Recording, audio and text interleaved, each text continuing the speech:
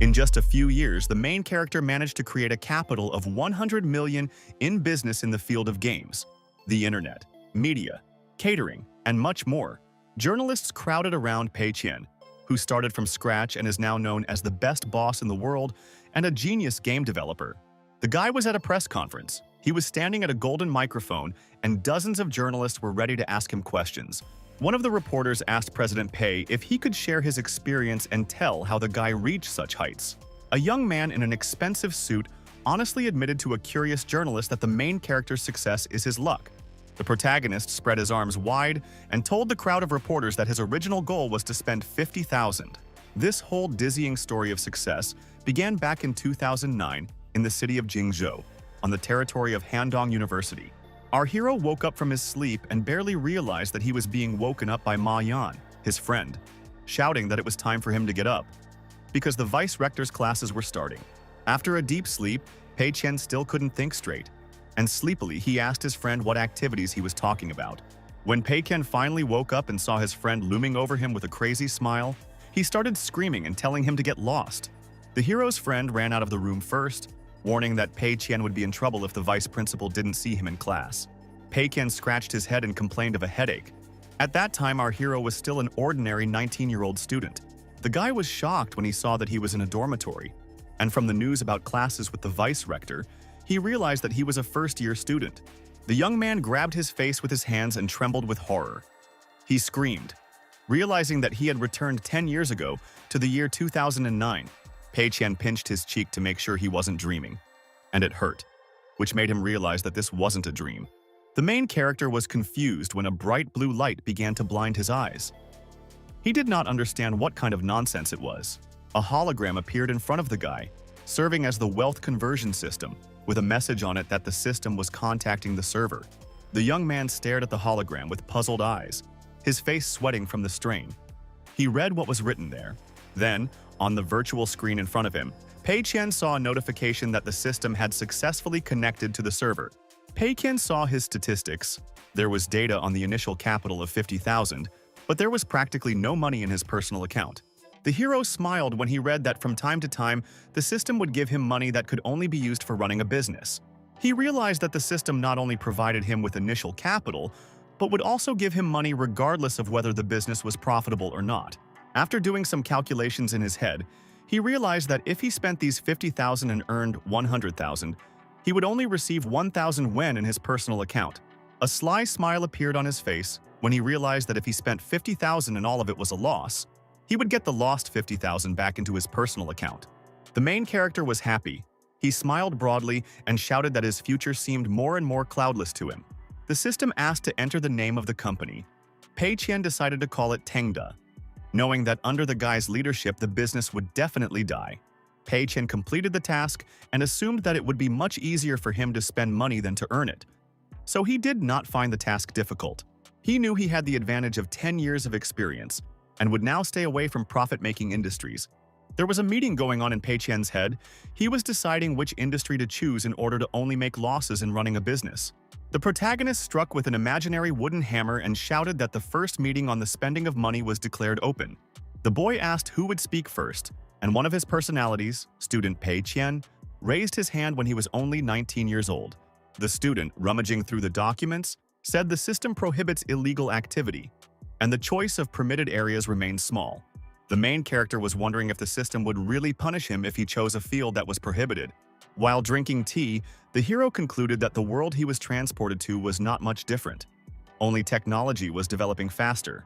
Pei Qian surprised himself when, after some thought, he proposed game development at a meeting, mentioning technology and copyright protection.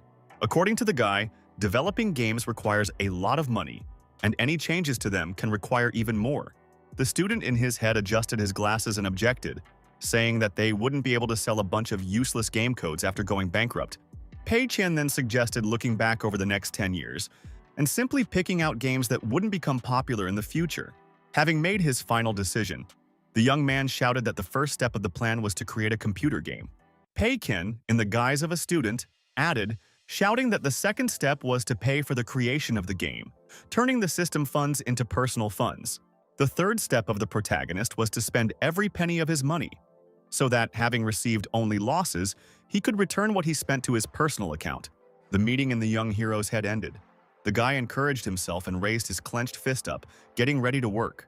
The main character sat with his hands folded and thought about developing games that would help him make himself incredibly rich. Pei Qian seemed to be immersed in a digital space, with images of game characters flashing through his mind. Our hero had a smile on his face. He was ready to become a rich man, not by earning money but by spending it. The guy spread his arms out to the sides and took a breath of fresh air. In his imagination, there was already a rain of green bills. After some time, our hero was already spending time at the computer, developing a future game. The young man sighed heavily and admitted that he had not thought it would be so difficult to create a marketable computer game. So Pei Qian decided to use a platform where you can buy a ready-made game set and simply process it in an editor. He smirked because he realized that in 2 weeks he would be in the red if he spent money on creating mediocre games. The protagonist decided to spend a whopping 20,000 yuan on the interior and exterior design of the car in the driving simulator. Afterwards, Pei Qian decided to thoughtlessly spend 23,000 to make a desert in his game, which would be in the background. Our hero decided to spend the remaining 7,000 on purchasing a simple level system and a radio station in the car. Pei Qian began to fear that his game would fail the test because this driving simulator seemed too simple to him. Afterwards, the guy realized what feature needed to be added to the new game to make it complete. The hero called himself a real genius and got to work, realizing that it was necessary to add turns on the road and make the transition to the next level more difficult. 2 hours later, the guy finished the job. Now he will get something quite different from the original product. Pei Qian rolled up his sleeves, picked up the joystick, and, not wanting to waste time, decided to try out the driving simulator he had created. Our hero started playing his own game, in which he was a truck driver on the road through an endless desert. After playing for a while, the guy felt disgusted with himself. He couldn't believe that he had created such a boring game. Holding the joystick in his hand, Pei Qian couldn't understand how this game could be called a driving simulator, considering it's some kind of torture.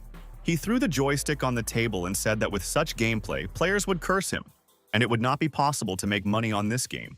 A sly grin appeared on his face as he realized that with such a disgusting game, he would only make losses. Evening came. The following events unfolded on the territory of the dormitory of Handong University, where our hero lived. Many students were not yet asleep. Loud voices of young people could be heard from one of the dormitory rooms. The guys spent time on their laptops.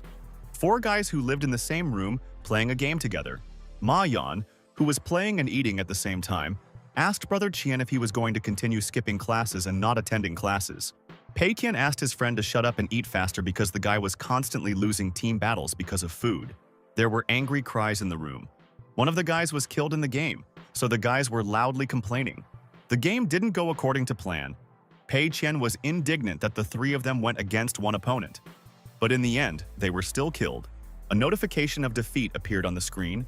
The main character trembled with anger. He did not believe that he could lose with such statistics. Ma Yan turned to our hero and asked him to drag the entire team if Pei Qian wanted to be fed. The protagonist was shocked by his friend's words. He began to mentally insult Ma Yan, who was useless during the game, and now blames him. Ma Yan was Pei Qian's friend and roommate throughout his university life. An average student, an average player, the 4 boys agreed to play again, and this time they were ready to crush their opponents. The main character refused to play further. He yawned and said that he really wanted to sleep, and he had to get up early in the morning. Tired after a hard day, the young man plopped down on his bed and immediately closed his eyes. But he still had things to do before going to bed. Pei Qian took the phone in his hands and smiled. He was ready to wait 2 weeks to get the money he spent on the worthless game back into his personal account. A smile sparkled on the main character's face. He was very happy to have received such an easy way to earn big money. The young man couldn't wait to receive the first 50,000 yuan into his account and spend it on good gaming equipment. Meanwhile, in the city of D, in one of the shabby apartments, Qiao Liang, a streamer and moderator, sat inside at the computer. The guy was in a bad mood because the game releases this week were disgusting and he would never get more viewers. After turning on the kettle, Qiao Liang said that he would not get sponsorship and would not earn money to pay the bills if he did not get enough views on today's stream. The young man in glasses returned to the computer, where he saw a poster of a new game that caught the streamer's attention. The boy stared at the new game. It seemed unattractive to him because it was called Lonely Desert Road. He immediately purchased the game, which was said to make him think about life because it only cost $1. As soon as Chao Liang launched the game, the boy began to complain about the disgusting depiction of the desert in it. The music in the game was dark and the steering wheel was uncomfortable, but Chao Liang did not give up because he was used to playing bad games. The man was immersed in the game 100%. He began to feel very strange. The game caused conflicting feelings. Chao Liang decided to give the driving simulator one last chance and decided to play for another 10 minutes. The young man felt uneasy. His whole face was covered in sweat, and his body began to tremble. The long journey made him think. The guy stopped understanding who he was, what he was doing, and what this strange game required of him. Chao Liang was confused. There was nothing in this driving simulator. He just drove and sometimes encountered turns. He finally understood the idea of the game because driving was as boring as real life. The streamer's kettle had long since boiled, so he decided to take a break and eat, and then continue playing this mysterious driving simulator. The guy was furious when he pressed the joystick to pause the game, but it turned out that it was impossible to do so. Due to Chao Liang's distraction, his truck in the game went astray and crashed into a rock in the middle of the desert. The streamer's eyes widened when the game was over. Shocked that after half an hour of driving he was simply asked to start over. The guy walked up to the table and hit it so hard that the food fell out of the plate. He was determined to shock his audience with this talentless performance. 2 whole weeks had passed since then, and the action took place on the territory of the dormitory of Handong University. Pei Qian watched a review of his new game, and it was criticized for requiring 8 hours of driving and not missing turns to win. Chao Liang complained that after the first missed turn, the game would say you lost, and you would have to start over. The streamer was furious because if the player wins, he gets nothing and just wastes 8 hours of his life. The enraged reviewer shouted that the game helps a person think about his life, and it helped him too. The main character didn't like the reaction to his game. There were hundreds of comments under the review, and viewers willingly bought the game. Pei Qian grabbed his keyboard in a rage. Many netizens praised the game and were going to buy it after the review. The main character was discouraged. He did not understand what was wrong with this world, and began to assume that something was wrong with him, and he was just crazy. He couldn't believe that he made a shitty game, but people still buy it. So the guy decided to open a wealth conversion system. When he saw the statistics, he was crushed. His 50,000 yuan spent on the game simply disappeared. The protagonist decided to hold another meeting in his head to discuss what had happened with himself. The boy mentally struck the wooden hammer and shouted that he was declaring the emergency meeting open. He said he never expected the game to sell 20,000 copies and make 70,000 in profit. Student Pei Qian adjusted his glasses and stated that based on the conversion rate of the wealth conversion system, they would only receive 700 yuan in their personal account. The calm part of the guy's personality took a cup of tea in his hand and declared that tears would not help their grief, and they needed to start all over again. The main character was stunned by himself when, at a meeting, the idea of asking someone for help appeared in his head. The meeting in our hero's head continued. The guys were heatedly discussing who they could ask for help. Pei Qian liked the idea. He said that the person he wanted to ask for help always ruins everything and achieves nothing. All the hero personalities in his head made a unanimous decision to turn to the guy who constantly drags the team to the bottom. Ma Yan walked into the room with a radiant smile on his face, loudly humming a melody and shouting that he only knew how to eat. The boy was stunned when Pei Qian thanked his friend and said that when he was around, everything seemed to be in its place. Our hero took the bag of food from his friend, put his hand on his shoulder and declared that Ma Yan was his only hope. Ma Yan was perplexed. The student scratched his head, not understanding why his neighbor was behaving like this, and assumed that he was crazy from hunger. It was evening in the city, and there were many customers sitting outside the local restaurant on the street, drinking alcohol and eating meat. The restaurant prepared dishes for guests on the grill. Corn, sausages, fish, and meat were fried over an open fire for customers. Pei Qian took Ma Yan to this restaurant. His friend admired the taste of the food, and the hero doubted whether he should hire a neighbor because he had 30,000 system left. Maya Yan, worried about the fish, asked his friend why he suddenly decided to feed him, assuming that he had won the lottery. Pei Qian replied to his friend that it was something like that, but he himself did not admit why he was so sad, suffering because of the 50,000 he had spent. He took another look at the system while his friend was eating. His system account had been replenished by a whole 300,000 yen. The main character burst into tears. All his efforts were not justified, because in the end he earned only 900 yuan on his personal account. The guy realized that the next recount would be in a month, so he urgently needed to figure out how to spend 300,000. Ma Yan, chewing on his shashlik, asked our hero why he was sitting and suggested that he finally start eating dinner. Pei Qian told his neighbor that he had started developing games and needed an assistant, asking if his friend would be interested in such work. The guy was stunned. He asked the hero if he had at least some initial capital, because game development requires a lot of money. The hero decided to lie to his friend, saying that he was actually the son of a tycoon, and his family gave him 300,000 yuan. A shocked Ma Yan asked Pei Qian if he knew how to program and design, to which he replied in the negative. While opening a can of soda, Ma Yan told our hero that they both knew nothing about the field of computer game development. The guy told the main character that he thought it would be somehow wrong if they just wasted 300,000. The friend's behavior awakened the flame of anger in our hero. Pei Qian did not expect that his friend would be so conscientious. The protagonist gave up.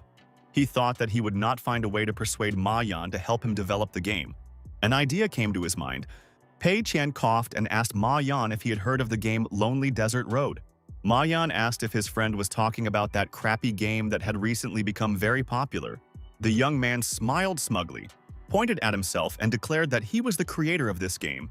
The hero's neighbor was so impressed that he spat out the cola he was about to drink, causing the hero to stand up abruptly. Ma Yan was shocked.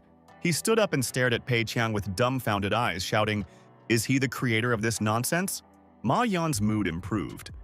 He was ready to work with our hero because he didn't know that he had such a talent in creating popular games. Pei Qian tried to stop him, but Ma Yan flew away like a bullet, intending to buy a couple of books on game development. The protagonist was perplexed.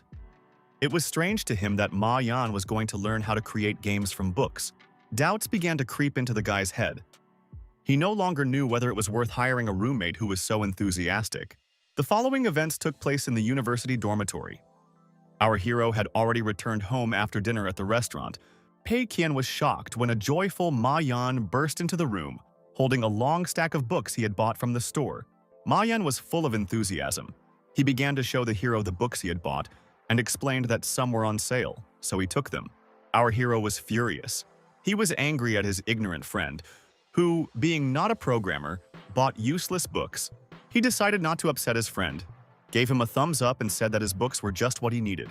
Ma Yan, leafing through the book, said that he would start with the book High-Level Coding for Dumb People, and immediately admitted that he did not understand anything in it.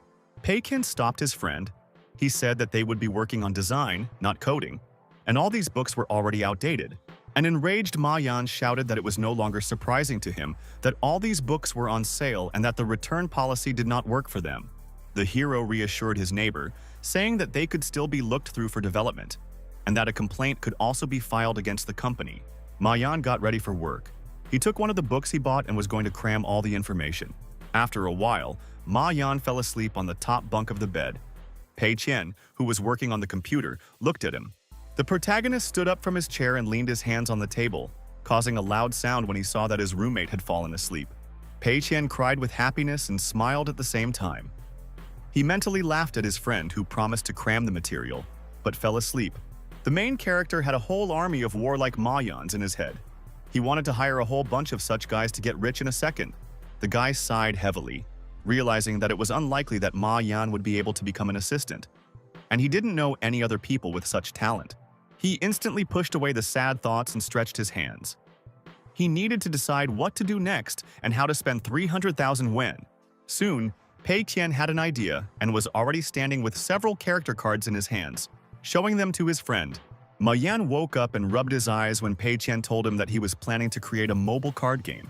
The protagonist stated that he had already purchased the card templates and suggested creating a mobile card game based on the Three Kingdoms. As Ma Yan got out of bed, he assumed that Pei Qian had simply noticed the success of Three Kingdoms and decided to make a game like it. Our hero's roommate admitted that he had heard that many people are currently developing mobile card games. The guy put his hand in his pocket to get something and continued criticizing the main character's new idea. He showed Pei Qian the phone and said that Three Kingdoms was becoming a cliché, and every other game was similar to it now. But Pei Qian smiled because it was only to his advantage to create a talentless game in order to turn the money he spent into his own. Our hero decided to make a mobile card game because they have incredible competition, and then his game will definitely be forgotten. The protagonist decided to hold a meeting in his head again. He divided his personality into 5 small Pei Qian. The boy tapped the wooden mallet and asked who would speak first. Pei Qian, wearing glasses, raised his hand, wanting to speak. Our hero, with a smile on his face, allowed student Pei Qian, who was so eager to speak first, to express his opinion. Student Pei Qian asked the hero to pay attention to the fact that Three Kingdoms has a more complicated payment system than other games. According to the guy, the publisher sells the game for only 5 yuan, and players spend more than 1,000 yuan on content. So Pei Qian suggested making the donation requirement even higher, confident that players would start complaining. The student adjusted his glasses and said that they could not know for sure whether a few rich fat men would spend money on their game. He tried to convey that there might be fat cats in the game who would be willing to donate a lot, and then the business would be profitable again. Pei Qian had an idea to move in the opposite direction, so that the rich fatties couldn't spend money even if they wanted to. All of our heroes' personalities unanimously decided to sell the game for 10 yuan, and the only paid content would be eternal VIP status for pennies. They smiled slyly, anticipating how players would delete the game because there was nothing to spend money on. Soon, our hero showed Ma Yan the purchased game template, which has raid, PvP, quest, and other ready-made modes. Ma Yan was horrified when he heard that his friend had paid a whopping 100,000 for a ready-made game template without any new gameplay. In response to his neighbor's indignant cries, Pei Qian only smiled, replying that for him, 100,000 was just pennies. Pei Qian thought it was bad that the template was so cheap and was willing to buy it even more expensively in order to waste his money. The hero told his assistant that he was going to develop the interface, the appearance of the cards, combat effects, and much more. A puzzled Ma Yan scratched his head and asked our hero how much money he was willing to spend on the design. Pei Qian said that he had prepared 30,000 for music, 10,000 for everything else, and 60,000 would go to design. A startled Ma Yan jumped back when the young man slammed his fist on the table with all his might after this statement. The development of the new mobile card game continued for some time. Pei Qian exhaled and finished planning.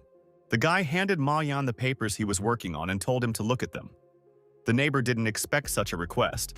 Pei Qian folded his arms and declared that all the visuals and effects would be his, and that he would entrust the development of the maps to his assistant. Ma Yan's sweat dropped when he heard this. He thought he was going to screw up because he didn't even know the characters from the Three Kingdoms game. The protagonist grabbed his friend by the shoulders and asked him not to worry, setting the task that the characters should be original and non-standard. Ma Yan, holding the papers in his hand, was still unsure of his abilities, but after some encouraging words, he promised to try his best. Pei Qian looked at his assistant with a sparkling smile and wished him luck, saying that he was sure the guy would succeed. The assistant sat at the table, clutching his head, not knowing where to start working, and Pei Qian laughed and asked him to relax. Given the task of making custom characters, Ma Yan asked if he could make Guan Yu a dragon, which Pei Qian readily allowed. Work on creating the characters continued. Ma Yan kept asking questions about whether he could make certain characters. After creating another character in the form of Liu Meng, who became a small dragon, Ma Yan asked the boss for his opinion. The protagonist smiled widely.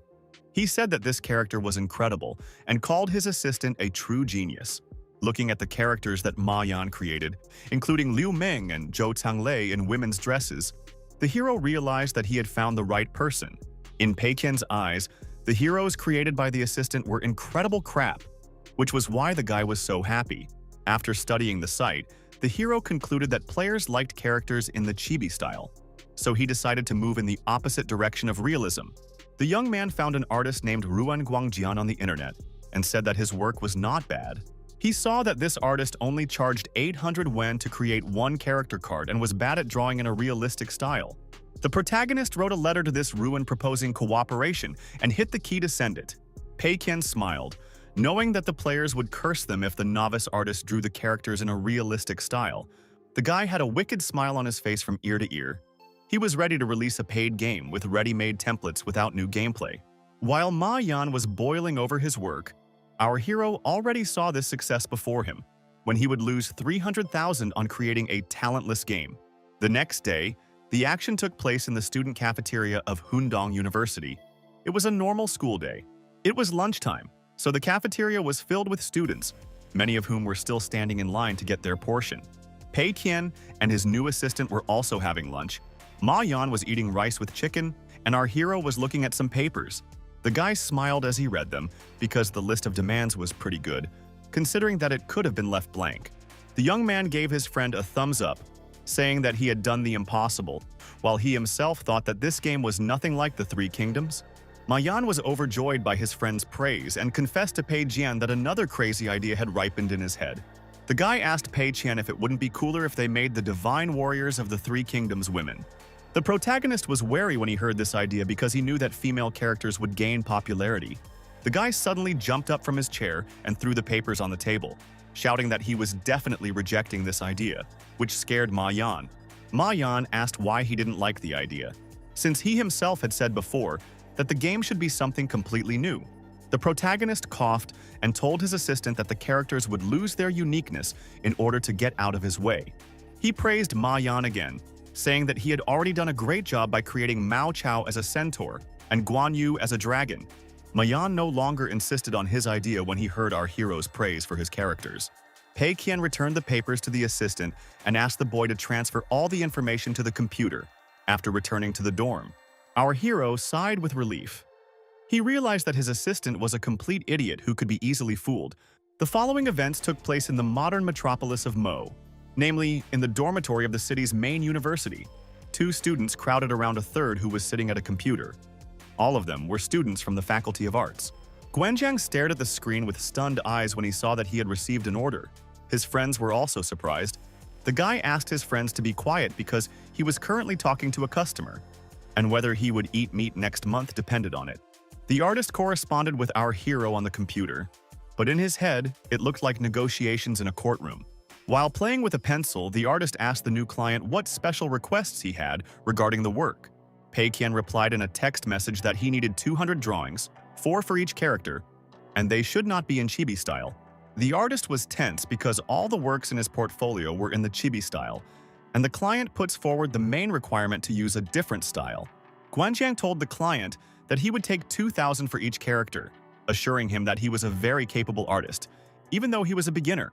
The main character didn't like that he would only spend 500 yuan for one picture because he wouldn't be able to get rid of all the money. Pei Qian decided to protest. He told the artist that he was not at all satisfied with such a price for the work. The artist responded to the client that he had already set the price as low as possible, thinking that the customer considered it too high. Our hero wrote that he wants to do something non-standard, and the work will be more difficult and the requirements will not be very precise. The protagonist slammed his hands on the table before making a statement to the artist regarding the value of his work. He wrote to Guangjiang that he thought 3,000 per character was a fair price, considering the extra work. The artist broke the pencil in his hand in surprise when our hero offered the guy a reverse deal, increasing the price of the work by 1,000. The protagonist sent the artist a list of demands and asked him to look at the working conditions. Ganjing grimaced in bewilderment when he saw the customer's technical specifications. He had no words to express his opinion. The outraged artist stated that the requirements were too vague and that it would be extremely difficult to create drawings, since there weren't even any examples. Pei Qian tried to calm him down, saying that he trusted his skill and promised to accept his work without any corrections. The artist was perplexed, but agreed to the terms and offered the customer to sign a digital contract. The protagonist happily agreed to sign a digital contract, under which he undertakes to accept the artist's work without edits. The boy stretched and yawned as the negotiations with Guangjiang were finally successfully concluded. While Ma Yan slept, Qin thought about how he would continue to buy music and sound effects without leaving money for marketing. After receiving the order, Guangjiang called Old Man Huan and Old Man Zhou to his place, saying that they had work to do. The guys came up and said that the order was very profitable, and they would also agree to draw chibi for that kind of money. But Guan said that this time the work would be in a different style. The guys were shocked when they found out that the crazy client ordered drawings in a different style, although all of Guanjing's works in her portfolio are in the chibi style. Guanjing got angry at his friend when he called his client crazy and sent him away, saying that his customer was just shrewd. The artist actually hated drawing chibis, but now all the mobile games have such characters and he didn't have a choice before. But he won't have to do that anymore. Guanjing finally has a chance to show what he's worth as an artist. After some time, Guanjing had already chosen the style of his work for the order and decided to show one of the drawings to his friends. The artist decided to do the drawing in an epic ink style with an oil paint effect. He has already drawn one character. One of the friends asked the guy if the chosen style met the customer's requirements. The second friend also had doubts. Guanjing turned around and replied that he wanted to convey a sense of epicness, and to do that he needed to draw characters that were not human-like. He explained that the style of the Three Kingdoms games was not suitable for this style, but it met all the requirements on the list. The artist's friend said that Guanjing was the only one who could paint in this style, and they would not be able to help with this work. The artist waved his hand and asked not to worry, and asked his friends to simply correct his work. 3 of Guanjing's friends agreed to help him, and they already dreamed of creating their own studio after graduation. Guanjing encouraged his friends and shouted that they were going to make their name and paint everything in the best possible way. 3 whole weeks have passed since that moment, and the action took place on the territory of a dormitory at the University of Mo. Guanjing announced that everything was ready. He threw his pen on the table. The artist looked exhausted after long and hard work. A smile came across the man's face, and he told his friends that they had all done a good job and was going to invite them somewhere. But he stopped when he looked around and saw that all the friends who had helped him with the order had passed out from fatigue. No one heard the offer to have dinner. Guanjing scratched his head and decided to please the guys with lunch tomorrow. The artist yawned and pushed his chair back to sit at the computer again because dinner was canceled due to his sleeping friends. Guanjing opened the conversation to write a message to Pei Qian, notifying the customer that the work had been completed. Other events took place in the dormitory of Handong University, in the room where the main character lived. Pei Qian's mouth dropped open in surprise when he received a message from the prolific artist that the work had been completed on time. The guy opened the system and saw that there were still 8,000 left on the system account. He decided to buy something at the resource station. The main character made a couple of mouse clicks, and the task was completed. He spent the last money to empty the account. Pei Qian hoped that the artist he ordered the character cards from wasn't very good at drawing. The guy opened the first drawing. It showed a character in the form of a humanoid monster with green scaly skin. The smile disappeared from our hero's face when he looked at the artist's work. All the drawings were incredibly high quality. Pei Qian was seething with irritation. All his hopes that Guanjing could not draw in a realistic style were destroyed. The young man was shocked that he had paid only 700 yen and received excellent drawings in return.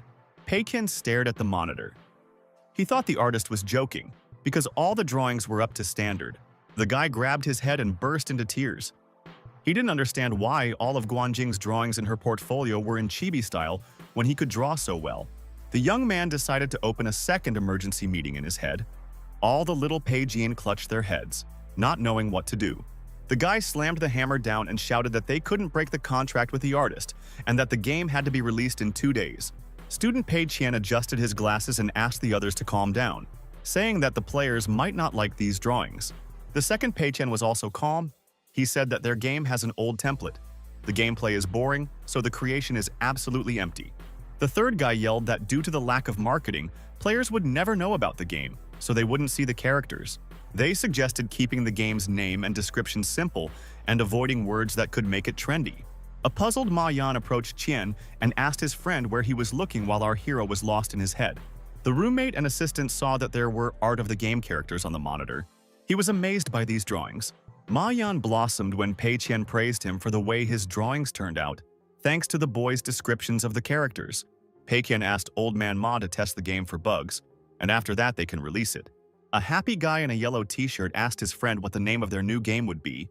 With a beaming smile on his face, Pei Qian announced that their game would be called Ghost General, a normal card game.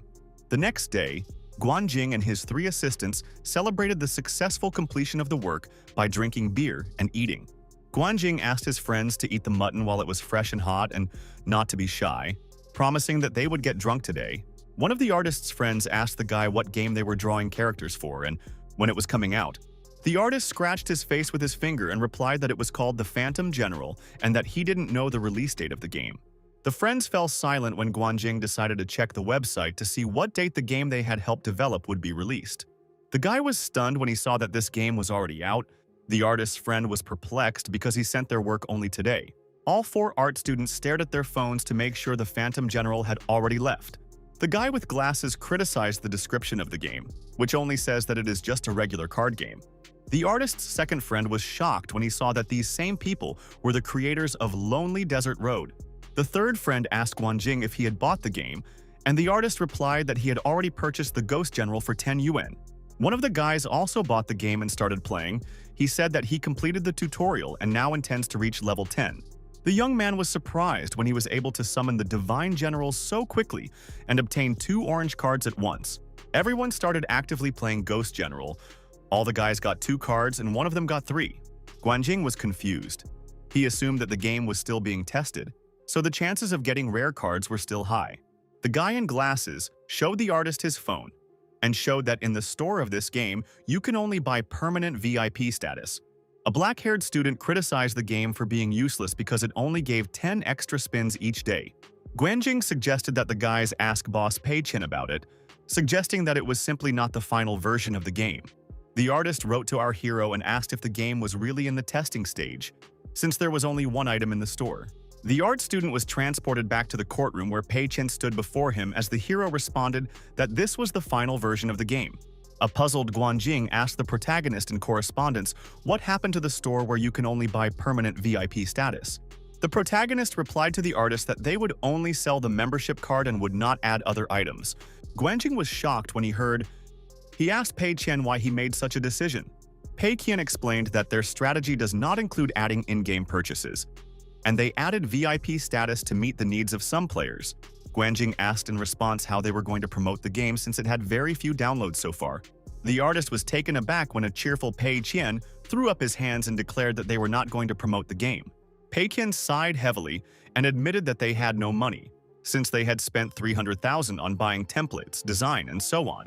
With sad eyes, the protagonist told the artist that after this they had no money left for promotion. Guanjing's face was blank when he read these messages from the boss, and his friends began to ask him what Pei was writing. The artist jumped up from his chair, clenched his fist, and shouted to his brothers that the game Ghost General needed them.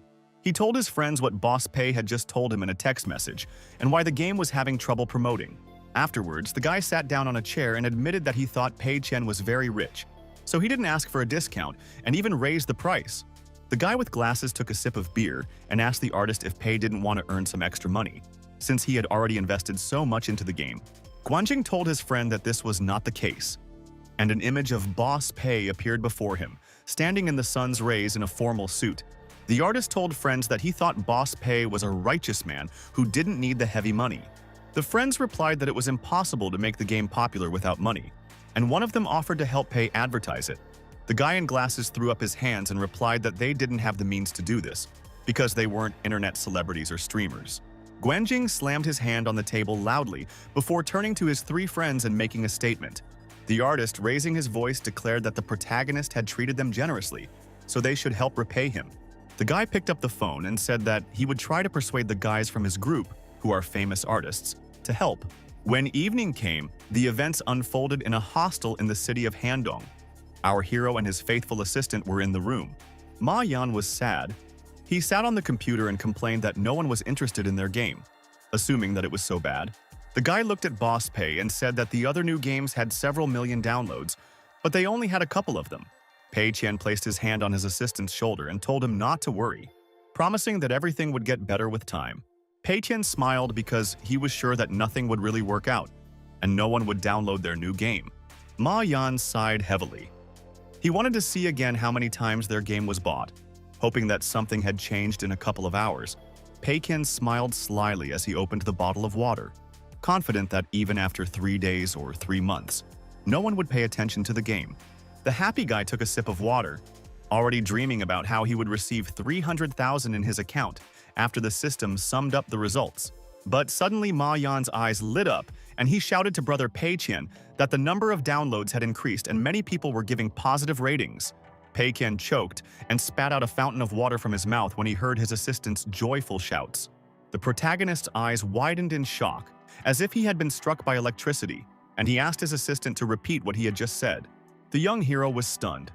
The number of downloads grew to several thousand. All people leave good reviews and give the game 5 stars. Pei Qian trembled. The boy grabbed his heart and began to lose his balance. He leaned his hand on the table when he felt sick after what he saw. The disappointed protagonist plopped down on the bed, face down in the pillow. He didn't understand what was happening to this world. The boy buried his head under the pillow, wondering where he had gone wrong when he found out his game had become popular again. The protagonist wanted to hide from this world, but happy Ma Yan continued to disturb his friend, shouting his name. The defeated Pei Qian, who would not receive the money again, opened his face, looked at Ma Yan and asked what he wanted. Ma Yan asked the boy not to relax for now because it was bad for his health. Assuming that Pei was very glad that everything ended well, Pei Qian forced a smile and found the strength to lie to his friend that he was happy.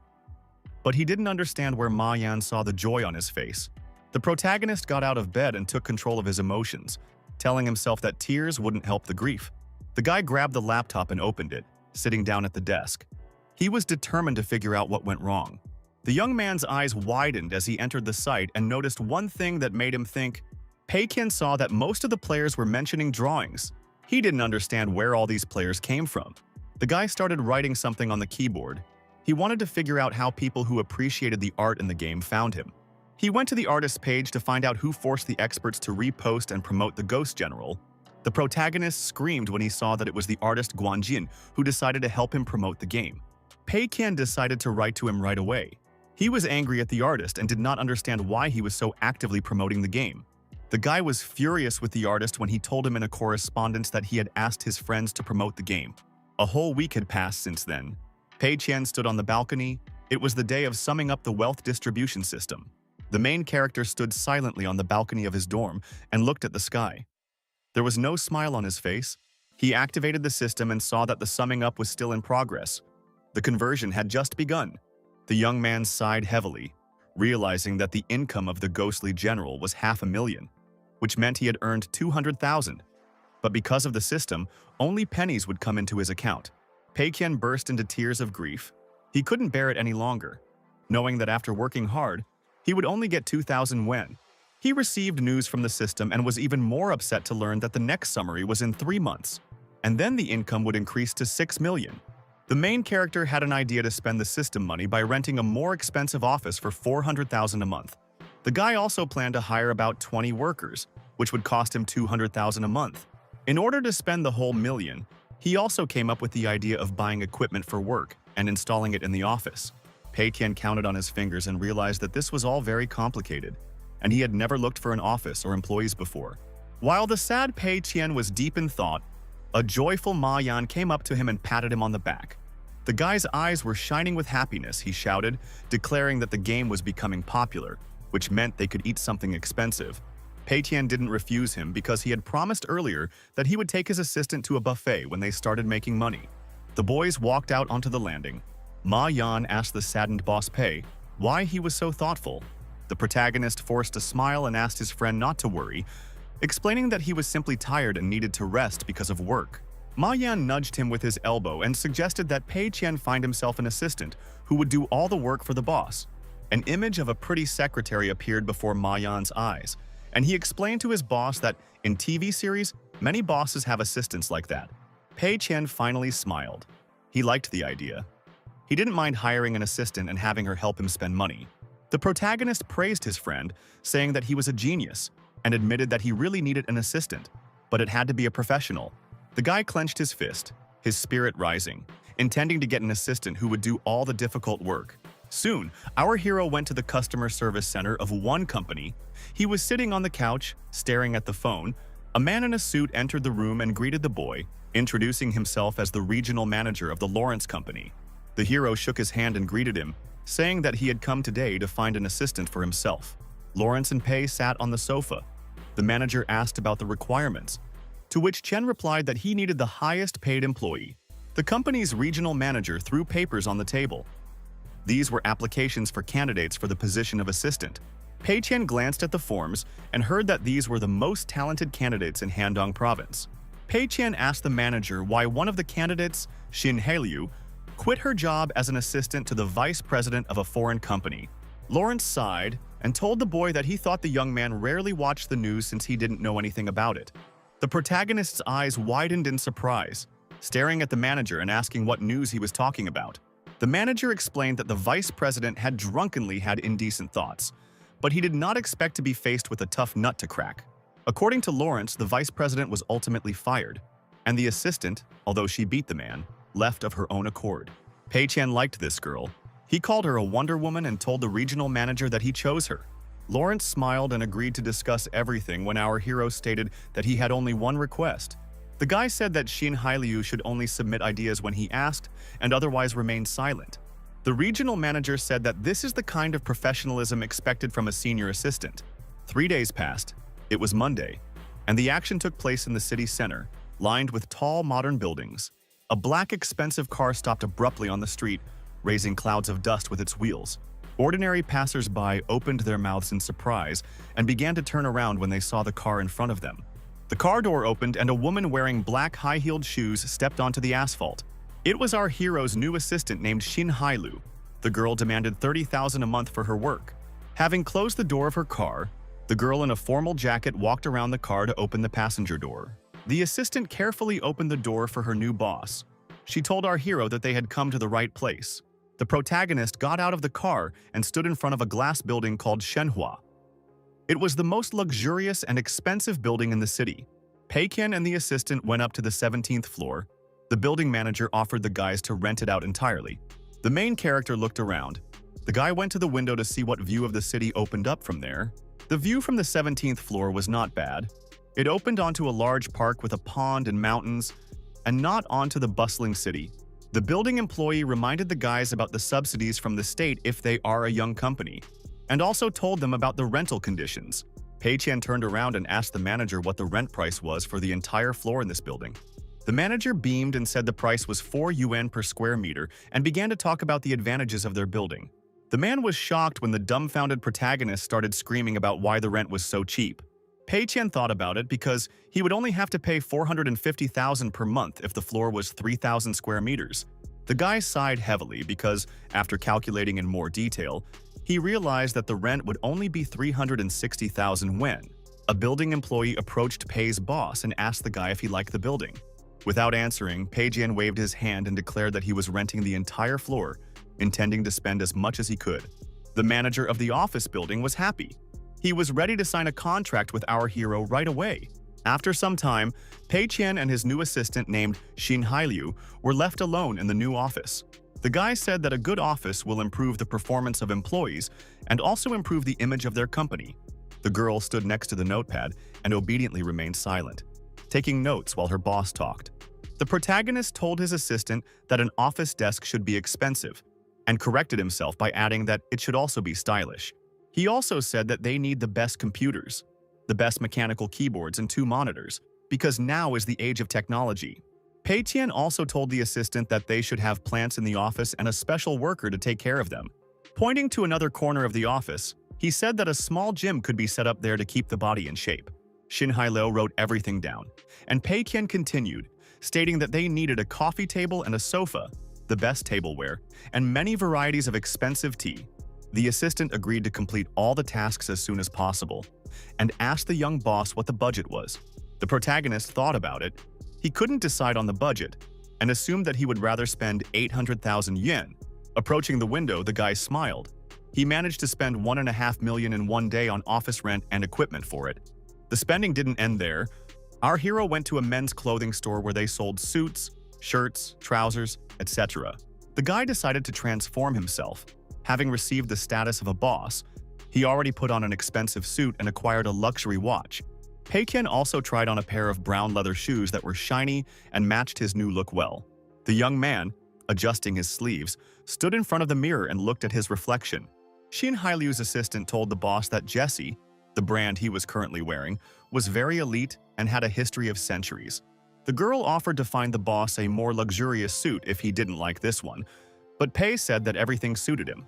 Shin Hailu showed the guy 2 more suits, one for important events and negotiations, and the other for everyday life. The main character, closing his eyes, briefly answered the assistant that he understood everything and did not refuse 2 more suits. Inside, the young man was jubilant. He had not received any system warnings, which meant he could continue spending money. The assistant asked the saleswoman to quickly take Pei's measurements, provide 2 suit options, and select accessories to go with them. The store employee completed the task and approached our hero to take measurements and select the best option for him. Shin Hailu offered to help her boss buy his daily clothes to save him from having to do it himself. The guy was very pleased with the work of his new assistant. He thought that she was showing real professionalism. Meanwhile, the store employee measured the length of our hero's legs to select the most suitable trousers for him. When the business at the store was finished, our hero and his assistant raced in the car towards the setting sun. The assistant gave the guy a shopping list that she had compiled during their previous conversation. Pei looked at the list. It included expensive stylish sofas, silver tea sets, and computers that would cost them 600,000.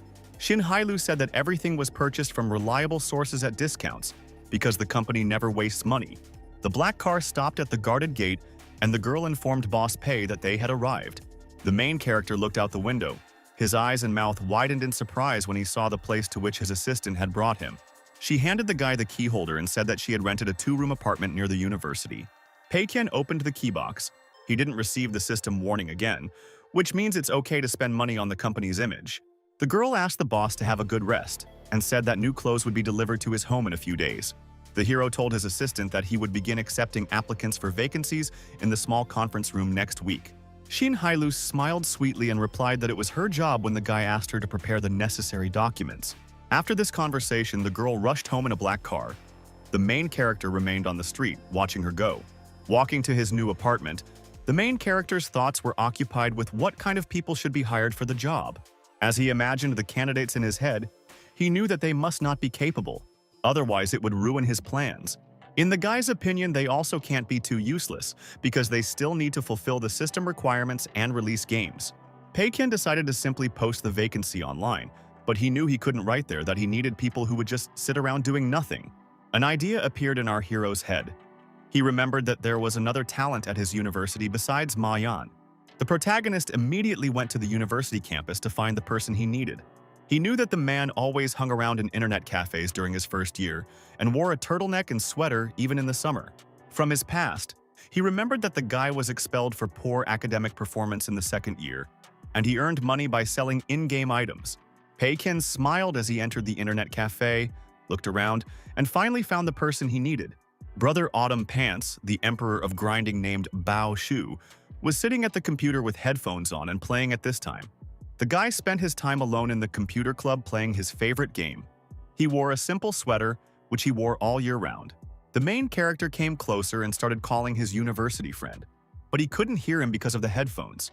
When Pei called the boy louder, he took off his headphones and looked at the young man in front of him with puzzled eyes. The puzzled guy pointed at himself and asked Pei if he was looking for him because they hadn't communicated before. Our hero sat down next to him and said that he had a job for Bao Shu. He knew that the system would not mind if he offered such a guy a higher salary. The guy understood that Bao Shu's ability to play games well did not mean that he would be able to develop them. The flabby student thought that the guy wanted to offer him the position of manager of an internet cafe, and indifferently replied that he was not interested. The protagonist said that he wanted to offer him a position as a designer and put an advance payment on the table if he agreed. Bao Shu was stunned when he saw the money, and Pei told him that they had good computers in their office and allowed him to play there whenever he wanted. The shocked boy couldn't believe that he was being offered such a job and asked Pei Qian what was required of him. Our hero said that all he had to do was play games, study them, and find bugs that needed to be reported. Pei Qian also allowed the young man to participate in the design and give advice. Bao Shu lowered his head, hid his gaze, and answered our hero in an uncertain voice that he was ready to start work. Qian put his hand on the boy's shoulder and told him to take the 500 yuan, take a bath, get a haircut, and buy some clothes. As he left the computer room, he stated that his company needed Bai Shu and asked him to be ready to start work. As our hero left, Bao Shu reached out with a trembling hand for the few bills Pei had given him as an advance payment. The guy grabbed the money and shook. His face was covered in tears. He couldn't believe what had just happened to him. Bao Shu clutched the money tightly and hid his face on the table. He was touched that someone appreciated his skills. The next day, the events took place near a high-rise glass building that our hero rented for his company. Near this building stood an unknown red-haired young guy who looked at the office for a long time, holding his hands in his pockets. It was Shangyang Games' administrative planner named Huang Shibo. He was surprised that Tengda rented an office in Shenhua. Huang Shibo went inside. He began to look around in confusion. It was lively inside. People in formal suits were walking around. Clenching his fists, the sweaty red-haired guy got ready and moved on. He intended to visit the Tengda company office. The administrative planner called the elevator and stood at the door for a while until he heard the distinctive ringing sound. When the door opened, the boy saw in front of him a dumbfounded old man, Liu, the chief planner of his company, Shangyang Game. The boy's eyes popped out of their sockets when he saw old man Liu in front of him. He didn't understand what the man was doing here. Huang Shibo forced a smile and greeted his colleague in a friendly manner, who stood and looked at his subordinate in silence. The old man told the boy that this Tengda company had very high requirements, so the boy shouldn't hope to be hired. Liu Kolko advised Huang Shibo to go and re-examine his values if he had time to go to interviews. The boy's mouth dropped open and he was speechless when he heard such an unpleasant comment from the old man regarding his abilities. Huang Shibo didn't expect that his old man Liu, who he worked with, would come to the interview where he was. When the boy reached the 17th floor, he thought that old man Liu hadn't passed, judging by his expression, which meant that Shibo had no chance either. Shibo approached the reception desk, where he was asked if he was there for an interview, and the guy hesitantly introduced himself as Huang Shibo. The young man blushed with embarrassment when he was met at the reception desk by two twin secretaries. One of the twins picked up the phone and asked the guy to wait while she reported him to the boss, and the other asked him to follow her. Huang Shibo followed the pretty secretary as he walked through the company's spacious office and looked at it with interest. The young man noticed that the Tengda company office was equipped with the latest technology, and the monitors were shiny and new. The office was also equipped with everything necessary for work. The company provided employees with the best supplies. The office was very bright and spacious. Each desk had a computer with 2 monitors. The furniture was modern and high quality. One of the secretaries approached our hero's office and knocked on the door to inform the boss about the candidate's arrival. Outside, she turned to the boss. The main character, who was in the office, allowed the girl to enter. Our hero got his own office. It was a spacious room with expensive designer furniture, and Pei Qian was sitting on a chair. Pei introduced himself as the president of Tengda Company and, recognizing the guy as Huang Shibo, asked the candidate to sit down next to him. Huang Shibo greeted his potential boss and walked over to the sofa to sit down and begin the interview. The protagonist asked the candidate to feel at home, since they were just chatting, and handed him a cup of hot tea. Huang Shibo thanked the guy. He was surprised that he was holding a cup made of pure silver, and he thought that Pei Qian didn't think about money at all. Our hero also drank tea, and first he asked the candidate to briefly tell him about his previous work experience. The red-haired guy immediately confessed to the hero that he used to work for a company called Shanyang Game. The protagonist did not respond to Huang Shibo's remark, and there was a soft, meaningful smile on the guy's face. Huang Shibo was at a loss. He didn't know whether Pei Qian was laughing because he was overconfident or because the guy dared to come here with his abilities. The candidate began to get nervous. He clenched his fist, realizing that this job was not his level because he was a newbie who had just started his career. The red-haired boy's mouth opened wide in surprise when Pei Qian, instead of refusing him, said that it was great. Pei Qian gave the guy a thumbs up and declared that he met their company's requirements. The puzzled boy replied that he could start the day after tomorrow when Pei Qian asked when he could start work. The main character asked the guy to bring documents to sign a contract, and then asked him about the expected salary. The guy hesitated and asked hesitantly if it was possible for him to receive 2,100 yuan a month, knowing that he only had 6 months of work experience. Huang Shibo's request did not please the new boss. The protagonist sighed heavily and dropped his hands, throwing the papers on the table. Pei Qian covered his face with his hands in disappointment. Huang Shibo was scared. He thought that he had asked for too high a salary. The guy closed his eyes and mentally prayed that the salary here would not be less than at his previous job. Huang Shibo was surprised when Pei Qian reminded him that renting a room in the city cost 100 yuan a month, and food cost 800 yuan. The boss continued to list the expenses, including 200 yuan for water and electricity, 300 for clothes, and so on. He showed the candidate 3 fingers and said that he would also have to spend 300 yuan a month on festivals or gifts for the girl. Pei Qian said that the man needed 100 yuan for transportation expenses and 500 to put in the bank. Our hero sighed heavily and stated that his company followed the government's hiring guidelines, so Huang Shibo needed at least 3,500 yuan a month. Huang Shibo was shocked when Pei Qian said that his company guaranteed its employees higher salaries than other similar firms.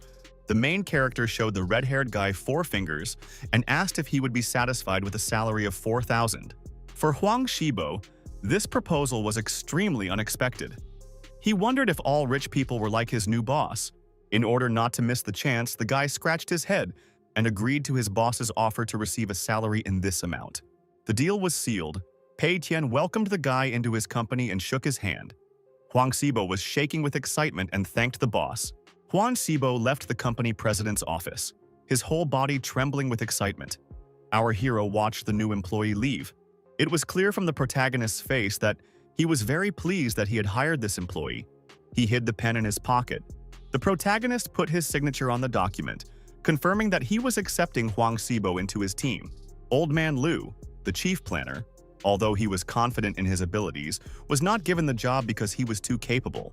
And Huang Xibo was accepted by our hero because he is a newcomer who has very little experience in this field. A whole week had passed since then, and the twin secretaries were standing behind the reception desk, performing their duties. The work in the office was in full swing. Our hero managed to hire a whole team of employees. They sat in their places and carried out their duties. One of the girls in the white shirt was very angry. Her job was to play some game, and she was angry at another player.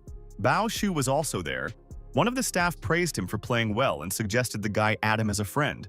Ma Yan was also in the office today, passing by all the employees. He approached the boss's office and announced that he was entering.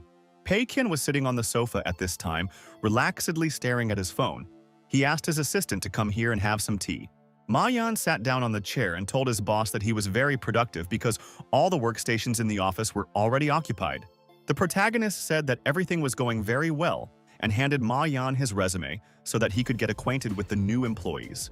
When the guy looked at the profiles of the new employees, the smile on his face disappeared, and many questions arose in Ma Yan's mind. The young man was stunned when he took a closer look at the profiles of the new employees of Pei Qian's company. Ma Yan was simply horrified when he read the resumes of the new employees at the company. The guy's entire face was contorted with emotion. The guy was perplexed, staring at the papers. He asked the boss if all these people really had no work experience. The student suggested to his boss to increase the budget and ask for help in order to hire a truly worthy chief designer. Pei Qian crossed his arms and shook his head.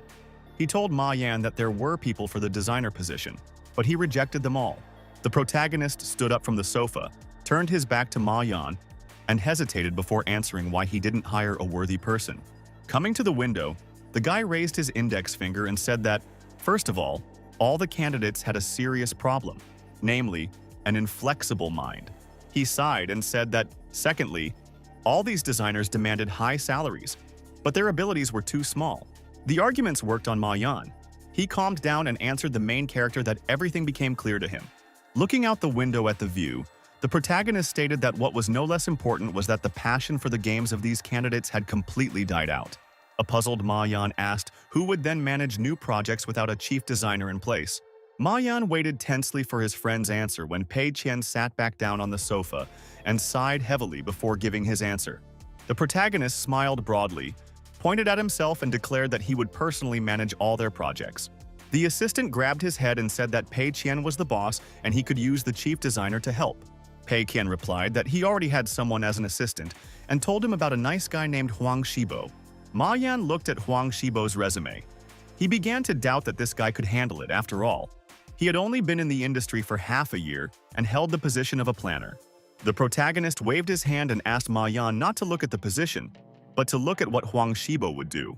Pei Qian said that Xibo created 80% of the company's data, so he is at least an assistant to the chief designer. Then Ma Yan's eyes lit up with delight, and he offered the guy to pay more than 4,000 for a talent like Huang Xibo. Pei Qian replied that he thought so too. But there was no need to rush because he first needed to see how he would work in the future. Our hero decided to praise other employees and said that the other workers also had special skills. He asked Ma Yan to look at Bao Shu. He is a master of all classes in Fantasy World and the owner of 6 fully upgraded accounts. Beaming with happiness, Ma Yan listened to the boss, acknowledged Bao Shu's talent and asked when they would start work. The protagonist told his assistant that there was no point in wasting any more time, so he suggested starting tomorrow. Soon, Pei Qian walked into the office filled with employees and shouted, asking everyone to stop working because he had an announcement. In front of all the employees, their boss appeared. Pei Qian stood in the middle of the office with a smirk on his face, ready to deliver the news. The staff immediately turned their attention to the boss, and a smile lit up the girl's face when she saw Qian. All the workers stood up and walked closer to the boss. They began to whisper among themselves, surprised by Pei Qian's appearance. The protagonist coughed before making an important statement to the Tengda company employees. Standing in front of the crowd of workers, Pei Qian announced that they would start work from tomorrow after all the preparations were made. Huang Xibo, Bao Shu, the secretaries and the others began to clap their hands happily. looking forward to spending sleepless nights on projects. In his head, the red-haired guy was already imagining how he would be tormented while working on new projects. The young man was happy to the point of tears. He was glad to find himself in a comfortable working environment with a good salary and a boss who appreciated him. The main character raised his fist and declared that everyone was free for today. He decided to let everyone go early to celebrate the start of work. Huang Shibo was dumbfounded when Pei Qian said that today was Friday, so he could leave early to have a party. The stunned guy turned around and saw that it was only 3 o'clock. He was shocked that they were being let out of work so early. It was Monday, Singles Day in China, and the action took place in our hero's residential complex. Pei Qian was spending time alone in his new 2-room apartment. The guy was lying on the sofa, thinking about something. The young man was thinking about what kind of game they should make to definitely go broke, because his office was starting work tomorrow. The protagonist once again organized a meeting in his head and announced the start of a third meeting on the topic of losing money. A slightly tired Pei Qian asked who would start, and a student with glasses raised his hand, and the guy was given the right to speak first. Student Pei Qian said the challenge this time was to choose the wrong niche but do it in a way that the workers wouldn't understand. The second Pei Qian, while drinking tea, said that smartphones have been gaining popularity recently, so there is no point in making a mobile game.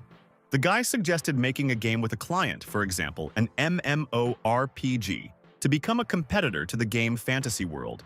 Student Pei Qian was against it, adjusting his glasses. He said that in that case they might accidentally make a game like Eastern Legend. The always calm second Pei Qian abruptly put the cup of drink on the table and insisted on making a game in this genre.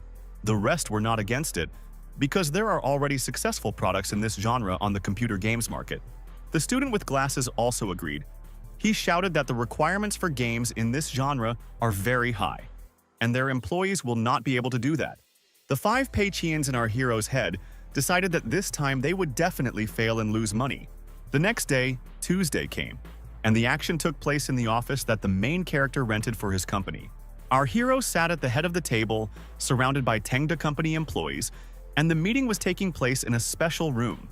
Bao Shu, Huang Shibo, and other workers listened attentively to their boss and took notes on paper during his speech. Ma Yan was doing the same, and next to Pei Qian sat his assistant Xin Hailiu, who was writing everything down on her laptop. After coughing, the main character announced that this time his company would be developing a first-person shooter game. Huang Shibo was dumbfounded. He didn't understand why they would make a game with a client if the mobile game Ghost General was successful. The main character noticed the red-haired guy when the young man wanted to turn to him to object. Pei Qian immediately stopped him, shouting that they would no longer be involved in mobile games. Raising his tone, the boss said that the company's goal is to become a leader in the gaming industry, and they cannot make unremarkable mobile games. Raising his fist in the air, Pei Qian shouted at his employees that they should either play big or go home. The workers were inspired by the boss's words and began to applaud the main character in unison, looking at him with smiles. Huang Shibo and the others no longer objected. They applauded the boss, realizing that Tengda Company was on a completely different level.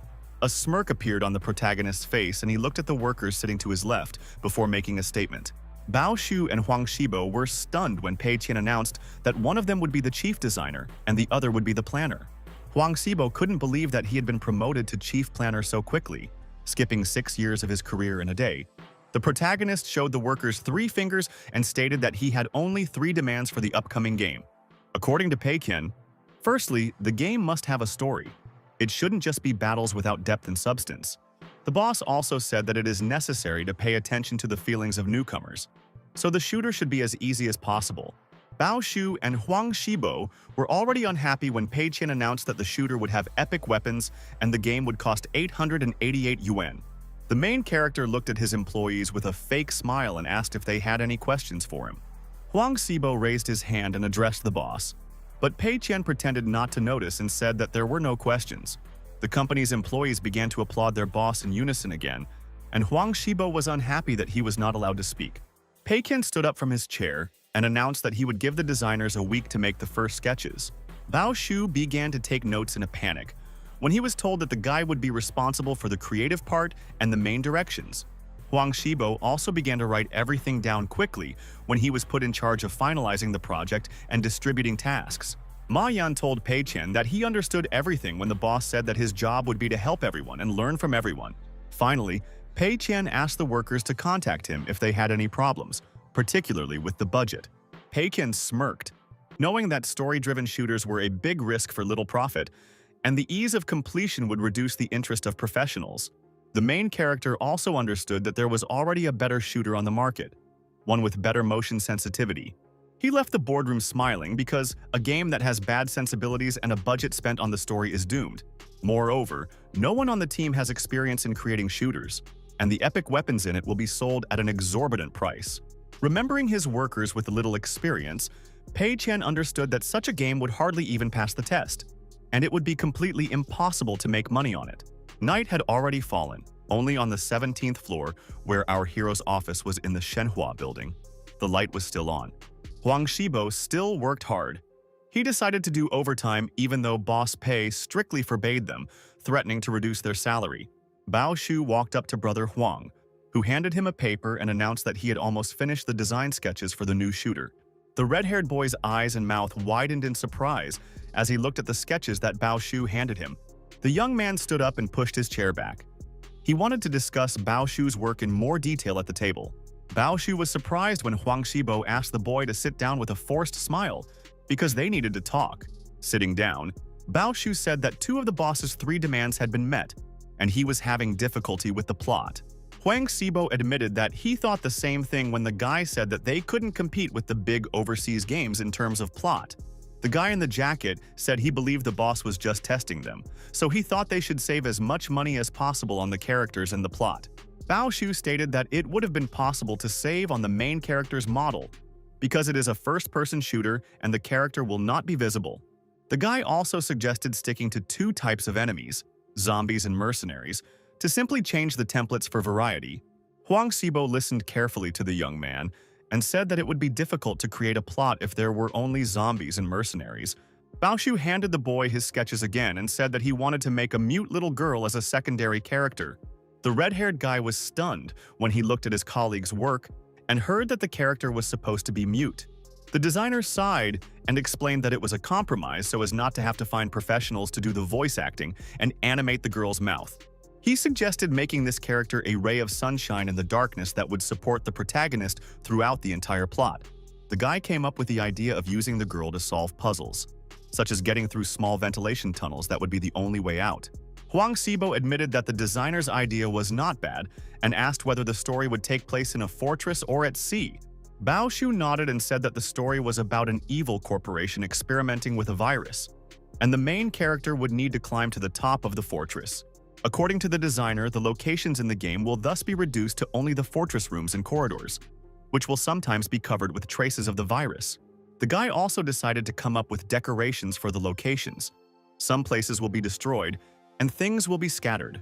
Huang Shibo started tapping away at the keyboard when Bao Shu stated that they could use one location and just change it slightly. The lead planner said it was a great idea to have all the cutscenes in one location and have multiple results. Bao Shu suggested developing the plot, and Huang Shibo suggested making the girl the owner of the antibody, so she was captured by the corporation. The boys sighed heavily when they came up with the idea of also treating the hero's wounds with the girl's healing blood. Huang Shibo told his colleague that it was great, and the guy managed to make the plot logical, balanced, and emotional. Bao Shu became embarrassed, smiled, waved his hand, and replied that he was just following Boss Pei Qian's instructions.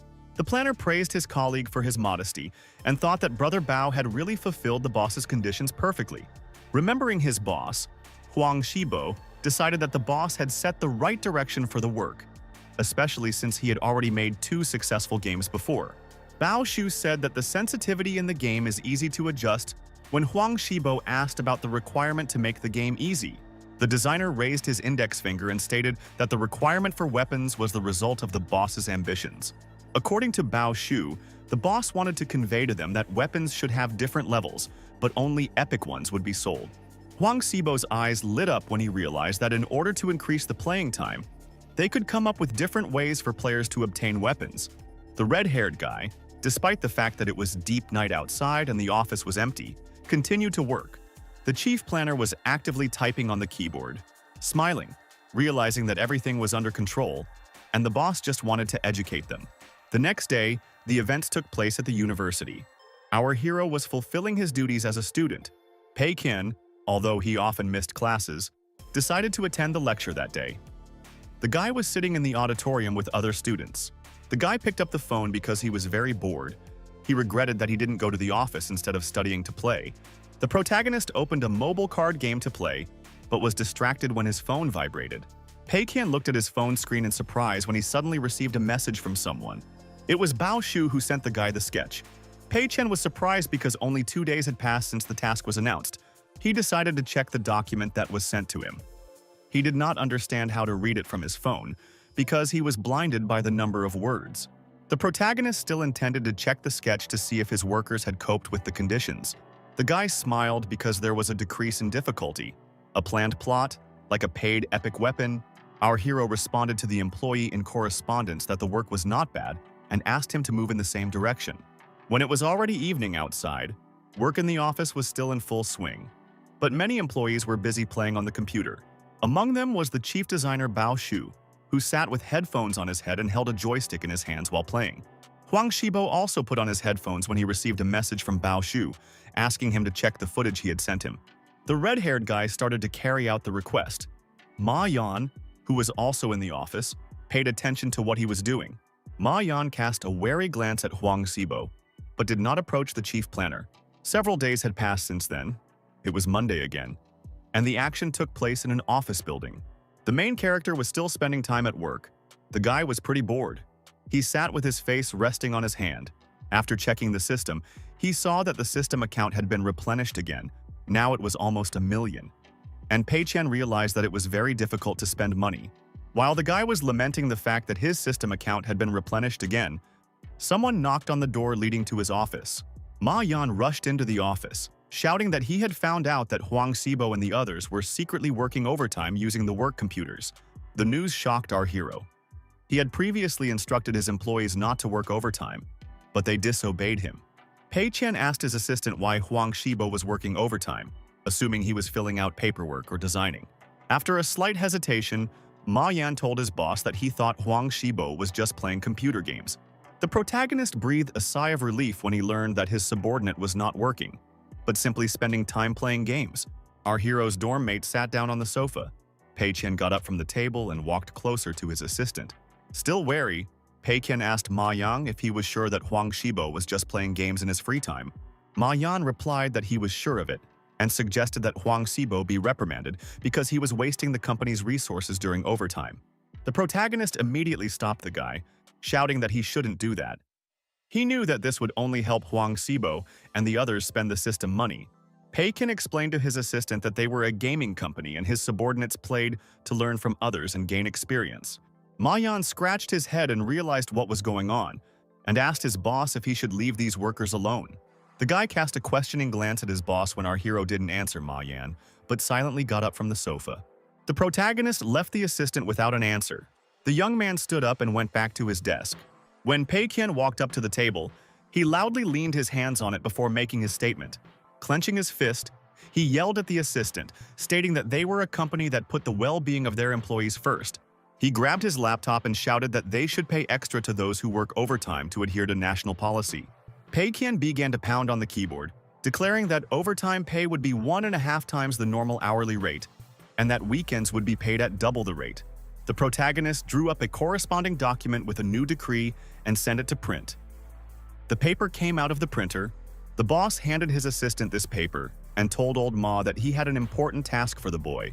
He told his assistant to record the overtime hours every day so that Pei Qian could pay those employees later. The puzzled Ma Yan did not argue with the boss. He walked out of the office with a piece of paper in his hand, leaving Pei Qian in his office. Pei Qian's face showed a grin, and he called himself a genius because he came up with the idea of paying overtime. The next evening, the employees of the Tengda Company office were at their places, having lunch right at their workplaces. Only Huang Shibo, the main planner of the new project, decided to skip dinner and do other things. The guy with red hair stood in front of the office for a long time. He sighed heavily to find the courage to go in. After that, the chief planner knocked on the boss's door and introduced himself. Pei Qian allowed the young man to enter. Huang Shibo brought his boss a list of purchases that needed to be made online and asked our hero to take a look at it. The protagonist took the shopping list from his subordinate and asked the chief planner, Huang Shibo, to sit down. Huang Xibo was scared. He was afraid of the reaction to his list, even though he tried his best to stay within the budget, maintaining the ideal price-quality ratio. After looking at the list, Pei Qian returned it back and ordered it to be redone, because the budget was only 670,000, and it needed to be doubled. The protagonist was indignant in his heart. He was furious at his subordinate, who did not understand that Pei Qian needed to spend all the money. Huang Xibo was stunned by his boss's reaction when he heard that the budget needed to be doubled. But he did not argue with his boss. He took his list in hand and agreed to redo everything, but stated that he had a question regarding the name of the game. The guy said he thought Ocean Fortress was a bit of a weird name, and asked his boss to come up with a new one. The protagonist thought about it. The name Ocean Fortress that Bao Shu came up with seemed very familiar to him. Then Pei Qian realized why. He remembered that the title was similar to a failed movie that came out before he went back in time 10 years. Therefore, the boss decided to stop his subordinate. He slammed his fist on the table to cut off Huang Xibo's idea to change the name. Pei Qian said that the name Ocean Fortress sounded good and he liked it, so there was no need to change anything. When Huang Xibo left, our hero relaxed.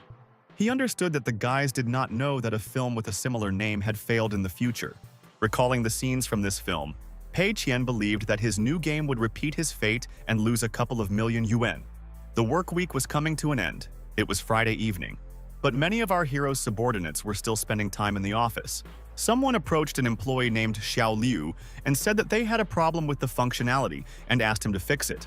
The guy with glasses took the document with the problem described and agreed to help Brother Huan fix the problem immediately.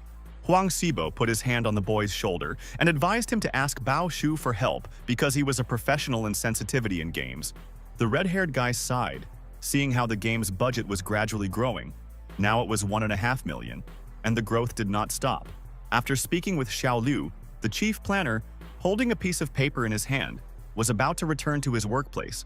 The chief planner pushed his chair back to sit down at his computer again and continue working on the game's creation.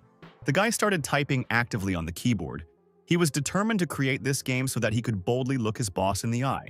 Huang Xibo was forced to look up from his work when his smartphone suddenly vibrated and a message appeared on the screen. The employee was stunned when he saw that his salary had been credited to his account, even though it was only the 29th. Brother Xibo scratched his head. He was sure that he wouldn't get his salary for at least a month, since most companies do that. Afterwards, the guy looked at his phone again and was surprised to notice that his account had been replenished by 5,300 yuan. Huang Xibo's mouth dropped open in surprise and he stared at the phone, thinking that his superiors had made a mistake in crediting him with more money. The guy didn't understand why he received so much since he had worked there for less than a month. And at that moment, the boss's assistant walked past him. The chief planner jumped up from his chair and stopped Xin Hailiu, asking the woman to give him 1 minute.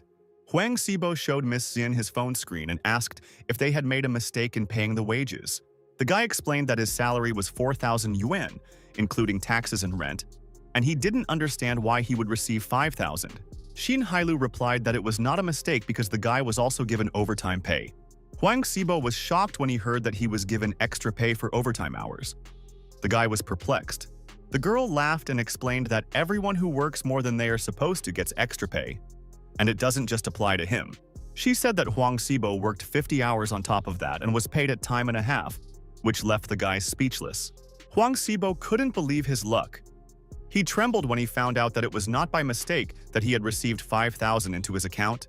The other employees also witnessed the conversation and became interested in whether they were entitled to additional payment as well. Ms. Xin Hailu left the dumbfounded Huang Xibo alone. The shocked guy was left standing motionless in the middle of the office. Xiao Liu also picked up the phone because he had been paid. He said it was surprising but was calm. Bao Shu also couldn't believe his eyes. His mouth dropped open in surprise when he saw how much money he was paid for the work. The guy started to burst into tears of happiness. He said that boss Pei Qian knew about everything, referring to their hard work. Huang Xibo was also touched by his boss's actions. The boy stood motionless, and tears streamed down his cheeks. The chief planner was trembling with emotion. He said that boss Pei did not punish them for their disobedience, but on the contrary, rewarded them. The guy raised his fist and shouted that now everyone had to work hard, because they had to make a good game for the boss. All the office staff heard Huang Xibo. They were in solidarity with him, and also raised their fists up. At this time, Pei Qian was lying on the sofa in his office, cursing the system account that could not be emptied. The protagonist decided to hold an emergency meeting in his head on the topic of impulsive spending. The boy slammed his hammer on the table and asked who would start. And as usual, student Pei Qian was the first to speak. The boy allowed his personality, in the form of a young Pei Qian who still wore glasses, to express his opinion first. Adjusting his glasses, the student said that the money was divided into two parts. One part was spent last week, and the other this week. The second Pei Qian got angry and shouted that everything had been paid, from the office rent to the workers' salaries and overtime allowances. The third Pei Qian, who was holding the joystick in his hands, sighed heavily and said that they barely fit within the amount in the system account. Another guy commented that the Ghost General is still making money, even though there are still 2 months left before the system is finalized. All 5 personalities of our hero were exhausted. They realized that spending big money requires skill. One of the guys suggested the idea of team building as an excuse to spend more money from the system account. All the other Pei Qians opened their eyes wide and screamed, staring at the guy who gave them this idea. Everyone was delighted, considering it a great idea, since they could spend a couple of thousand on a trip for all the company's employees. After some time, our hero was sitting at his workplace, with Miss Shin's assistant standing in front of him with a notepad in her hands. Pei Qian asked his assistant to organize a team-building trip for their team by the end of the month. The guy explained that he decided to send workers to Guangzhou to exchange experiences for about 5 days to visit other companies. The girl wrote everything down while Pei Qian explained that they should pay attention to large gaming companies, and Tengda would pay for everything. Pei Qian smiled contentedly, realizing that such a trip would cost a couple of $100,000, even though it looked like an absolutely pointless measure. The assistant was willing to take care of the organization without asking any unnecessary questions. She said she would do it as soon as possible. The following events took place in the break room of Tengda Company. Many were reading books, and 3 guys were playing games on the sofa. The main topic of the day was the upcoming trip. One of them asked if they were really going to Guangzhou to exchange experiences. Another employee responded to the guy, saying that he knew that Shin was already booking tickets, although he had not heard of other companies doing this. One of the employees told another that the trip was not cheap, and she was told that Tengda gives incredible bonuses to employees. The employee asked the guys which company they would be going to for the exchange of experience this time, suggesting that it was Sunstrike Studio. The guy replied that this was most likely the case, since it was a company that specialized in creating shooters. Huang Shibo entered the break room. The guys sighed heavily and turned to the guys who were discussing the business trip. The chief planner asked those present to do their jobs and stop thinking about the trip to Guangzhou. The subordinate replied to Huang Shibo that they couldn't think about it because they had never been to Guangzhou or visited the famous game studio. The other employees supported the guy with glasses and asked Huang Shibo not to worry, promising that they would work conscientiously. Meanwhile, Pei Qian, who was in his office, was very upset when he saw that the trip would only cost 150,000. Xin Hailu's assistant told the boy that the trip was planned according to commercial standards. The protagonist was saddened when Xin Hailu announced that she had scheduled the trip for the end of December as she was ordered. According to the girl, she ordered everything for 30 people, and the budget includes food, transportation, and additional expenses. Frustrated, Pei Qian asked the assistant if they could book first-class tickets instead of economy, hoping to increase their budget. Suddenly, the guy received a system warning for the first time. He discarded the idea and told his assistant that everything was fine. The guy sighed heavily.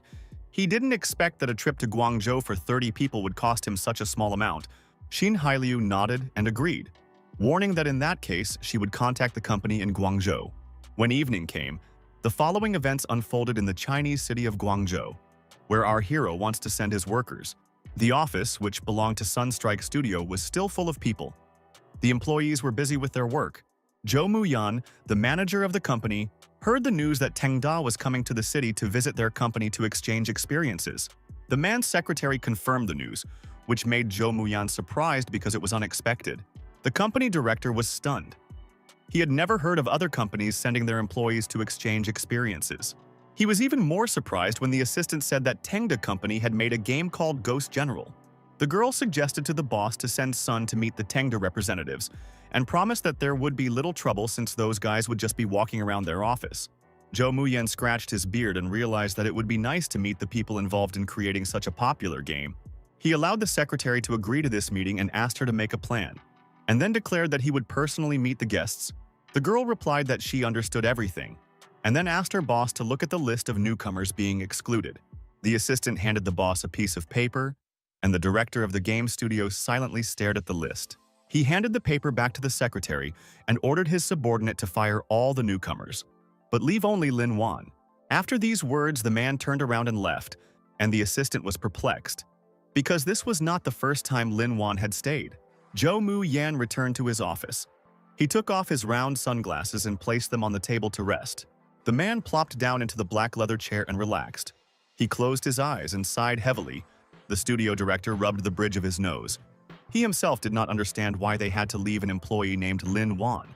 One day he had a call with the president of the corporation, Shenhua Lin, and he said that he would fulfill the senior's request, no matter how difficult it was. It turned out that Lin Wan was the granddaughter of the corporation's director, so the man did not fire her, because it was useful to get connections with that company. Zhu Muyan received a request from old man Lin to make his granddaughter disillusioned with the gaming industry, so that she would quit on her own. He knew it wouldn't be hard to do, remembering his exhausted employees, so he just needed to make her look at the true essence of this industry again. The staff at his studio were very tired, and one of them asked the leader to look at the calculations he had just finished. The leader yelled at his subordinate and threw papers around because he made a mistake in the simplest calculations. And the subordinate promised to redo everything. Zhou Muyan knew that his company was a real meat grinder that turned art into a source of income and destroyed the dreams of many.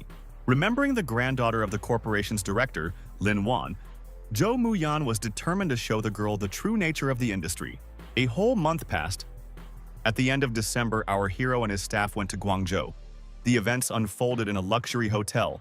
The main character and his comrade Ma Yan were sitting on the couch. The guy sighed heavily and admitted to the boss that he was tired of pretending. Ma Yan complained that he always had to pretend that they didn't know each other.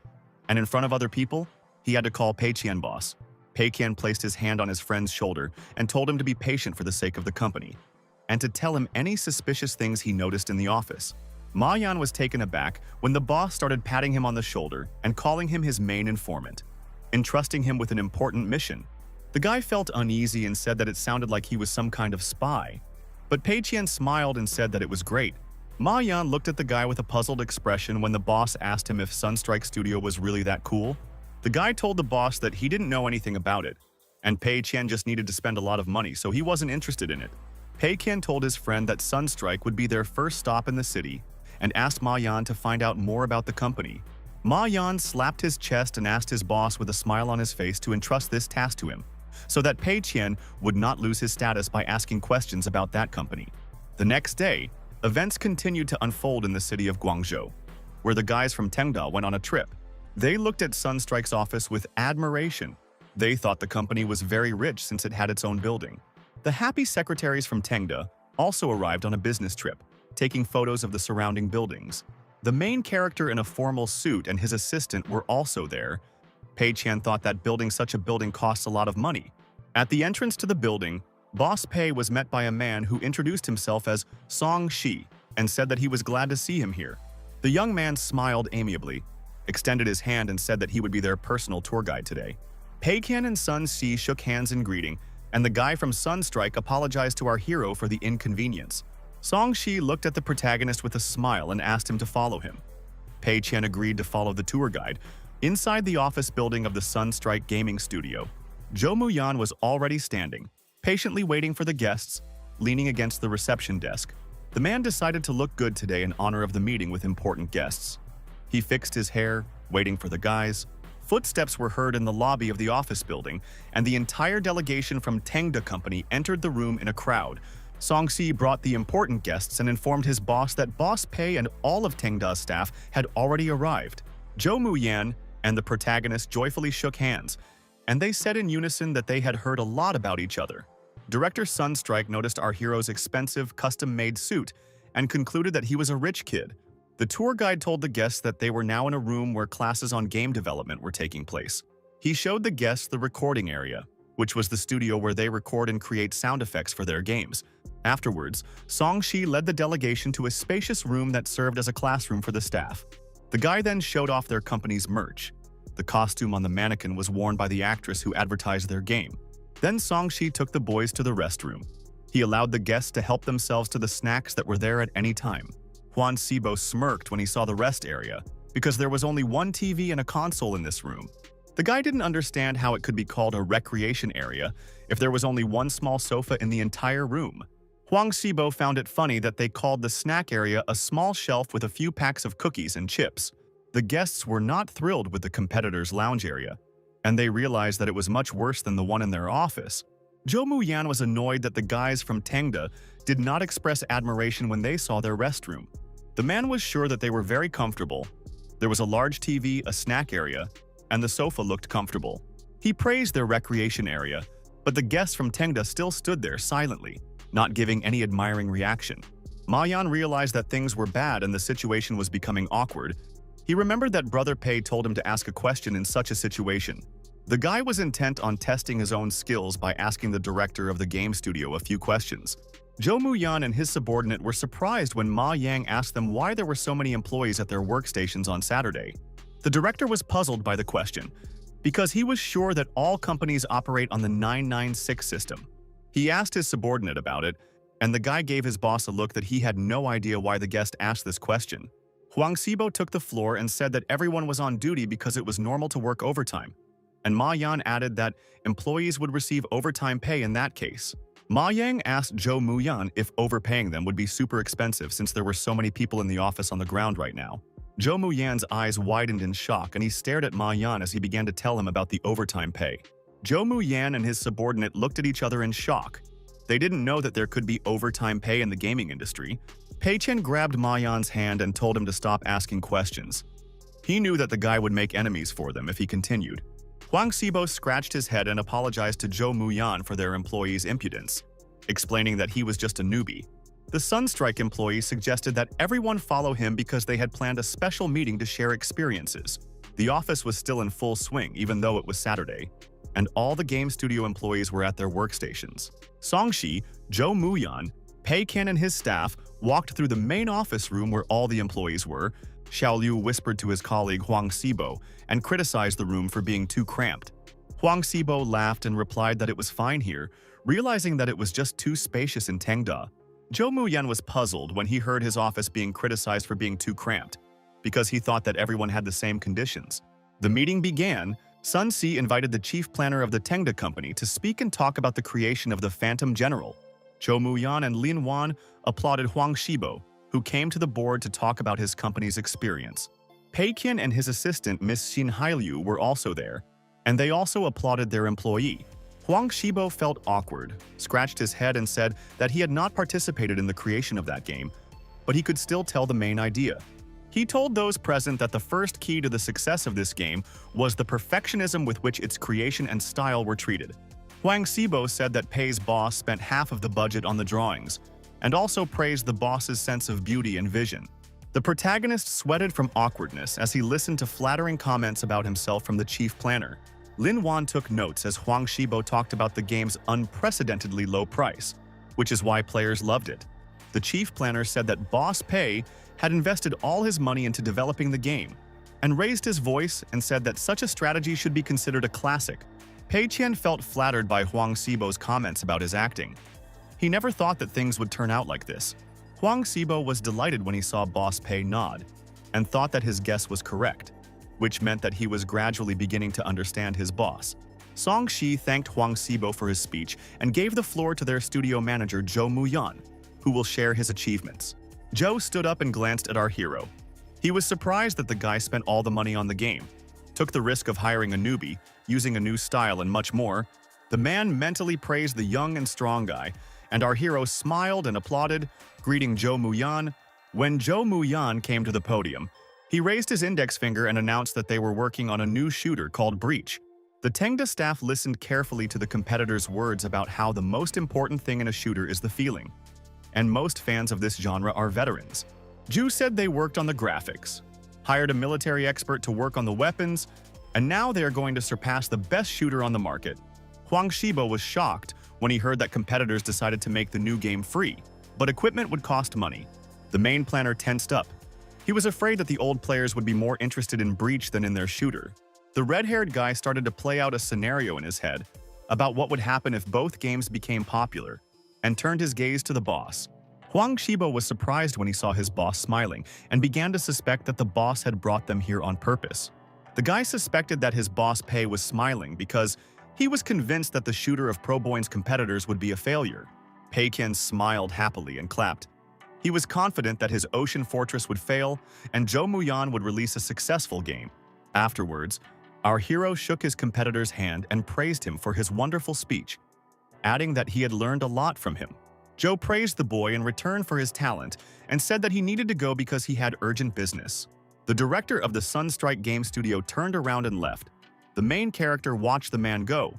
Lin Wan was also at the meeting, the red-haired girl holding a notepad in her hand and looking at her boss as he left.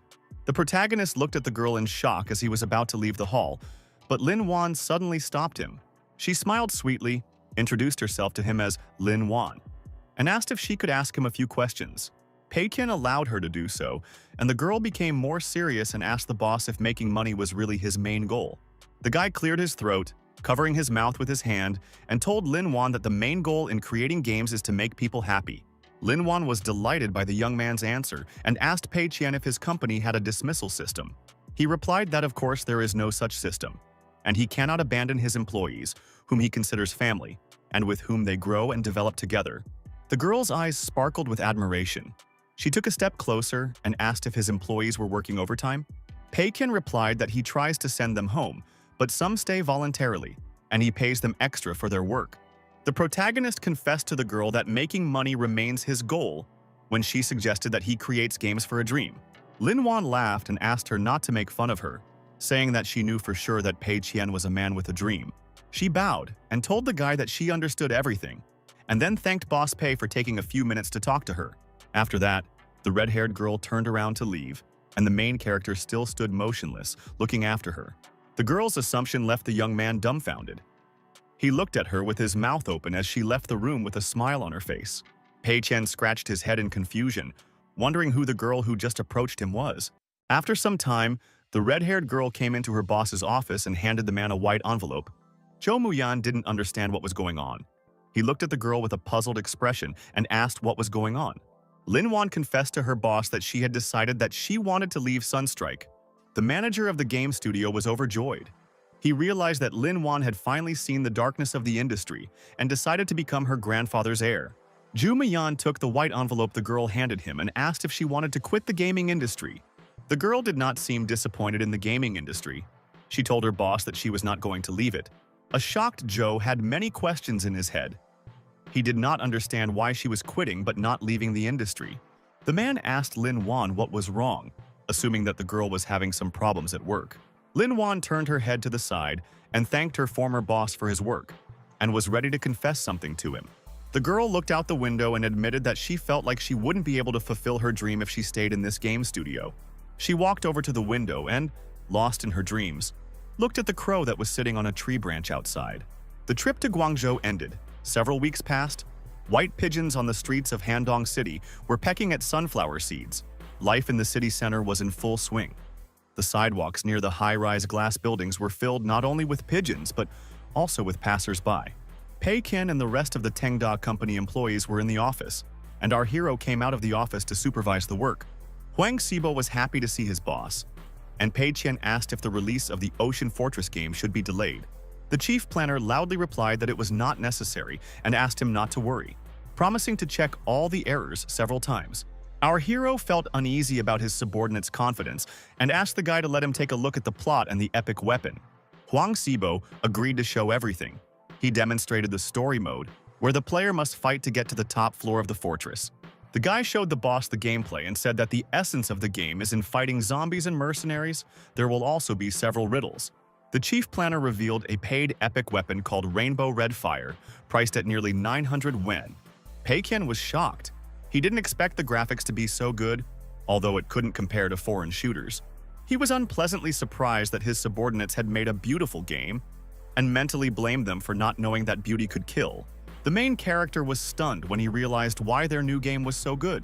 He recalled how he ordered Huang Xibo to double the budget for in-game resources and modifications. The guy grabbed his head and realized that the blame for the game being good lay with him, because his subordinates had no choice. Pei Qian calmed down. still believing that the story mode was useless and that the epic weapons were unreasonably expensive.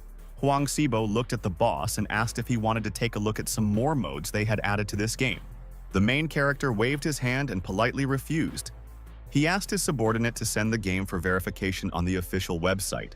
The guy returned to his office with a smirk on his face, believing that their game would be lost, given the imminent release of the breach. When Pei Qian returned to his chair, he activated the wealth transformation system, and the system account had more than 100,000 yen.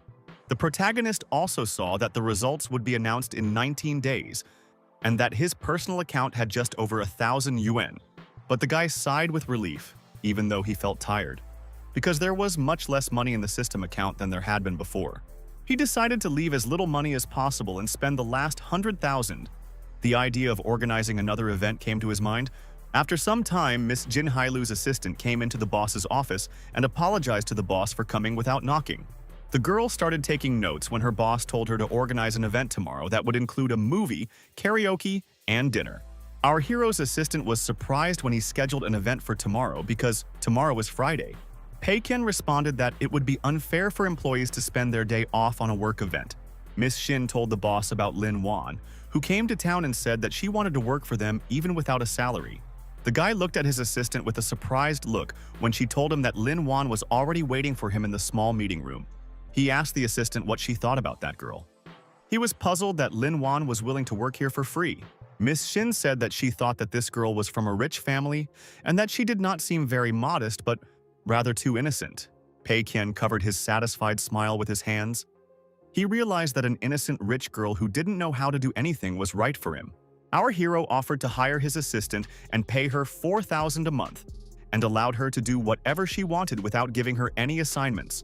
Meanwhile, Lin Wan, the granddaughter of the owner of a large corporation, was sitting in the small conference room drinking tea.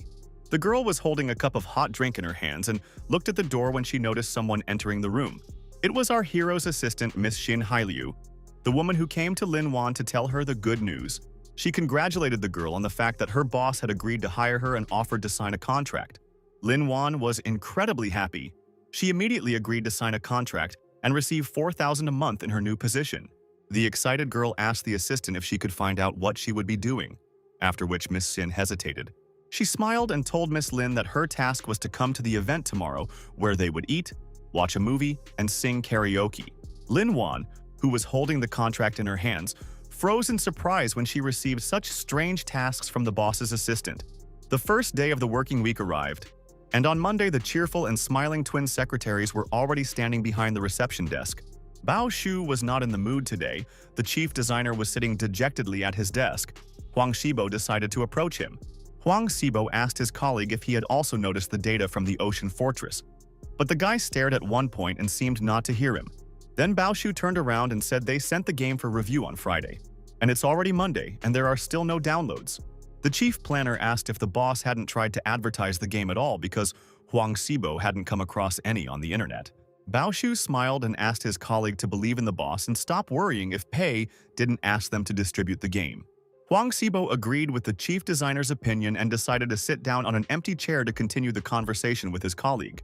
The red-haired guy told Bao Shu that there was no need to doubt someone as smart as their boss Pei Qian.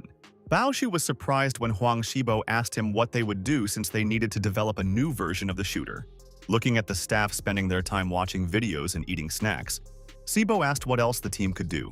The lead designer thought about it and agreed with his colleague. He asked if there were any problems in preparing for the release of the new version of the game. Huang Xibo replied that the problem was that he didn't know what to do, whether to add new content or fix the bugs. The planner opened their new shooter called Ocean Fortress and looked at the main menu, thinking about the problem. The guy suggested asking experienced players to test the game so that they could get their opinions and suggestions, and then start working. Bao Shu was not thrilled with the idea because he didn't know where to find such players and whether he would need to pay them. Huang Xibo stood up, sighed and scratched his head. He said that this was a dilemma and they needed to think of something else. The working day continued in the Tengda company office. The chief planner sat at his desk and actively tapped on the keyboard. The guy asked the company's development team for help in finding players to test the game, but everyone replied that they didn't know any. Then one of the workers suggested that Huang Xibo find a couple of groups that play popular shooters and contact their leader. Huan Shibo waved his hand and asked his colleague to forget about it, because they would be kicked out of the group immediately if they came there just for publicity. Xiao Liu scratched his head and agreed that the idea he proposed didn't make any sense. The chief planner's head began to boil due to work problems. He relaxed and closed his eyes. At that moment, Lin Wan approached him. Huang Shibo was surprised when Lin Wan said that she knew the leaders of large teams with several thousand members, fans of shooters. The guy jumped up from his chair and asked if the girl could ask them for help. Lin Wan agreed, adding that she was quite close with the leaders. He scratched his head and asked her how she knew these leaders, since she didn't seem like an avid player of such games. Smiling sweetly, Lin Wan replied that at her previous job, FPS players were specifically hired to test the breach. The following events took place in the apartment of a guy who was an ardent fan of shooters.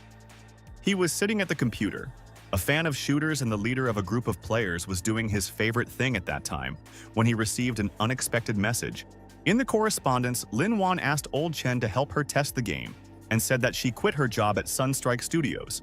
Chen replied that he heard that after Proboin's release, all the employees received bonuses and asked if the girl really didn't work there for the money. She responded indignantly that bonuses meant nothing to her and that she now worked for a much better company. The guy crossed his arms over his chest and agreed to help test the game, asking if he would get the usual 5,000 for the job.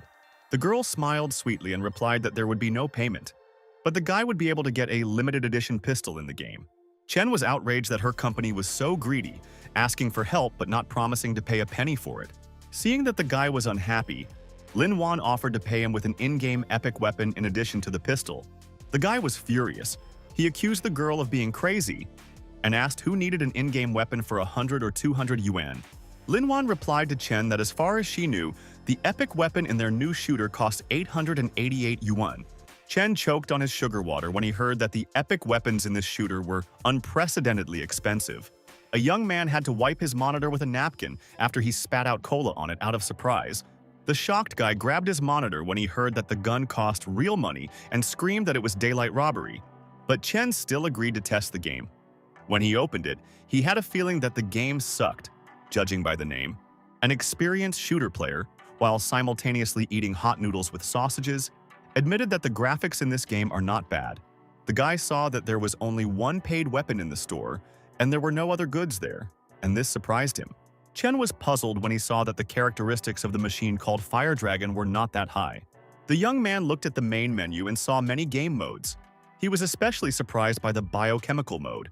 The guy's mouth dropped open in surprise when he saw that the game had not only simple battles but also a story mode. He decided to try out the story mode first, admitting that he didn't have any high expectations for the shooter. The game began.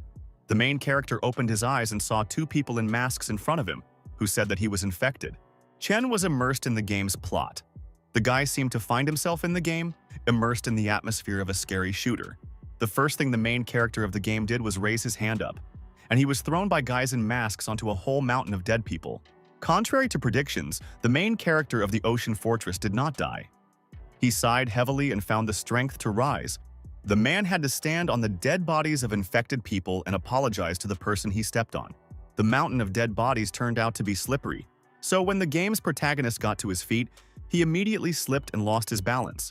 Chen fell face down on the floor with a thud, finding himself in a spacious room with iron structures on the ceiling. The game's protagonist was breathing heavily and tried to get to his feet, complaining of pain after the fall. The guy started to get acquainted with the controls. He praised that there is a tutorial for beginners, where it says what the WASD keys and the cursor are for. Chen walked up to the door that led to another room. He was wary, afraid that the final boss would jump out of nowhere. The player still found the courage to go further and slowly opened the door. A creak was heard. As soon as the guy opened the door, a screaming zombie with an exposed skull and a camouflage suit appeared in front of him. The appearance of the monster was unexpected, so the player screamed in fear, his eyes full of horror. Chen panicked, started screaming and cursing when the bloodthirsty zombie immediately pounced on the guy, grabbing him by the shoulders. A zombie with sharp fangs and claws grabbed the shooter's main character and managed to bite him through his clothes. The main character of the game felt terrible pain when the fangs of the bloodthirsty zombie pierced him. He screamed loudly. Trembling with fear, the boy did not give up. He reached for the gun that the zombie had and asked the enemy how he dared to attack from behind.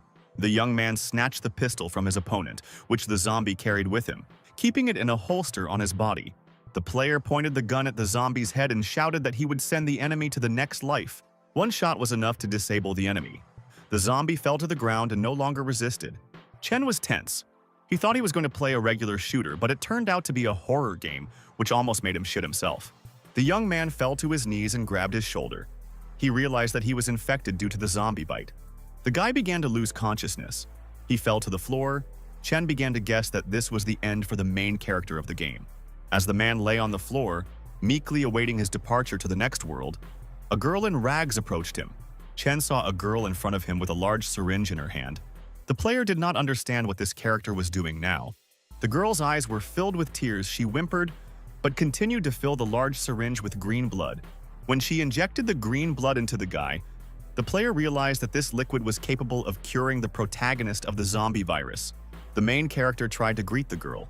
He did it in different languages, but she silently looked at him in bewilderment. In response, the girl in old rags communicated with gestures. Chen realized that this character was mute, so she did not answer.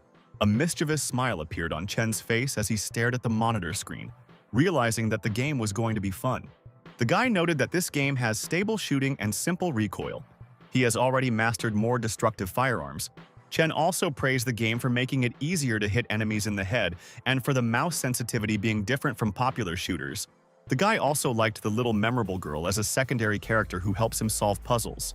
According to Chen, if it weren't for the presence of this girl, the game Ocean Fortress would be nothing but endless killing. In the shooter, Chen ran from giant monsters with a girl in his arms, and he noticed that this character helps to immerse himself in the game emotionally. The player continued to progress through the story mode, and in one of the missions, after escaping from a monster, he held a grenade launcher in his hand.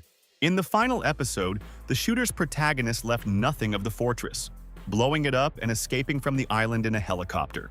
Chen was so immersed in the story that he felt as if he was actually piloting a helicopter. The little girl who had helped him throughout the entire plot was also saved, and she was sleeping peacefully in the cabin. At this point, the Ocean Fortress story mode was completed, and the helicopter with the main characters inside flew away towards the setting sun. Chen was very impressed with the game, which he initially had no hopes for, and the guy became quiet when he managed to complete it. The shooter fan immediately started writing to his friends about how amazing Ocean Fortress was and urged them to play it too. Pei Qian soon returned to the office. He was glad that the exams were over because he hadn't been able to even think about work all week. The guy sighed heavily when he arrived at the 17th floor. He assumed that the Ocean Fortress was already finished. The main character was surprised when he did not see the twin secretaries behind the reception desk, who were always at work. Boss Pei was tense.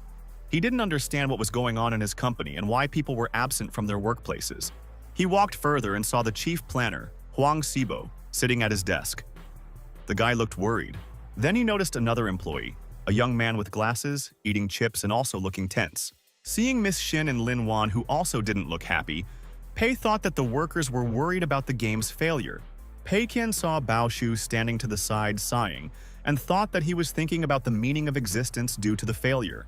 The main character was also upset because his guys put effort and patience into the game, even though they were lazy and had been resting a couple of days ago.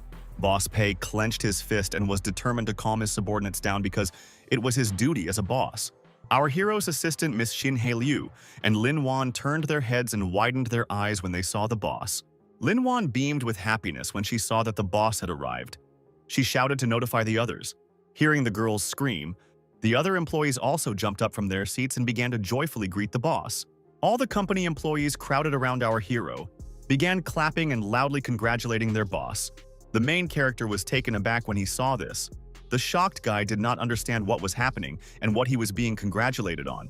The wary Pei Qian flinched in surprise as one of his subordinates took a step forward towards him. A young man in blue trousers approached the main character to personally congratulate his boss. It was Huang Xibo. He bowed his head and shouted to the boss that he had learned a lot from him and now understood why Pei was not promoting the game. Huang Xibo said that the boss showed this through facts, because a good game only needs feedback from players, not advertising. Pei Qian, hearing these words from his subordinate, felt like he was shattered into many pieces. Xibo's statement was a blow to him. The downcast boy asked Huang Xibo if he meant that their new game Ocean Fortress had become popular. A happy Huang Xibo raised his hand and confirmed the boss's guess, adding that he continues to update the platform. The red-haired guy said that in terms of the number of players and the income the game brought in, they had already overtaken Proboina. The main character was approached by Miss Xin Hailu's assistant, and the girl offered the boss a bottle of champagne. The boss picked up a large bottle of expensive champagne. The guy tried to smile, showing joy to the employees.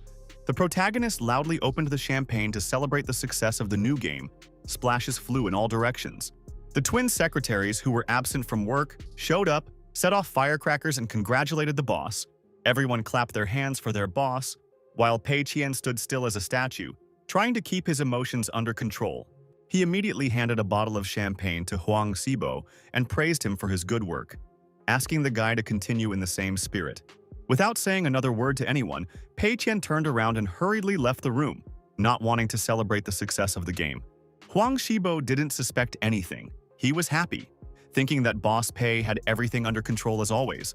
Pei Qian walked back to his office with a dejected expression, and Huang thought that the boss was not surprised because the success of the game was a common thing for him.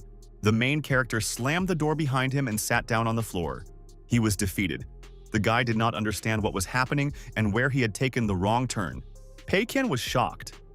He didn't understand how this could happen, because he was sure that this game would fail and he would finally make money. Trembling from the negative shock, the guy stood up and made his way to the table. He doubted that there was still law and order left in the world. Sitting in the president's chair, the young man grabbed his head, wondering what the point of all this was. He opened his laptop to check what went wrong, because this time the artist Guanjiang did not help him attract players. The main character was stunned when he discovered the reviews under his new game Ocean Fortress. They shocked him. The guy was speechless when he saw the heated discussions under the new game, some praising it and some criticizing it. He grabbed his head again and leaned back in his chair, asking someone to explain to him why the game had become so popular. A light bulb went off in Pei Qian's head. He remembered that he was the boss, and he could ask Huang Xibo to analyze the popularity of the game. At this time, Xiao Liu told brother Huang that the atmosphere in the discussion of the game on the site was getting heated, and Xibo replied that it was all thanks to the boss. Huang Xibo stared at the monitor with stunned eyes, just like his colleague when he received the unexpected message. The boss asked his subordinate to analyze the popularity of the Ocean Fortress from the point of view of design and marketing. The red-haired guy was glad to receive such an assignment, although he did not know why the boss needed this analysis, since he himself decided not to use advertising. Huang Xibo realized that Pei Qian wanted them to study the project for their education, to absorb experience and improve themselves. After some time, our hero was still spending time in his office. He looked at the printer, which was giving out a new printout. The main character printed out some paper that will help him figure out how to continue doing business in his new company. Pei Qian once again held a meeting in his head. 5 little Pei Qians sat at the round table staring at this piece of paper. Student Pei Qian said the game's story mode was excellent, and the difficulty setting made it suitable for most people. The second Pei Qian, while drinking tea, said that there are several battle modes and no obstacles. So many people download the game. Also, the game, according to our hero, has attracted large donors who are not put off by the price of weapons at almost 900 yuan. Chief Pei Qian slammed his hammer on the table and shouted that he didn't understand why Ocean Fortress had become more popular than Breach. One of those gathered became interested in who was to blame for everything this time, specifically for the success of their new game.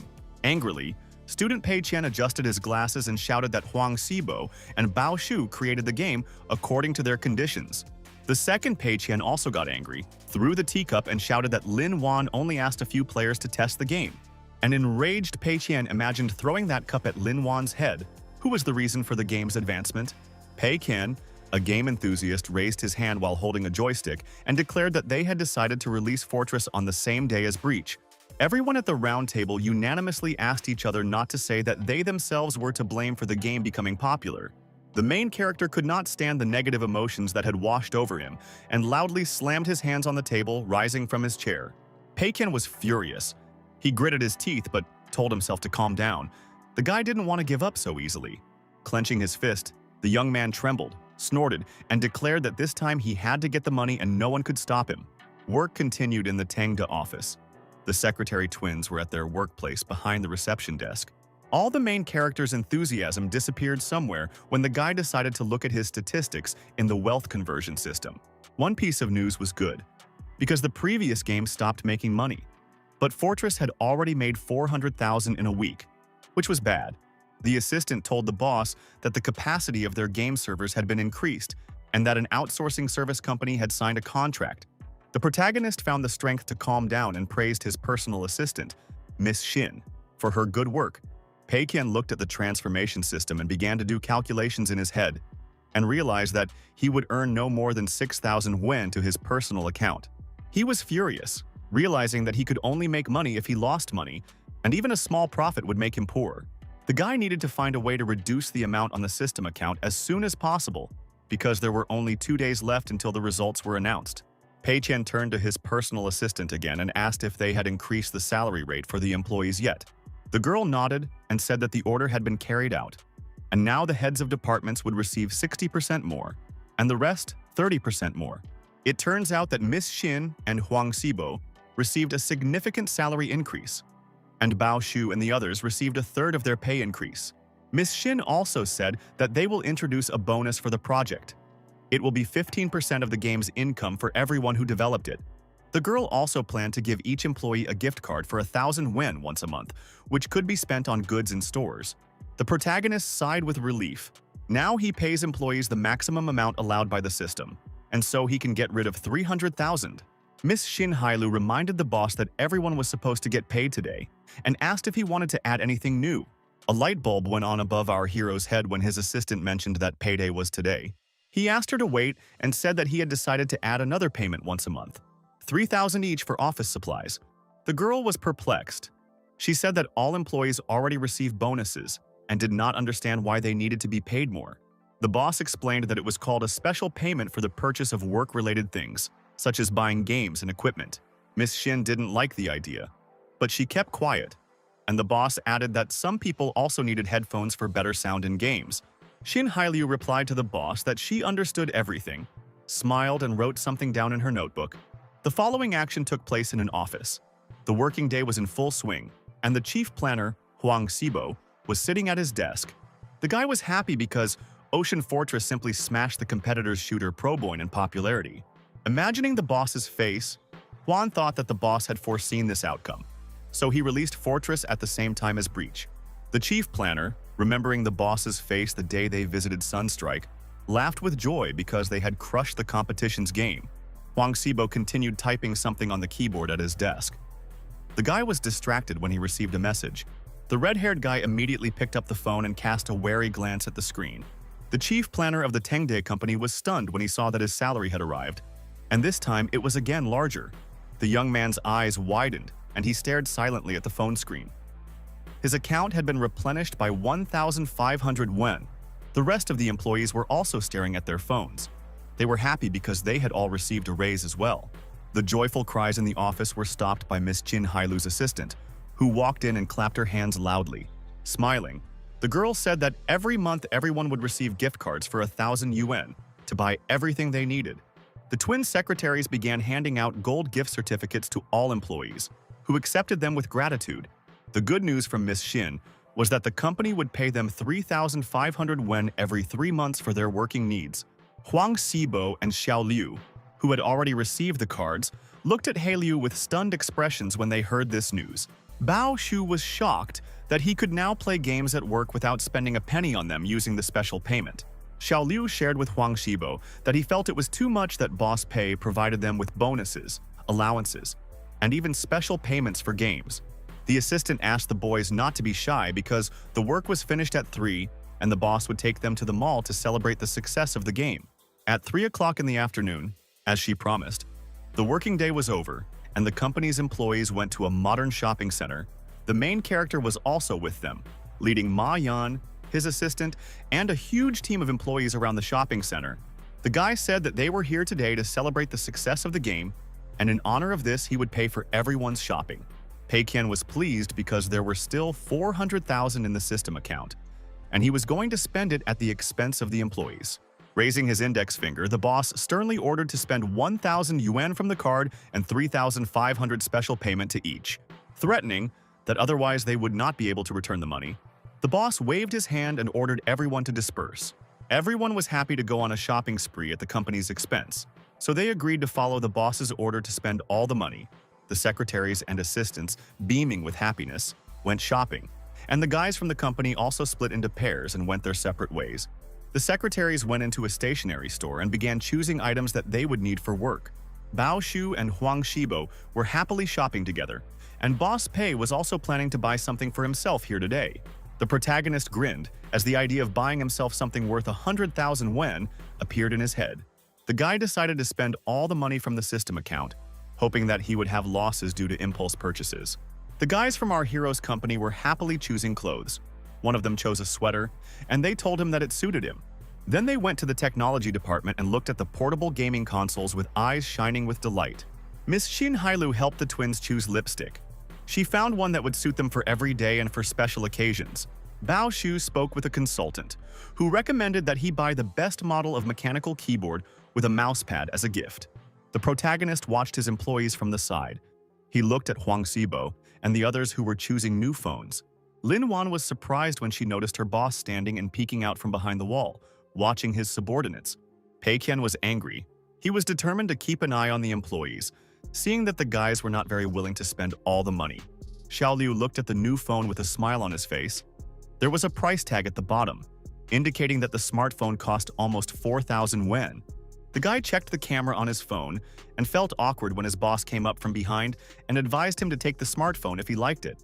Liu shyly told his boss that his phone would last for another year and that this new smartphone was too expensive. Our hero was irritated by the behavior of his subordinate. He insisted that the employee use the special payment for the purchase. Xiao Liu was shocked that he was allowed to use the special payment for this, since this purchase was not related to work.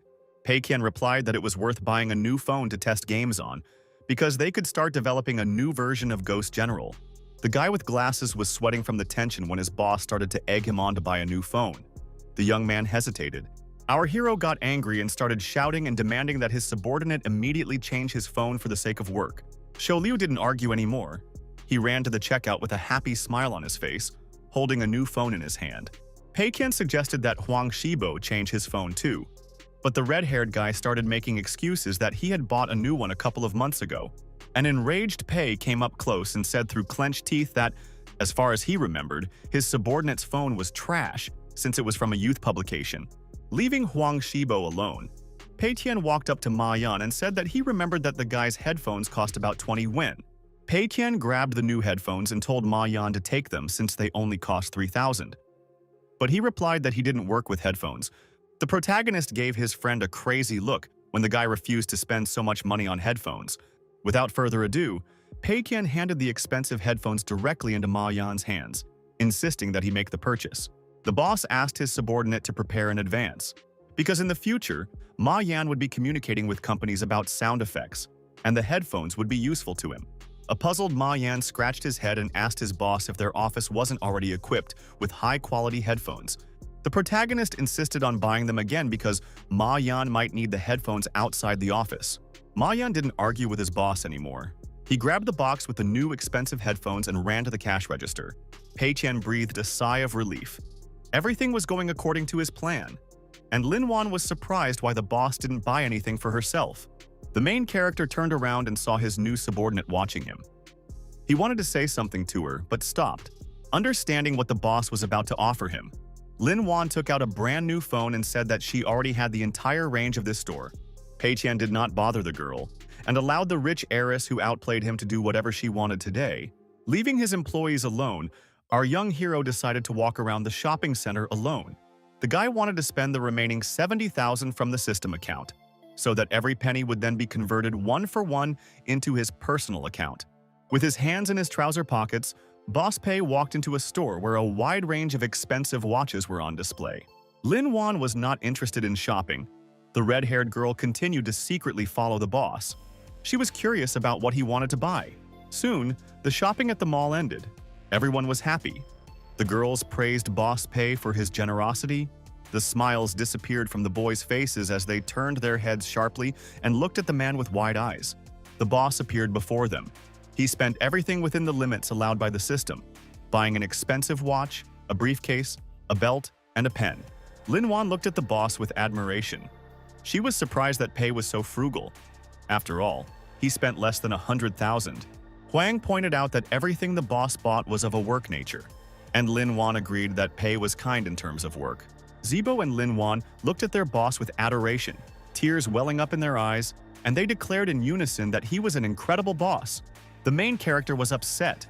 He looked at his purchases with a cold gaze because he tried but spent only 3,000 on top.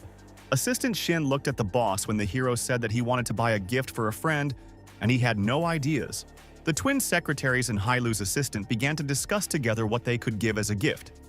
Ideas included perfume, a suit, a watch, or tea. The guy sighed heavily. In fact, he was looking for a way to spend the system money on himself, and the girl's ideas did not suit him. Lin Wan suggested that he give his friend glasses, saying that a good pair of glasses could make him look more presentable. Pei Qian asked where he could buy expensive glasses, and Miss Shin Hailu's assistant offered to take the boss there. Soon, Pei Qian was showing off around the mall wearing new expensive glasses that he bought not as a gift, but for himself.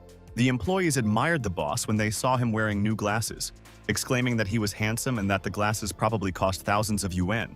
The protagonist smiled sheepishly when he heard the flattery directed at him.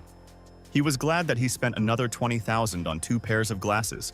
He felt like an astronaut planting a flag on the moon because he had just taken a big step in the fight against the system. Shopping at the mall came to an end. The main character returned to the office to rest and poured himself a cup of hot tea. The first thing the young man did was check the status of the wealth conversion system. He stared at the board, waiting for the count. He smiled and sighed with relief when he saw that there wasn't much money in the system account, but his personal account had been replenished to 22,000. Pei received 1 million on the system account and received a special task. The company needs to buy a store in a busy part of the city and get an additional reward for this. The main character began to calmly drink tea. He was not worried because he came from the future and knows all the trends for the next 10 years. He smiled because he knew that rents would rise and online commerce would grow rapidly. Pei Qian recalled a time in the past when he received packages from online stores and knew that this trend would only happen in 10 years. The young man put his cup of unfinished tea on the table to continue thinking about how to complete this special task. The boss walked to the window and looked out at the city. He was determined to make a plan because the physical stores were still making money. A grin appeared on the guy's face. Pei Qian intended to involve Huang Shibo and Bao Shu in this task. Meanwhile, in the office, Xiao Lu shouted, calling for his brother Hao and Bao to come over and watch them discuss their new game. Xiao Liu was not happy when he read the news headline asking whether the release of Ocean Fortress was a blessing or a curse for the industry. Huang Xibo came over and said that he was aware of what was going on, and Bao Shu wasn't worried that someone was arguing about their game, since they had nothing to do with it. The chief planner once again admired the boss's incredible ideas, because the weapon for 900 Wen became popular, and its release on the same day as the breach attracted attention. Bao Shu smiled, nodded, and agreed that everything was going according to their boss's plan. Just as he had said earlier, footsteps could be heard as Bao Shu and Huang Xibo discussed how it wasn't even worth competing with their boss who was already at level 100. Pei Qian crept up unnoticed and, smiling, informed the guys that he had created a poll in the group chat to choose the best worker. The company's employees were delighted to see the boss, especially since the best worker was promised a secret reward. Work in the Tengda company office continued. Our hero stood in the middle of the room. Next to him was an assistant who was carrying something in her hands. Pei Qian knew that it would be difficult for him to make his business unprofitable as long as he had people like Huang Shibo and Bao Shu on his team. The protagonist knew that there would be a lot of problems if these guys stayed, but now there is no reason to fire them. He noticed Lin Wan and decided to observe the girl who contacted the players to test the game. With a smile on her face, Miss Jin approached her boss and informed him that all the employees had already voted in the poll for the best employee. The protagonist looked at his phone to check who his company's employees thought was the best employee. The results did not surprise the guy. Miss Jin opened the white box. On the red pillow lay a golden statuette with an inscription. Huang Xibo was visibly surprised when he was unexpectedly presented with a golden statuette, and the main character congratulated him on his victory. The colleagues were happy for their friend. Xiao Liu and Bao Shu smiled and applauded Huang Xibo, who became the best employee. The girls working in the company were also happy for their colleague. They clapped their hands and showered him with compliments. Everyone jumped up from their seats to congratulate the winners. and Huang Xibo thanked his colleagues for doing so. The red-haired guy was touched. A tear ran down his face. The young man trembled as he held the golden statuette in his hand. Before delivering his speech as the winner, the chief planner wiped a tear from his cheek and pulled himself together. He decided to thank his boss for trusting him and helping him grow, and also thanked all his colleagues for their support. Bao Shu was embarrassed and scratched his head when Huang Xibo personally praised him, saying that the fortress's success was also due to his creative ideas. A happy Huang Xibo raised the statue high above his head and loudly declared that this was the result of their work and their common reward. Lin Wan was also impressed. She didn't regret moving to work at Tengda because it was an ideal company with morals. The protagonist stopped everyone and announced that he now wanted to present a special award for the best employee of the company. A dumbfounded Huang Xibo widened his eyes and froze when Boss Pei announced that from that day on, he was no longer a member of the development team. Lin Wan was also shocked. Her eyes and mouth widened when she heard that Huang Xibo was being relieved of his position in the development team. Bao Shu's face showed a grimace of horror. He was shocked because Huang Xibo was his closest colleague. Miss Xin Hailu's assistant looked down with a wary expression. She was also clearly worried about Huang Xibo's fate. Xiao Liu had a similar reaction. The smile on the guy's face disappeared when their boss shocked everyone with such news. Huang Xibo's face twisted and he stared at the boss with eyes full of horror when he heard this shocking news. Before making his next statement and calming the guy down, the protagonist raised his index finger up. The protagonist shocked all his subordinates by declaring that Huang Xibo's position would now be occupied by Lu Mingliang. Lu Mingyang couldn't believe his ears when he heard this. He pointed at himself and asked if what they were saying about him was true. Huang Xibo was scared. He didn't understand what was going on and why he was given this award if he was going to be fired. Boss Pei walked up to the dumbfounded subordinate and placed his hand on his shoulder before calming him down with the following words. Ian said that Huang would remain an employee of their company, but he would no longer work in the gaming department. The employees listened attentively as the boss said that he had decided to give Huang $1 million so that he could invest in his dream. Then a smile appeared on Huang Xibo's face. He was glad that his boss was not firing him. And moreover, he would receive a whole $1,000,000. Our young hero adjusted his glasses and smiled. He was glad that he had managed to carry out the best plan he could have come up with. The protagonist applauded the happy Huang Xibo, who received a certificate for 1,000,000 yuan as a reward. Huang Xibo shared his uncertainty with his boss and said that he did not know whether he could manage such a large amount of money. The boss put his hand on the young man's shoulder and said that he believed in him and asked the boy to believe in himself too. The red-haired guy, holding the statuette in his hand, bowed before the boss and agreed. He promised that he would try. Pei Qian smirked because he had successfully gotten rid of Huang Xibo, but secretly he was angry at the guy who was talented in game development. Huang Xibo returned to his colleagues, and Pei Qian knew that the company would start losing profits if this guy left. The boss cleared his throat to get attention and announced that the award would now go to the person who came in second place. Bao Shu turned around and stared at his boss with a puzzled expression when Pei Qian declared that he was the one in second place. The protagonist stated that although Bao Shu unfortunately ended up in second place in the survey, the company does not forget about his contribution. Bao Shu's heart blossomed. The protagonist began to shine with joy, and the boss announced that the prize was a month's paid vacation. Bao Shu's mouth opened wide in shock when his boss said that from tomorrow onwards, he could skip work and play games. The guy didn't understand what to play or where to travel, because now he felt better in the office than in the internet cafe. He felt awkward, scratched his head, and hesitantly told his boss that he didn't need a vacation because the guy enjoyed working. The boss came close and sternly stated that Bao Shu needed to expand his horizons because he couldn't create games while sitting within four walls. Pei Qian said the assistant would draw up a travel plan for the boy, which would include studying game development at the country's largest companies. Bao Shu was forced to agree when the protagonist insisted, saying that he couldn't refuse because the job required it. Turning around, the boss indifferently announced the end of the survey and asked everyone to return to their workplaces, waving his hand. Mayan was surprised when the protagonist finally asked him to personally go to the boss's office, and he agreed. Pei Qian smiled.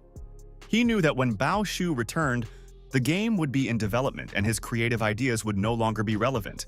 The protagonist returned to his spacious boss's office and plopped down on the sofa, with Ma Yan sitting down next to him. Ma Yan looked at his friend with fear and said that he had to be honest with him, and said that it was not right to appoint Lu Mingliang, to the position of Huang Xibo. Pei didn't react to his friend's words.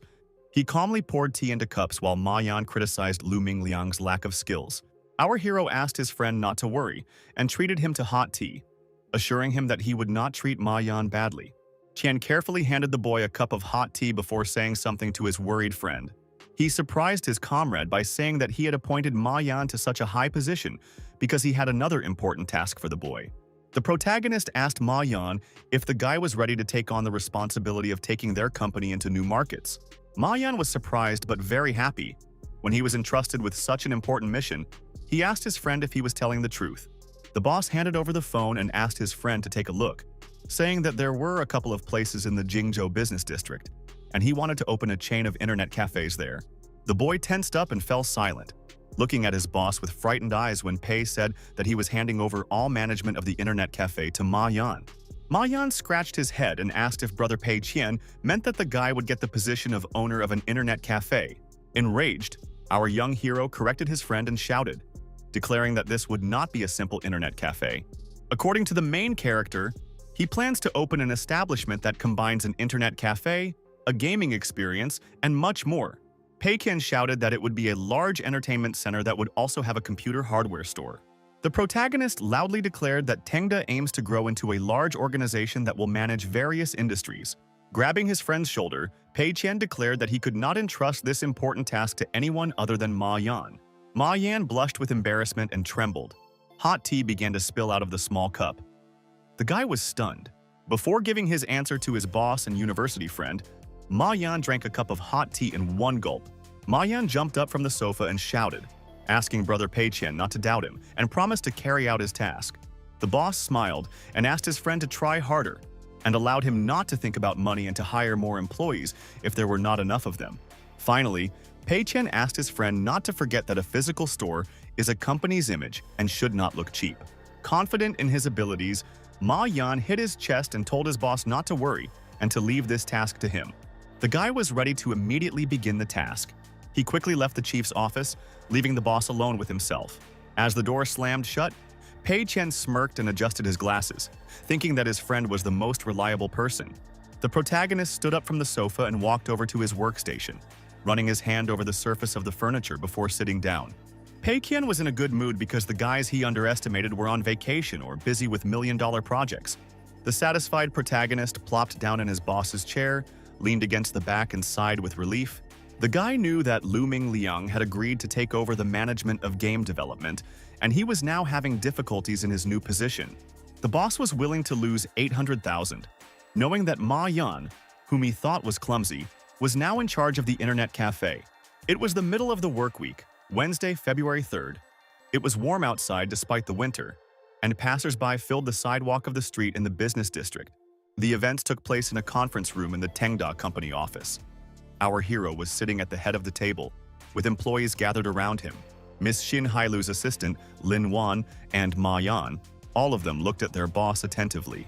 Lu Mingliang, Tengda's chief planner, was also silent and even sweating because he was uncomfortable with the tense atmosphere. The guy felt uneasy because Bao had gone on vacation and Huang had disappeared completely. And now he had no support and was responsible for the new project. The main character was in a good mood. The boss, with a smile on his face, turned to his subordinates and said that he had an idea for a new game. Pei Qian put on a stern face and said that this time they would create a computer game that would go down in history. Our young hero solemnly announced the name of the new game. Stunning everyone, it will be called Game Developer. Lin Wan was surprised and worried as she took notes. She didn't understand how they would turn their company's history into a game. Pei Qian said that players will take on the role of a game developer, making decisions that will affect the ending. Li Man Liang listened carefully to the boss's words that players would be able to choose any game to develop, strategy, earn income, and face difficulties. The protagonist allowed his subordinates to ask questions if they had any, and Li Man Liang and the others looked at the boss with puzzled faces. Li Man Liang and his female colleague were taken aback by the boss's idea, and they looked at each other silently before speaking. The protagonist noticed the reaction of his subordinates. He knew that this was a niche genre, and the game would definitely be a failure. The new lead developer raised his hand high and addressed Boss Pei before asking the question he was interested in.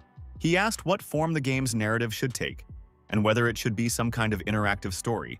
The main character seemed to become a player in a similar game and was faced with a choice. To answer the employee yes or no, Pei Qian dismissed the boy's assumptions and stated that everything should be created using the most advanced technology to have the best characters and plot. The boss asked the guy if it was a drop in the ocean to spend just a couple thousand yuan on an interactive story with a couple of drawings and voice acting. Li Manliang began to frantically take notes. He was shocked when he heard that the boss wanted to invest in an interactive story. The protagonist sighed heavily and asked the guy why he was focusing on the interactive story. Because more modern techniques needed to be used. Pei Qian proposed to create a three-dimensional layout with individual rooms and corridors. According to the boss, each room will have a door leading to different corridors, depending on the choices the player makes. The guy said that players will walk through corridors, choosing different paths in the scheme, leading to different endings. The lead planner silently took notes, unsure if he could handle such a challenging task with 3D models and locations. Lin Wan raised her hand and said that she found the idea original, but that players would be very bored just wandering around the rooms. Pei Qian remained silent thoughtfully. He was aiming to create a boring game, but his goal was to truly disappoint the players. An idea appeared in our hero's head. He understood how to cause real disappointment in those who play the new game. The boss said he had an idea. He wanted to add a voiceover to the game, which would be a way to communicate with players. The guy suggested using different tracks with the voice that would be played depending on the decision made. In our hero's mind, the voiceover will guide the player, giving advice such as whether to give employees a large or small bonus. And if the player chose the door that would give the employees a bonus, but the voiceover said that he knew he would choose it, then the voiceover would start scolding the player for choosing money over his dream, and would try to demotivate him in every possible way. Lin Wan was delighted with the boss's idea when he explained that this way, players would not feel bored and lonely if their decisions were commented on. The inspired girl started taking notes in a notebook. She thought that her boss was a genius who came up with everything so cool. The protagonist announced that the sketch and work plan should be ready in a week, and the drawings should be ready in 2 weeks. Li Manliang was determined to work hard and asked his boss not to worry, promising that he would do everything. Pei Qian decided to end the meeting at this point, stood up from his chair and announced that his subordinates were now free to go. The working day continued. The next conversation of the protagonist took place with Ma Yan on the sofa in his office. While drinking hot tea, Pei Qian asked his friend how things were going and whether he had decided on a location to open an internet cafe. An irritated Ma Yan loudly replied to his friend that he had not yet chosen a suitable place for this. The guy was clearly unhappy. The subordinate's answer was so unexpected for the protagonist that he choked and spat out all the tea. Wiping his mouth, Pei Qian smirked. He thought that Ma Yan was the only one who made him happy, and he wanted to be like his friend. Ma Yan smiled and shared his opinion with his boss that finding a good assistant was the priority now. The guy looked at the boss with a bright smile on his face, and Pei Qian became worried because the assistant might be capable. The main character carefully asked his friend what kind of assistant the guy was looking for. Blushing with embarrassment, Ma Yan admitted that he had already found a suitable person on the internet and was now trying to hire him, offering a high salary. Pei Qian breathed a sigh of relief. He knew that on the internet, there was a better chance of hiring a talentless person than a hidden genius. The guy asked his friend to tell him more about the candidate Ma Yan was considering for the position of assistant. Inspired, Ma Yan shared the idea that they should assemble the computers themselves to make a unique internet cafe. With eyes shining with delight, Ma Yan told about the master he found on the forum, and he is a famous professional. Pei Qian praised his friend for his excellent work. He understood what kind of expert Ma Yan had found if he was from the forum. Poems began to form in the protagonist's head about how this expert would take the money and equipment and run away home. And then, everything would repeat itself. The boss was sure that assembling each computer would cost them at least 30,000, and the thought of this pleased him. After taking a sip of the hot premium tea, Pei Qian abruptly put the cup down on the table before saying something to Ma Yan. Pei Qian confidently stated that they had to hire this expert from the forum, and told his friend to be polite to him and offer more money. Inside, the protagonist was jubilant, turning to an expensive expert. He expected that he could spend a lot of money on him. A happy Pei Qian suddenly sat down closer to the dumbfounded Ma Yan and said that he thought the assistant should be paid at least 8,000 a month. Ma Yan felt awkward saying this, but without looking his boss in the face, he shared his worries that even he was only getting 5,000. The guy was happy when the main character hugged him and promised to pay him a bonus for completing the task on time. A happy Ma Yan got up from the sofa and walked towards the exit of the office, warning his boss that he was going to work. When the door slammed shut, the boss returned to his chair and realized that there would be no problems in the gaming part of the club, because Ma Yan had a professional. Pei Qian still had to solve the problem with Huang Xibo. He was wondering if the guy had figured out how to spend his million. It was February 7th, and the pedestrian area near the Tengda office building was filled with city residents. Our hero's employee carefully knocked on the door leading to the boss's office and then received permission to enter. It was Li Man Liang. He walked in holding a folder and asked the boss to take a look at the finished sketches of the new game developer. The protagonist suspected that the new chief planner was working overtime because the sketches were ready so quickly. Pei Qian stood up and asked his subordinate to sit on the sofa to talk. And Li Man Liang stated that he did not work overtime. The guy handed the boss a folder with sketches. The boss smiled and praised the chief planner for the work done. Li Man Liang was very worried that the boss would not reject anything, and Pei Qian was determined to study the drafts carefully this time. The protagonist saw a plan of one of the levels, and the chief planner began to explain everything to the boss. Pointing his finger, the chief planner began to explain everything in detail to his boss, showing sketches and talking about his plans. Li Man Liang knew that Huang Xibo's sketch was immediately accepted by the boss, which meant that it was flawless and Pei Qian had nothing to worry about. He saw that the boss didn't think his sketches were very good, so Pei Qian carefully studied everything and asked questions. The main character closed his eyes. There were countless numerical codes in his head. The guy was deep in thought. Pei Qian felt like he was in a computer game, a three-dimensional model of a room with many doors. Each door marked a genre for a new game. The guy decided to go to the one called card game. Having made his choice, the main character found himself in a long corridor. He began to confidently walk along it to make the next decision. Pei Qian found himself in a room with many doors again, one with mythology written on it, and the other with 3 kingdoms written on it. Our young hero made his next choice and found himself in the corridor again. Now it was not as empty as the previous one. The guy was faced with the following choice: full 3D graphics, character templates, or 2D maps. When he returned to this world, Pei Qian looked at the sketches with a degree of disdain, which he considered to be terribly boring, with no interaction or action. He handed the sketches to a subordinate and told him to get to work, planning to add a voiceover that would taunt players. The boss reminded the chief planner that everything had to be of the highest quality and that cutting corners on the new game was prohibited.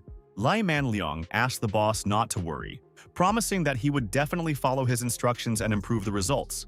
Ma Yan burst into the office without knocking, accidentally hit Li Man Liang's face with the door, and shouted that he had hired that professional. The next events took place in a bar. The room was filled with small tables and gold-style furniture. The evening was in full swing. There was a bartender standing behind the bar counter, who at that moment was making a cocktail for a bar customer. As the guy was pouring a cocktail into a glass, an angry employee approached him and told Zhang Yuan to quickly sing a song for the customers. Zhang Yuan waved to his furious colleague and replied that he would be right there, but he just needed to wipe his hands. After serving a customer at the bar, the guy immediately ran onto the stage to perform the role of a singer for the visitors. This talented guy with red hair was named Zhang Yuan. He was 24 years old, and he worked as a bartender and a singer at the same time. The young man's shift at the bar had ended, and the establishment was now completely empty. The colleague asked Zhang Yuan not to forget to close the door before leaving, and the red-haired guy stayed behind to wipe down the tables. He had to take a break when, while wiping down tables after customers, the guy noticed that his phone was ringing off the hook. The guy picked up the phone and twisted his mouth. He looked at the screen with a suspicious look to see who was bothering him. Zhang Yuan was shocked when he saw that Ma Yang had written to him and invited him to Liangzhou to work with accommodation and food expenses paid. As a sign of good intentions, Ma Yan sent the young man a deposit of 3,000 yuan, which shocked the guy. Zhang Yuan was the master from the forum, and soon he found himself in front of Tengda's office and immediately guessed what kind of company it was. The guy stood in front of the company's office knowing that Tengda was the game studio that created Ocean Fortress and Ghost General. The new employee was met by Miss Xin, our hero's assistant, who, after adjusting her hair, asked if he was that same Zhang Yuan. The boy stuttered and nodded his head, and Miss Vin asked him to follow her because Boss Pei was already waiting for him. In the director's office, Boss Pei was sitting on the sofa when Zhang Yuan and his assistant came in and asked him to sit down. The main character asked to drop formalities and offered the guy some tea, and he stuttered and agreed. Zhang Yuan felt awkward. He didn't understand why such an influential person needed him. assuming that they wanted to hire him as a singer or a bartender. The guy felt uneasy and looked warily at his future boss, because he didn't like the prospect of being a bartender or a singer again. Boss Pei asked the guy first what the ideal computer configuration was that would handle all modern games. Yuan smirked when he realized that Pei had invited him to ask the guy to build him a computer. The young man decided to do the job for him in the best possible way, because it was impossible to deceive such a wealthy man. He took one look at our hero and realized that there was a chance to make friends with such an influential person. So he decided to act. After observing the protagonist for a while, Zhang Yuan realized that he was a rather friendly and courteous young man. He started giving him advice on what kind of RAM, processor, and motherboard to install, and Pei Qian hummed and wrote everything down. Zhang Yuan smiled and lied that assembling such a computer would cost 15,000, although in reality it would cost an order of magnitude more. The protagonist asked the guy, "What about future games that will require more? And what kind of computer is needed for such games?" Boss Pei pointed his index finger at the master and asked him to expand his horizons, and to do so he would increase the budget by 10,000. It was as if a giant stone had fallen on the computer technician. He became nervous and suggested taking another processor. As a result, they came to the conclusion that a cooler computer would cost 20,000, and it would not need to be updated for another 2 years. Pei Qian grinned, rubbed his chin with his fingers, and said that it was not bad. He understood that this was the maximum that the system would allow him to spend. Zhang Yuan sighed heavily because in reality such a computer would cost at least 26,000, and he would not earn anything from assembling it. While drinking tea, the protagonist summed up that everything suited him and declared that he would need as many as 50 of these computers. Computer Master Zhang Yuan choked in surprise when he heard this and spat out all his tea right on our hero. Wiping his mouth, Yuan told the boss the truth that he wanted to pawn his 1,000 for the assembly. But now he was asking for 50 computers. The protagonist answered the guy that it was not worth doing, and the master deserved these 3,000 wen for his work. He gave the napkin to the master and said that he would not allow him to work for free, so he would add 200 wen on top for each computer. Boss Pei gave Zhang Yuan a thumbs up and asked him if he wanted to move to Jinzhou, where our hero would open an internet cafe. Zhang Yuan's eyes filled with tears of happiness, and he immediately agreed to his boss's proposal to work under these conditions. The guy felt like his life was getting better, and the main character offered to discuss his work experience with Zhang Yuan. The young man immediately sank, looked down, and shamefacedly admitted that he now works as a singer and a bartender, and as a master only at the forum. Zhang Yuan was sad and cried because his resume was not good even though he was knowledgeable about technology and computers. However, Pei Qian was delighted. He said that it was great that the guy had a lot of talent, and he had an idea in his head. The red-haired boy was shocked when his boss said he could open a small bar in the internet cafe, where Zhang could make drinks and sing. Before he could get an answer, the protagonist called his assistant Xin Hale and told the girl that he needed to prepare a contract.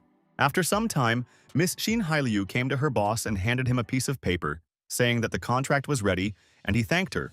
Our hero handed the contract to the guy and said that he would manage an internet cafe, working as a bartender and singer for 14,000 a month. Zhang Yuan was so overcome with emotion that he was trembling and almost crying. He couldn't believe that there were no hidden traps in the contract. With a trembling hand, Zhang Yuan immediately signed the contract. He had no questions, even though Boss Pei allowed him to ask them. Everything blossomed in Zhang Yuan's soul. The boy was jubilant because he was from a poor family, and now he had a chance to become successful. 2 minutes after signing the contract, there was a knock on the door. The boss allowed entry, and it turned out that Ma Yan had arrived. Ma Yan sat down next to his friend with a wide smile on his face and asked him how he liked the master he found on the forum. Zhang Yuan became embarrassed and asked him not to flatter him when Ma Yang began to praise him and call him reliable in front of the boss. Pei Qian tapped his comrade on the shoulder and praised the guy for his good work, saying that he did an excellent job. The computer technician looked at Ma Yan and thought that he was a strange man with a long face and an idiotic expression. Ma Yan showed his boss the tablet and announced that he had decided on the location of the future internet cafe. He said it was a new building with a great location, a former restaurant, and he had already gone there to see it for himself. A happy Ma Yan raised his voice and excitedly said that the rent was only 300,000 a month, and he thought it was cheap. Zhang Yuan was shocked. He didn't understand why the guys thought it was cheap and didn't take into account the fact that the previous place had closed. The computer technician mentally disagreed. He didn't understand where they would get clients in a business district with a shopping center across the street. Having witnessed the conversation, Zhang Yuan did not intervene, but thought that the chosen location was very unfortunate. The guy frowned and sweated from the tension. He was not thrilled with the chosen location for the internet cafe. Zhang Yuan was confused. He didn't know whether he should intervene and express his opinion because he was just a newbie. A joyful Pei Qian jumped up from the sofa, clapped his hands and shouted that the place was good, so they would choose it. Yuan's mouth opened wide, shocked by the boss's decision, while Ma Yang was delighted and said that he knew Pei Qian would like the building. Zhang Yuan sighed heavily. He decided not to cause any trouble for himself, because the boss had already decided everything and given the green light. The protagonist raised his index finger and said that he would quickly voice the plan, and then they could get to work. Pei Qian said that the internet cafe will not only have computers, but the price for visiting the establishment will be 10 yuan per hour. The boss said the establishment would have a bar where Zhang would make drinks for customers when he was free. The boss also reminded him that Zhang Yuan could sing and asked him to sing a few songs for the visitors if he was in the mood. Pei Qian also decided to hire a chef who would prepare home-cooked food for the guests, such as fried tomatoes, pork, fried eggs, cabbage, and more. On the second floor, the boss asked to set up a store where they would sell accessories and spare parts at arbitrary prices. The boss also ordered the construction of a small private cinema. In his opinion, a couple of seats would be enough. The protagonist told Ma Yan that something of this would have to work, and Ma Yan thought that the boss's ideas were great. A cheerful Pei Qian turned to the dejected Zhang Yuan and asked how he liked it all, thinking that he had thought of everything perfectly. Zhang Yuan was shocked. He thought that this was some kind of hodgepodge, and visitors would only come to surf the internet and drink coffee. While the boss and Ma Yan were happily discussing everything, Yuan thought that there were very few people who could afford to spend 10 yuan an hour on this.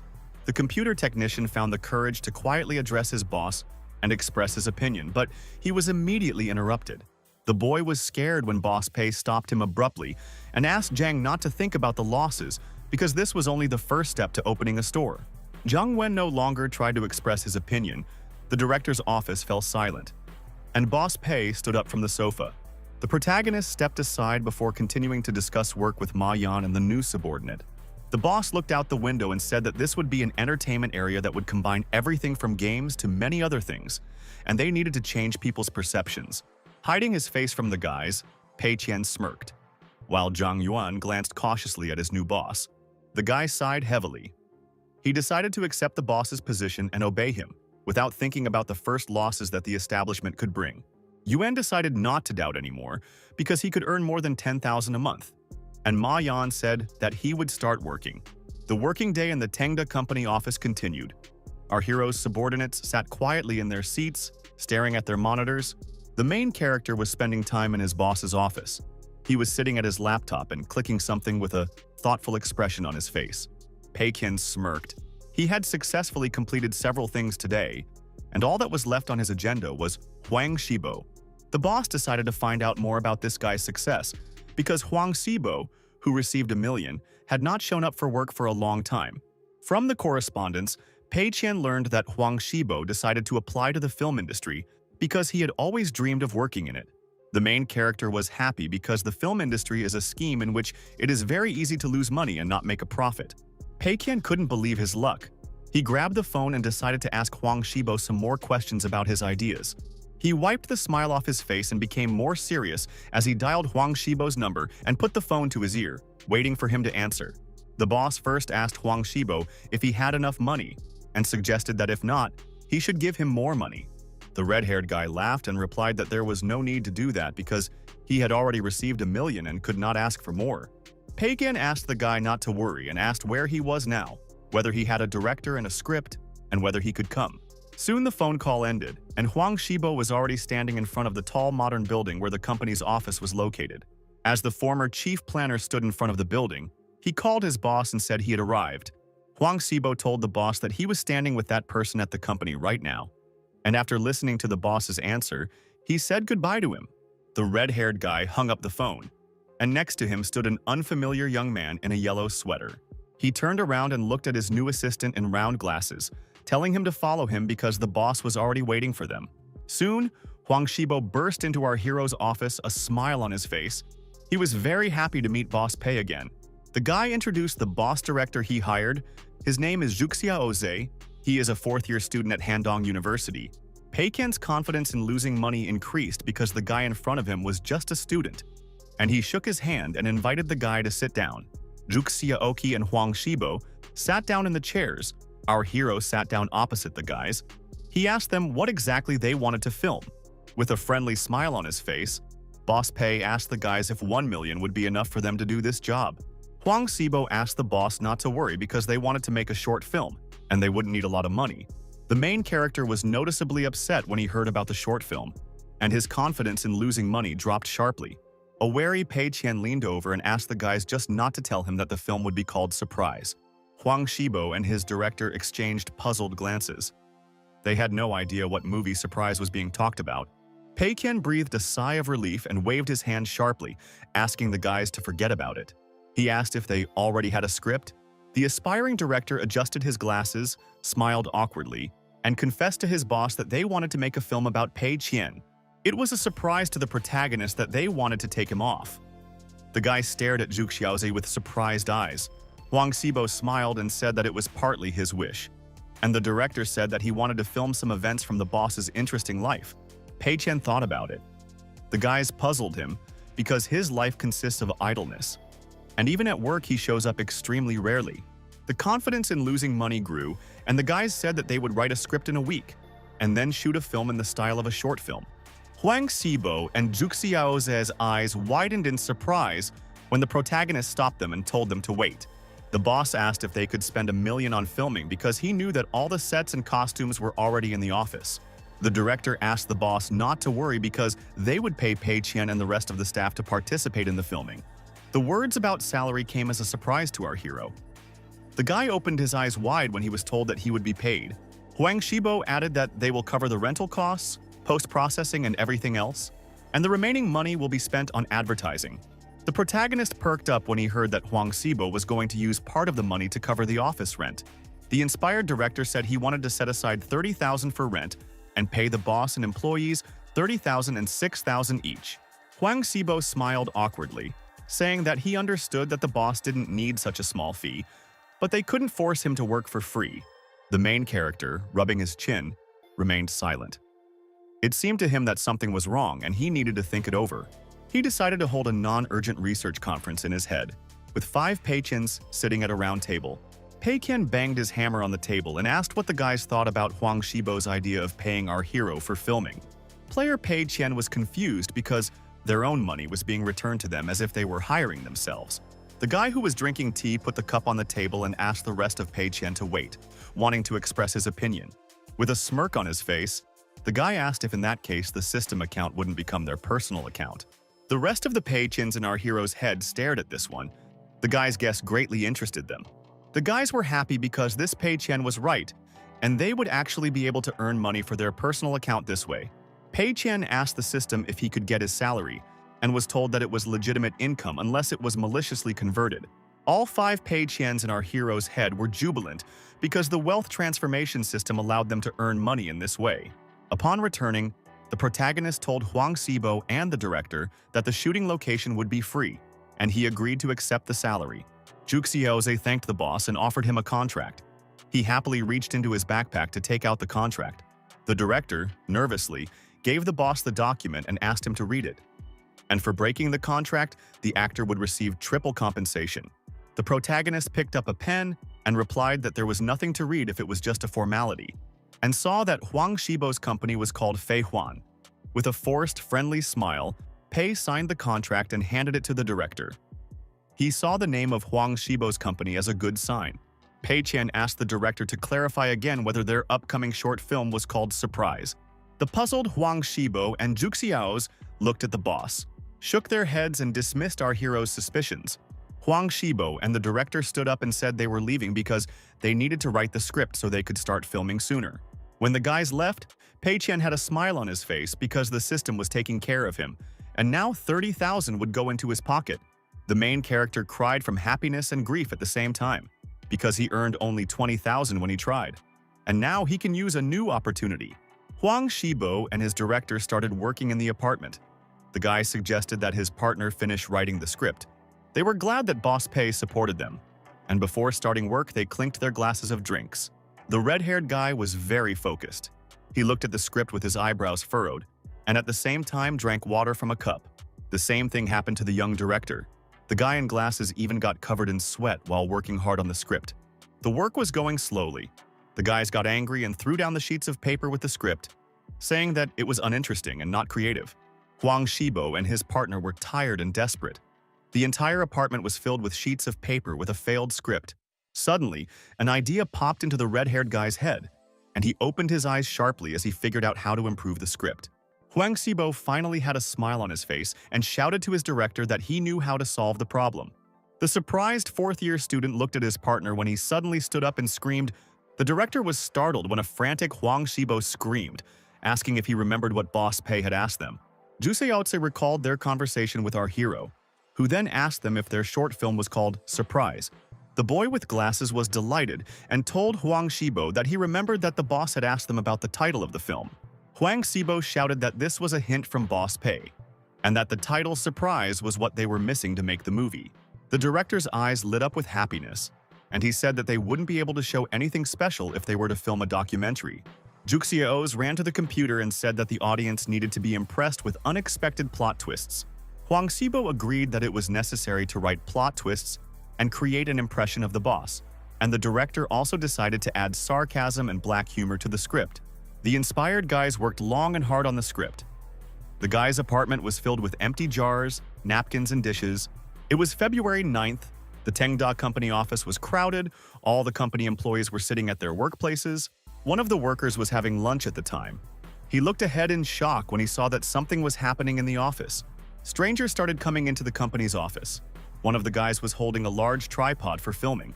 The second one brought lighting into the room that would help them shoot a short film about our hero. In front of these guys was Huang Shibo and his director. They also arrived at the office to start filming the movie. Zhu Xiaozi told the boss that this scene would be simple. Only a few frames would be needed, and Pei wouldn't even have to say any words. Our hero asked why he didn't even have to say anything, and the director, embarrassed, replied that they simply didn't want to take up his time. The director explained that in the first shot, the boss would be sitting on the couch in his office and would need to raise his hand and look at his watch. In the next shot, Pei Qian needs to hold a game magazine in her hands, scroll to the game poster, and point her finger at it. The main character followed all the director's instructions. He flipped through the magazine to the right page and pointed his finger at the picture. In the next scene of the movie, Pei Qian got up from the sofa and walked to the window. He put his hands in his pockets and looked at the city view. The director asked him to smile slightly, look into the distance, and pretend that he was in deep thought. The first scene was successfully filmed. Huang Shibo ran in front of the camera and slammed the clapperboard to end the filming. Zhuxiaoki informed his boss that filming was over and he could return to work, and Pei Qian thanked him for his work. A bewildered Pei Qian was left with many questions in his head. The filming lasted only a couple of minutes, and he did not understand what they were filming at all. The guy was delighted because he was sure that he would definitely lose money because the guys were filming a short film without a script. He plopped down on the couch and wiped the sweat from his forehead. He didn't like that the guys were too thrifty and even used his things for props. The main character thought and looked at his watch. He did not understand why he was asked to look at it in the first scene. Pei Qian was starting to get angry. He suddenly stood up from the sofa, not understanding why the guys told him to pretend that he was thinking. The guy ran towards the exit of his office, suspicions creeping into his head that something was wrong with this film. The protagonist shouted that things were bad and something was about to happen, and rushed to catch up with Huang Shibo and his director. When the young man walked out of the office, he saw that Huang Shibo, Zhu Xiaozi, and the film crew had already gone far away and were about to leave the office. Pei Qian screamed. He put out his hand and tried to stop Director Zhu to say something to the guy. The young director was surprised when he was called. He turned around and looked at his boss with stunned eyes. The protagonist asked the director to look at the script. Zhu Xiaozi smiled awkwardly and handed over the papers. The guy waved goodbye to Pei's boss and said that they were going to do some editing if Qian had no more questions. Pei Qian responded with a forced smile and allowed the director and the boys to leave, bidding them farewell in a friendly manner. The protagonist immediately returned to his office. He wanted to get acquainted with the script for the short film as soon as possible. The young man sat down on the sofa and began to quickly flip through the script to make sure that there was something wrong with the plot of the short film. Our hero's face was covered in sweat from the strain. His fingers trembled as the guy began to study the script carefully. The main character was shocked when he read the script. The plot was really similar to his life. The guy was desperate. He couldn't believe that he had just read the script of a movie that would come out in the future. Pei Qian paced around the office trying to decide what to do, since the script was similar to the successful short films Surprise and the Boring Life of Ju and Dan. Our hero was very afraid that the future short film about him would become popular and he would not be able to lose the money. He screamed desperately at the system, asking if he could return the million and cancel the investment in the film. The guy plopped down in a chair and drooped. The system replied that there must be a good reason, but he didn't have one. Pei Qian grabbed his head. He tried to think of a valid reason, but neither Zhu Xiaoqi's ugliness nor Huang Shibo's bribery were valid reasons. The protagonist gritted his teeth and told himself to calm down. He thought that there had to be another way, other than returning the funds. The guy grabbed the phone. He decided to say that he was busy and was declining the offer. And then the movie wouldn't be popular if they changed the actor. Pei Qian remembered the moment when he signed the contract. He remembered that he would have to pay 90,000 to break the contract. The main character's eyes widened in horror. He found himself in a hopeless situation because it would not be so easy to refuse filming. The young man was rushing about and sobbing in despair. He asked the system if he could spend money from the system account for compensation. He dropped the phone from his hands when the system responded that the contract was personal, so compensation could only be paid from a personal account. Pei Qian's eyes burst, and his face was filled with horror because he didn't have that kind of money to break the contract. Our hero stood up from his chair and said that he couldn't sit idle. He decided to spend money on internet cafes and games. The guy jumped up to tell Lu Mingliang to work harder on the voice acting, which needed to include more mockery of the player. The next day came. The filming of the movie in the office continued. The film crew was setting up equipment at that moment. Director Zhu Xiaozi sat down next to his boss and handed him a new script. There was already filming equipment in his office. Our hero was exhausted, and the director continued to talk about plans to negotiate with streaming platforms to promote the film. Zhu Xiaozi noticed that our hero didn't look very well and asked if his work was exhausting him. The main character returned the script, asked the director not to worry, and promised that he could continue filming. The guy in glasses stood up and asked the film crew to start filming in that case. The guys agreed. Pei Qian grinned slyly as a great idea came into his head. It was simply bad and slow work. A mad smile appeared on our hero's face, and he decided to use all his terrible acting skills to ruin the movie. The main character remembered the terrible actors he knew from the films and TV series he watched and decided to imitate them.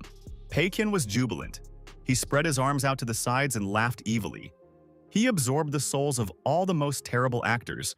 Director Zhu Xiaozi already had the camera ready and asked Pei's boss if they could start filming. The boss agreed with a smile on his face. He knew that the director would have nothing to complain about because Pei was not a professional actor. Filming began. Our hero was in the frame. The director asked Pei Qian to make a neutral expression. The scene had already lasted 5 seconds. Pei did as he was asked. The director asked him to keep his face expressionless again. Afterwards, Zhu Xiaozi instructed the actor to smile a little, but so as not to make it seem that Boss Pei was emotionless. The director then asked our hero to show confusion on his face, and Pei Qian followed all the guy's instructions. Filming continued, and in the next scene our hero had to approach the employee and unemotionally pat him on the shoulder. Afterwards, the director asked the protagonist to hand the employee the card and to do it without emotion, and Pei Qian completed the task. At this point, the scene was finished filming. The director announced that everything was ready while the film crew stood near their equipment. When the scene was finished, Zhu Xiaozi walked up to the boss and shook our hero's hand with both hands as a sign of gratitude and appreciation. Pei Qian was surprised when it turned out that the director was pleased with his work. Zhu Xiaozi praised the guy for playing himself so well. The main character was stunned when the director said that the boss had exceeded all his expectations and that he was very good at acting. The director informed Pei Qian that he and the film crew were already leaving and that tomorrow they would film the last episode before the new year. Zhu Xiaoqi gave his boss a thumbs up at the end and said that the short film would be popular thanks to Pei Qian's acting. The main character was perplexed. It was news to him that he had just demonstrated good acting skills. When Pei Qian was left alone, he was dejected, worried that no acting skills were required of him. He understood that the only thing that mattered to a director was the narrative, and he was just a simple blank. The main character realized that he could only hope for a miracle from the game developer and, in brackets, a profitable internet cafe. He was delighted when he received a message from Ma Yan with the interior plan. Because his assistant did not skimp on anything, the guy started doing the calculations. Renting a cafe for 3 months would cost more than $1 million, computers too, and repairs would cost $500,000. The boss's mood improved because with the additional expenses, he would spend about 3 million yuan on the internet cafe. The guy spread his arms out to the sides. He thought it was great because the more expensive the internet cafe was, the more money he would lose. The guy received another message from Ma Yan. The assistant decided to stay in the internet cafe even on New Year's, and the confidence in losing money only increased. Suddenly, someone knocked on the office door. The main character with a smile on his face allowed this person to enter. It turned out to be the new chief planner. The boss told him that he looked at the plan for the new game and added a couple of lines of voiceover. Li Man Liang confirmed that he had already looked at the amendments, and Boss Pei asked the guy what he thought about it. The employee was embarrassed to admit it, but he said he felt like the voiceover was going overboard with its mockery of the player. Our hero just laughed and thought that he thought this was great, because it made the game more likely to fail. Boss Pei waved his hand and asked his subordinate not to worry. He stated that the next step was drawing the characters. Li Man Liang was shocked that the boss wanted to keep such a violent voice acting because the players would be furious. But he decided not to voice this opinion. The chief planner assured the boss that they would be careful in developing the visual and make it perfect, just like Huang Shibo did. Finally, he asked the boss if he should invite the artist here to meet Pei Qian once the guy had decided on a candidate. The protagonist told his subordinate that there was no need to do that because Pei Qian didn't understand art at all. When Li Man walked out of the office, he was ready to work because he had an inspired boss who believed in him. The chief planner sat down at his desk, determined to complete all of Boss Pei's tasks perfectly. Li Man Liang began surfing the internet and looking through numerous artist portfolios, but he didn't like any of the candidates. He adjusted his glasses and smiled when he found some good work. He recognized this artist as the guy who worked on the Phantom General. The chief planner found the perfect candidate, an artist who had previously collaborated with Boss Pei. It was February 12th, and the events were taking place in the Chinese metropolis where our main character lived and worked. Today, Pei Qian was not wearing his work clothes. He went out onto the street and waved his hand, trying to hail a taxi. As he got into the car, he thought about how he had 7 days off ahead, but he had to hide from his parents that he had company. Looking at the cityscape outside the window, Pei Qian knew that he couldn't tell his mom and dad anything, because he wouldn't be able to explain the origin of the money. When it was already dark outside, our hero arrived at a tall residential building. It was the house where his parents lived. Pei Qian found himself on the threshold of his parents' house. Pei Qian brought with him a small bag with the most necessary things. Our hero's mother was in the kitchen at that time. She heard strange footsteps and guessed that her son had arrived. At that time, the father was sitting on the sofa and drinking tea. When he saw his son, he greeted him with the words that their scoundrel had arrived. The main character smiled, waved to his parents, and told his mom and dad that he was home. Pei Qian hadn't been to his house for a long time. This was the first time after returning to the past, so the environment surprised him. At that moment, the news broadcast that my father was watching was on TV, and the presenters announced that it was ending. The main character sat down next to his dad on the sofa. He suggested that he update the TV, because this one seemed old and small to him. Dad replied that there was no point in changing it because this one works fine, especially since he and mom watch it very rarely. Pei Qian noticed the washing machine, which was also old, and suggested that dad replace it with a new one. The father was not thrilled with the idea and told his son that upgrading the washing machine would be very expensive. Dad said that they had no problems with the old washing machine, and Pei Qian asked his father not to worry and promised to buy a new one. The man became suspicious and asked the scoundrel's son why he was buying all this and where the guy got the money from. Pei Qian was in an awkward situation, but his mother saved the situation and told her son to change his clothes and wash his hands so he could sit at the table. The main character was sweating from the tension in front of his father's suspicious gaze. The dad was looking intently at his son. The boy explained to his father that he had agreed to star in a short film and the director had paid him 30,000. Dad didn't believe him, saying that he was talking nonsense and that Pei Qian should rather pay them to film him.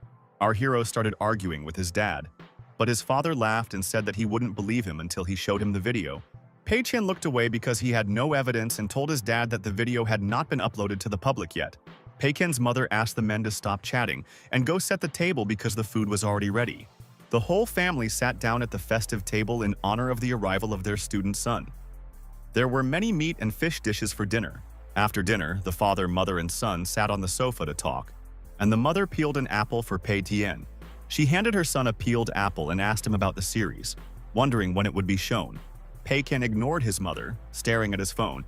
He said that he didn't know when the series would be aired and agreed to ask the director. When the hero received a message that the film had already been downloaded, he jumped up and ran for his laptop, telling his parents about it. The boy put the laptop on the table and turned on the movie he was in, and his surprised parents stared at the screen. The protagonist's face was covered in sweat, and he opened his eyes wide when he opened the page where the film was posted. Pei Qian was unpleasantly surprised to discover that the video had only been posted yesterday, but had already received 200,000 views. Our hero's dad, folding his arms across his chest, was surprised by the title of the film. It was called Boss Pei's Life. The young man explained to his father that this was the name of the series in which he plays the owner of a company. The father smirked and made a snide comment about his son, saying that he didn't look like the owner of the company at all. The main character turned on the series. In the first frame, he was sitting on his couch in the office with an emotionless face. The parents were surprised when they saw their son on the screen, and Pei Qian suggested rewinding to the beginning because the film was short. Forcing a smile, he suggested that his parents watch the movie to their heart's content while he went to his room. When he left, his father criticized his son for his poor acting, while his mother, on the contrary, praised Pei Qian for his excellent performance. The main character came to his room and immediately sat down at the computer. The guy was dejected because he learned about the popularity of the film. He grabbed his head in horror because he saw that there were many reviews under the film, but he tried to calm himself down. The New Year's holiday ended. February 22nd arrived. Pei Qian returned to work in a bad mood. All the staff surrounded director Zhu, asking him to give them more scenes because the short film had already gained 500,000 views. Pei Qian watched this silently, believing that it was all meaningless anyway as long as the series had no advertising. Our hero was noticed. The subordinates were happy to see their boss at work. They shifted their attention from the director to the chief. One of the employees started shouting, announcing that Boss Pei had finally arrived, and wide smiles appeared on the workers' faces. With a forced smile, Pei Qian walked up to Zhu Qiaoce and asked if they had arrived to start filming the 4th episode. The main character trembled with horror when the director mentioned the sponsors he had found to promote the series. Pei Qian stopped the director in a cold voice and said that they would talk about it in his office. In the boss's office, they sat down opposite each other, and Zhu Qiaozi announced that they had received an offer to sponsor the series the day before yesterday. The director was very happy. He shouted that this meant they could start promoting the series. The news was disappointing for our hero. He shuddered, causing the tea he was holding in his hand to almost spill. Pei Qian smiled, trying to control himself, and mentally called them goats who got sponsorship in just a couple of days. The director said that this is an advertisement from an online clothing store, and they will have to advertise their t-shirts in the series. The protagonist chuckled thoughtfully and asked Zhu Xiaoze how much it cost to advertise the t-shirts in their new series. Pei Qian's face twisted in shock when he heard that they would be paid 5,000 for the advertisement, because at that time, it was a huge amount of money. He was dejected because Zhu Xiaoze was right, and this was only the beginning, although now this amount, compared to the investments, is small. The protagonist abruptly put his cup of tea down on the table before expressing his opinion to the young director. Pei Qian crossed his legs, put his hands together, relaxed, smiled, and was ready to offer Zhu Xiaoche something. The director was surprised and speechless when Pei's boss suggested that the guy refuse the advertising offer. Our hero's mood improved. The director was perplexed. He was angry at the boss, but did not contradict him. Zhu Xiaoze scratched his head awkwardly and admitted that he didn't understand why the boss made such a decision and asked for an explanation. The main character raised his index finger and told the director that the most important thing in business is foresight. He explained that 5,000 yuan for a small advertisement sounded good, but if they added a t-shirt, they would have to change the story. Pei Qian asked whether it would look harmonious if they were later offered to advertise shampoo, shower gel, or other cosmetics. The director listened attentively to his boss's arguments that it was a waste of time if the film's value was diminished by a paltry 5,000. Boss Pei started shouting, pointing his finger at the director and declaring that such advertising would only ruin Zhu Xiaoche's reputation. The young director flinched in fear when the main character suddenly began to shout at him and accuse him. But the director agreed with him. He understood the boss's idea and realized that he was wrong to focus on those 5,000. Pei Qian continued by stating that to be successful, you need to play big and take risks. not let money dictate the process. Pleased with his instructive speech, the protagonist took a sip of hot tea, smiled, and asked the director if he understood. Juxioze began to shake his head frantically, telling Boss Pei that he understood everything, and the hero was glad that he was able to fool the guy. Pei Qian decided to make a proposal to the director. He would have to listen to it, and then the boss would set the standard for sponsorship proposals. He stated that they should only agree to high-quality handmade work, starting at 100,000 per advertising proposal. The director was shocked when the boss said that this was the only way they could be sure of the quality of the audience experience and their reputation. The guy in glasses, shaking with fear, said that getting the offer was not easy, and implementing the advertisement was even more difficult. In response, a calm Pei Qian patted the director on the shoulder and said his signature phrase about how he believed in him, and the guy also needed to believe in himself. The young director no longer argued with his boss, was inspired by his words, and said that he understood everything. At this point, the conversation between Pei Qian and the director of the series ended. Zuxiaozi stood up and walked towards the exit of our hero's office. Tired Pei Qian, left alone, collapsed on the sofa. He barely deceived the director, and now he will be able to cut the series' income almost completely. The guy didn't manage to stay alone with himself for long. Immediately after this thought, someone wanted to enter his office again. The protagonist sat up straight, took a sip of hot tea, and allowed his subordinate to enter the office. It was the head planner, telling his boss that he had a problem with the voiceover. Li Man said that he found famous voice actors and they have already tried recording a few lines. He admitted that he didn't know which actor to choose and suggested that the boss make the choice, and Pei Qian asked him to let him listen. Taking the phone, the hero intended to choose the actor himself because he wanted the voiceover to discourage the player from playing. The first voice actor was a girl in a maid costume. He didn't like the tsundere candidate because many people would like her. The next candidate was a pretty girl with a kind, gentle, and seductive voice, which also didn't suit the boss. Our hero didn't like the third candidate either. He was an ordinary guy with no character in his voice. The fourth voice actor with a cheeky voice was liked by the boss, and he told his subordinate about it, which embarrassed Li Man.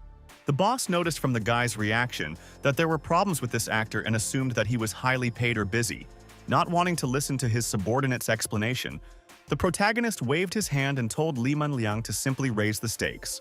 Blushing with embarrassment, Li Man Liang admitted that it was a demo of the voice acting that he recorded himself. The guy was even more embarrassed when the surprised boss Pei said that the voice didn't sound like Li Man Liang at all. The chief planner cleared his throat and asked if boss Pei wanted to cast an actor for the role. Li Man Liang was taken aback when the boss replied that he was choosing him, and he needed the guy's clear and crisp voice because no one could do it better. Pei Qian waved his hand and said that the budget was unlimited, and Li Man Liang could rent a studio and professionals to help with the voice acting. The project's lead planner was flattered and embarrassed, agreed to provide the voiceover, and left the boss's office. The boss was pleased that he had chosen such a cheeky voice for the voiceover. He leaned back on the sofa and relaxed. On February 24th, there was a development team meeting, and Li Man stated that there were two things that needed to be discussed. The guy informed the guys that he would be absent from work for a few days because he would be doing voice acting for the game developer. The entire development team was shocked that the lead planner would be doing the voiceover for their game. Li Man Liang asked the guys not to even ask him about it, admitting that he himself was shocked by this turn of events. The guy with glasses expressed hope that everyone was working hard and asked everyone to discuss any problems they had. After these words, silence reigned in the meeting room. The entire development team stared at the plan lying on the table. Li Man Liang turned his attention to Lin Wan, who was carefully reading the plan, and he wondered why she was doing this. She said she understood Boss Pei and confirmed it when the guy asked if she meant he was doing the voiceover. The girl said she could tell that the boss's intentions were buried so deep that none of them even noticed. Lin Wan admitted that it reminded her of the series Boss Pei's Life, and their new series is also expressive thanks to its irony and black humor. She showed her colleagues the plan and asked them to look at the lines in it that Boss Pei had personally suggested. According to Lin Wan, the narrative will confuse players from start to finish, and every decision will seem better and more beneficial.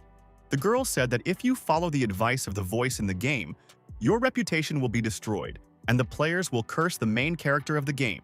The boy listened attentively to Lin Wan, who argued that the idea was that the player would fail not because of the narrator, but because he could not distinguish between a bad choice and a good one. Li Man Liang clenched his fist and said that he understood everything now, and the narrator must intensify the feeling of defeat. and he is willing to make it paradoxical. One of the employees shyly raised her hand and asked if it was ironic that the player could fail even without following the narrator's advice. Lin Wan folded her arms across her chest and said that she felt that this was the highlight of their future game. The entire development team began to listen carefully to the girl's words about how knowing something was wrong was not the key to success.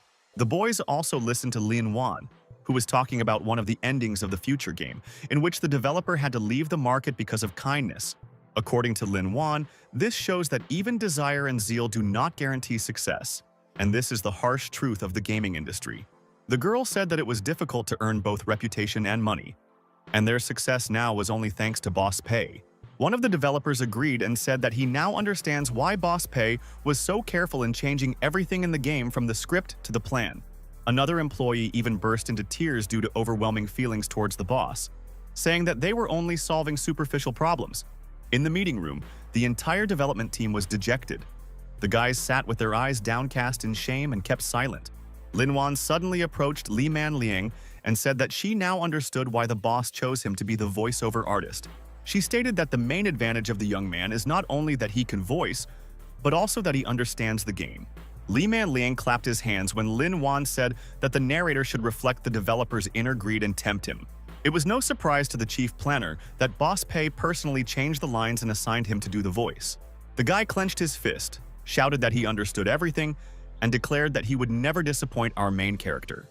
It was the 3rd of March, spring had begun, and events were unfolding in the city where Pei Qian lived and worked. Today, the main character was in a good mood. The guy was strutting around the office and smiling, whistling a melody. When the guy approached his office, the staff saw that Bao Shu had returned and began to praise his rested complexion. The protagonist shuddered. He was horrified when he heard that his subordinate had returned from vacation so quickly. Li Man Liang complimented Bao Shu's hair and face, and the boy felt awkward because of the flattery directed at him. The lead planner told his colleague that he had sent him all the documents about the new game and asked him to look at them and make edits. Bao Shu replied that he didn't think it was worth making changes because Boss Pei had done everything himself, especially since he wouldn't understand anything there. Our hero grinned. Everything was going according to his plan because the development of the game had begun, and now Bao Shu would not interfere with it. The main character laughed evilly. He was sure that without Bao Shu's edits, their new game would definitely not be a success. The next action took place in the break room of the Tengda Company office. The guy grabbed a bag of chips from the shelf. Afterwards, the company employee took a large bottle of cola from the refrigerator to have a snack during the workday. Bao Shu grabbed some snacks and drinks and went to his desk.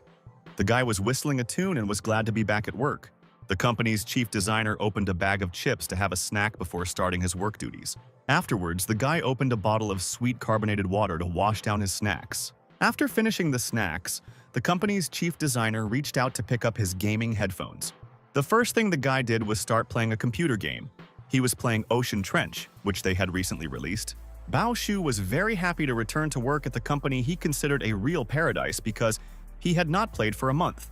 When the guy was playing Ocean Fortress, he had a strange feeling that the sensitivity in the game had changed.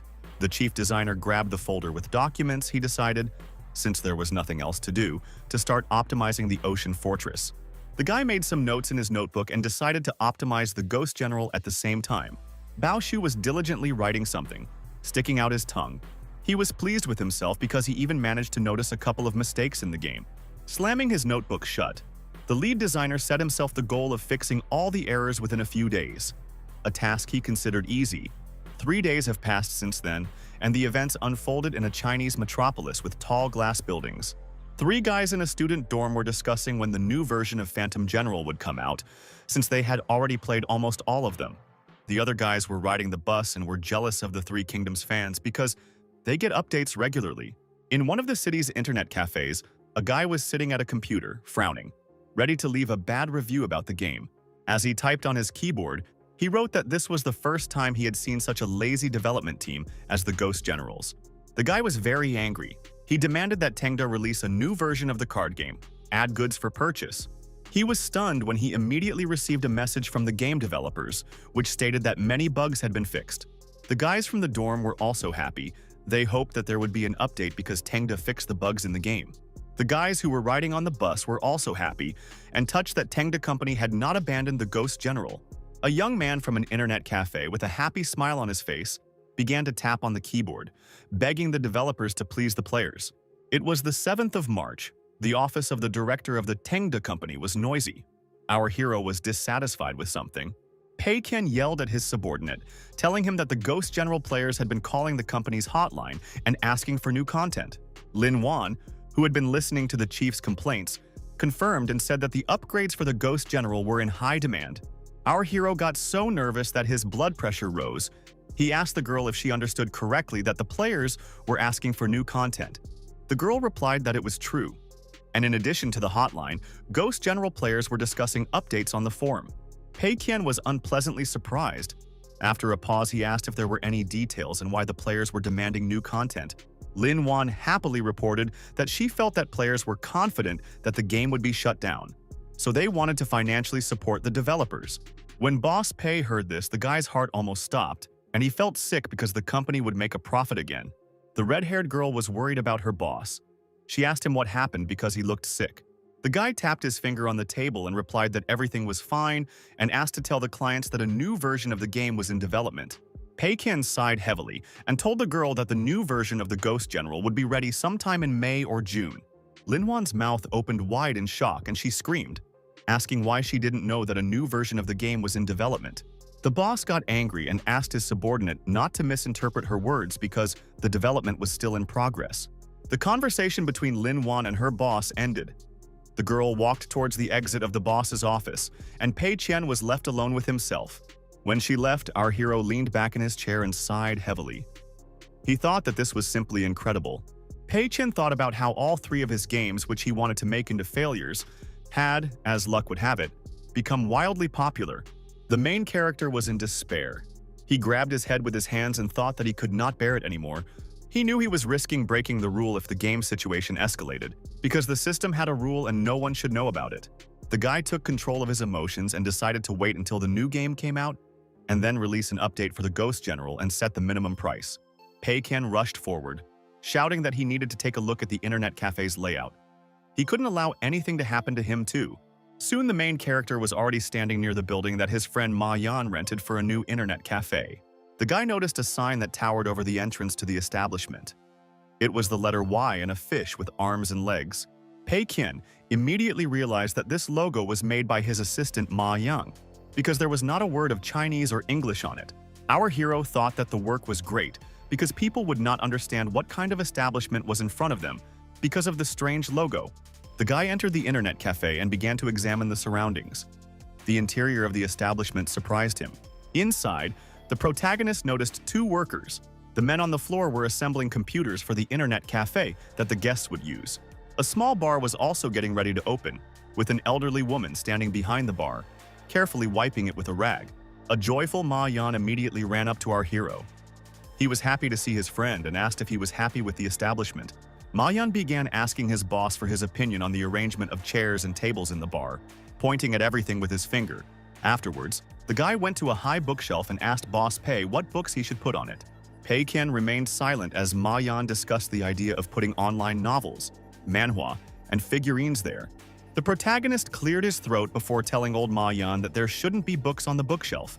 Ma Yan scratched his head in confusion, looked at his boss with wide eyes and asked in an uncertain voice what should be there then. Pei Qian was irritated by his partner's question and was angry that Ma Yan had not immediately thought of the correct answer. Pei Qian waved his hand and left, telling Ma Yan that the manhwa and figurines were too vulgar and that the most luxurious books should be displayed. Ma Yan scratched his head and asked his friend to tell him at least a couple of book titles so that it would be easier for him to buy the ones he needed. A whole mountain of books seemed to fall on poor Ma Yan. Pei Qian ordered to buy a whole collection of books about the production of tractors and the biographies of the heads of the tractor station. Laughing awkwardly, the boy asked his boss why these books had to be only about tractors. The boss replied that the more ordinary, the more elegant, and asked me to find a couple of books with meaningless titles on the internet and buy them. A silly smile appeared on Ma Yan's face. He shook his head and agreed to follow his boss's instructions. Scratching his head, the guy suggested that our hero go to a separate room and watch a movie. The guys went into the kitchen. Pei Qian looked around, and Ma Yan admitted that they hadn't found a cook yet. But there were already a couple of applications for the vacancy. The protagonist reminded his friend that a chef should be a person who specializes in home cooking. A sly smile appeared on Pei's face, and he flattered his friend by saying that he would have had a lot of problems if it weren't for Ma Yan. Ma Yan felt embarrassed by the flattery directed at him, and asked his boss not to praise him, otherwise he would become arrogant. Pei Qian gave his friend a thumbs up and asked him to be as cocky as he wanted, because being modest was not his style. The computer room in the internet cafe was already ready, with several computers with monitors turned on standing in a row. Pleased with his work, Ma Yan pushed back his chair and invited our hero to sit down and try out one of the computers. When the main character sat down in the chair, he smiled. It turned out to be comfortable, but you shouldn't expect anything else from furniture that cost a fortune. Pei Qian turned around and asked Ma Yan to tell the waiters to bring wet hand towels to the guests when they sat down at their computers. Ma Yan was confused by the boss's order. He scratched his head and asked the protagonist if this was too much. The boss replied that this was a high-class entertainment place, and they should provide the best service to customers from wealthy families. Afterwards, Pei Qian asked that ventilation be installed in the establishment for better air circulation and that guests be prohibited from smoking. Ma Yan agreed to fulfill all the boss's demands. And at that moment, a waiter approached them holding a cocktail on a tray. The waiter turned out to be Zhang Yuan. He brought the boss's signature cocktail and asked him to try the drink. The main character was not averse to drinking a cocktail, and without saying a word, he extended his hand to take a glass from the tray. Boss Pei closed his eyes and silently took a sip of the cooling drink from a glass garnished with a slice of lemon. Having drunk it all down, the guy returned the empty glass to the tray and asked the bartender what kind of drink it was and how much it cost. Zhang Yuan said it was Aurora Jungle Juice, a cocktail that costs 50 yuan and consists of grappa. The boss asked how much the cheapest cocktail in the bar cost, and the guy replied that the cheapest one cost 25 yuan. The boss was angered by the answer and shouted at them to increase the price of each drink by 10 yuan. Otherwise, the guests would feel like they were being looked down upon. The red-haired bartender's jaw dropped when his boss ordered the price of cocktails to be raised because he thought they were too expensive. Pei Qian knew that the profit would be greater if the prices were too low and people would come here to drink. The guy launched his own game on the computer. He thought that 80 yuan for 2 hours of play and a drink was actually a ripoff. After trying out the computer, Boss Pei stood up and told the boys that he liked everything and said that he was leaving as he still had things to do. A worried Ma Yan grabbed his boss by the shoulder and asked what they should do for the opening of the establishment, which would take place the day after tomorrow. The boss forbade Ma Yan from giving discounts for the opening because they were a high-class establishment, and asked him not to do anything stupid. Ma Yan scratched his head and agreed with his boss, saying that they would not organize anything to celebrate the opening of the internet cafe. The partner's obedience brought a sly smile to the protagonist's face, and his confidence in losing money in this business grew. Pei Qian left the place ready to come back after it opened to see how empty it would be. The 9th of March arrived. Our hero's new internet cafe was finally officially opened and was accepting visitors. The street was busy, and there were many city residents walking along the sidewalk near the establishment. But the area near the internet cafe was empty. Zhang Yuan was at his workplace. The red-haired guy felt sad. He was wiping glasses because there were no customers. The establishment was filled only with employees. Some were cleaning, and some were sleeping at their workplaces due to lack of work. The main character also came to the internet cafe in honor of the opening. The guy was sitting and drinking hot tea. Pei Qian was in a great mood, praising the taste of the tea, while Ma Yang, who was sitting next to him, was very worried about something. Ma Yan, who was worried about the lack of customers, suggested to the boss to send some guys to hand out leaflets to people outside. Pei Qian was against the idea because it looked cheap, and they needed to be found without advertising to really wow customers. The guy was shocked. His jaw dropped, and he screamed in surprise when the boss said that they had to be found without advertising. After some time, the new internet cafe finally had its first customer. A guy pulled the door handle to enter. Ma Yan noticed a guy who entered the internet cafe and began to turn his head in confusion. He ran up to the long-awaited visitor and greeted him, asking whether he wanted to surf the internet or drink coffee. The guy awkwardly asked Ma Yan how much it would cost him to use the internet at this establishment for an hour. With a friendly smile on his face, the manager of the internet cafe told the guest that the visit would cost 10 yuan per hour. The visitor became furious when he heard the price and shouted at Ma Yan, asking if the price was due to golden coffee or computers. Ma Yan justified himself to him, saying that all the computers were of the best assembly, but he himself thought that the price was too high. The visitor stopped being angry and politely asked the manager if there were any bonuses for regular members of the internet cafe. The manager showed the guy a brochure and told him that by becoming a member, a guest would be able to buy drinks at a 10% discount. The first visitor, without answering Ma Yan, directed his gaze to the brochure that the employee of the establishment was holding in his hands. The customer made a gesture of apology with his hands and said that he was from a poor family. After saying goodbye to Ma Yan, the guy ran out of the internet cafe like a bullet because the price was too high for him, and Ma Yan was left standing there with the brochure in his hands. Ma Yan was devastated that the first customer to the internet cafe he had been waiting for to open simply ran away. The main character, who witnessed this whole situation, could hardly contain his laughter. The client's escape made him very happy. Wiping the tea from his mouth, Pei Qian smiled widely, mentally mocking Ma Yan, ironically calling his partner a genius. Ma Yan returned to his boss and said he didn't think it would work, since all the few customers he had to run away that evening after hearing the price. Pei Qian chuckled, put the cup of tea on the table and agreed with his partner, saying that this could not continue. The guy was happy, thinking that his boss had finally realized that he needed to organize events and do advertising. The boss strictly ordered Ma Yan to make a price signboard in front of the entrance to save the time they spent on announcing the price. A shocked Ma Yan opened his mouth wide when it turned out that his assumptions were wrong and Pei Qian had a different idea. An angry Pei Qian said that it would be better for people not to come in at all, and that way they would save both their time and the time of the customers. There were many questions in Ma Yan's mind. Dumbfounded, he didn't expect that Pei was referring to this problem.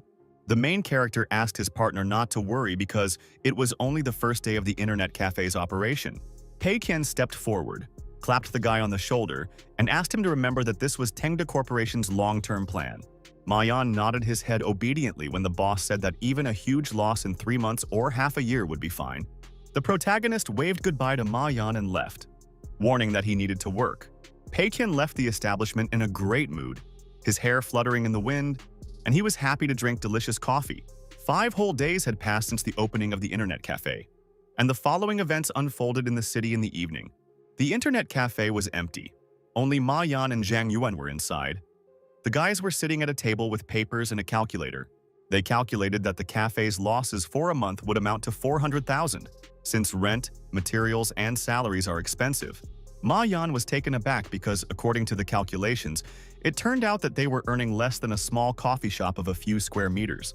Zhang Yuan showed the guy a detailed report and shouted, asking Ma Yan not to talk about the payback because they would lose at least 300,000 a month.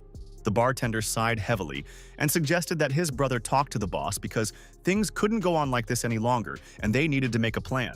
A saddened Ma Yan looked down and said that Pei told him to be patient and they would discuss everything with him in a week. Zhang Yuan suggested that they observe the situation for now, and Ma Yang sighed heavily and repeated that they needed to listen to Boss Pei. The red-haired guy agreed and leaned back on the sofa, feeling tired due to the problems with the customers at the internet cafe. The young man was wondering how many more months he would receive his 10,000 salary, considering the bad things going on at the establishment. Huang Xibo never thought he would return here, but right now, he was standing in front of the Shengyang game building where he used to work. The red-haired guy called someone and told that person that he had already arrived at the appointed place. The guy got an answer and said that he would wait for the person he was going to meet at their usual place. Huang Xibo pushed open the door that led to a small cafe. There were not many people inside. He sat down at the table, and when he saw the person he was going to meet, he smiled and waved at Yi Kun to get his attention. Yi Kun, whose real name is Ma Dubiao, is a planner at Shangyang Game and a good friend of Huang Xibo, and they sat at the same table.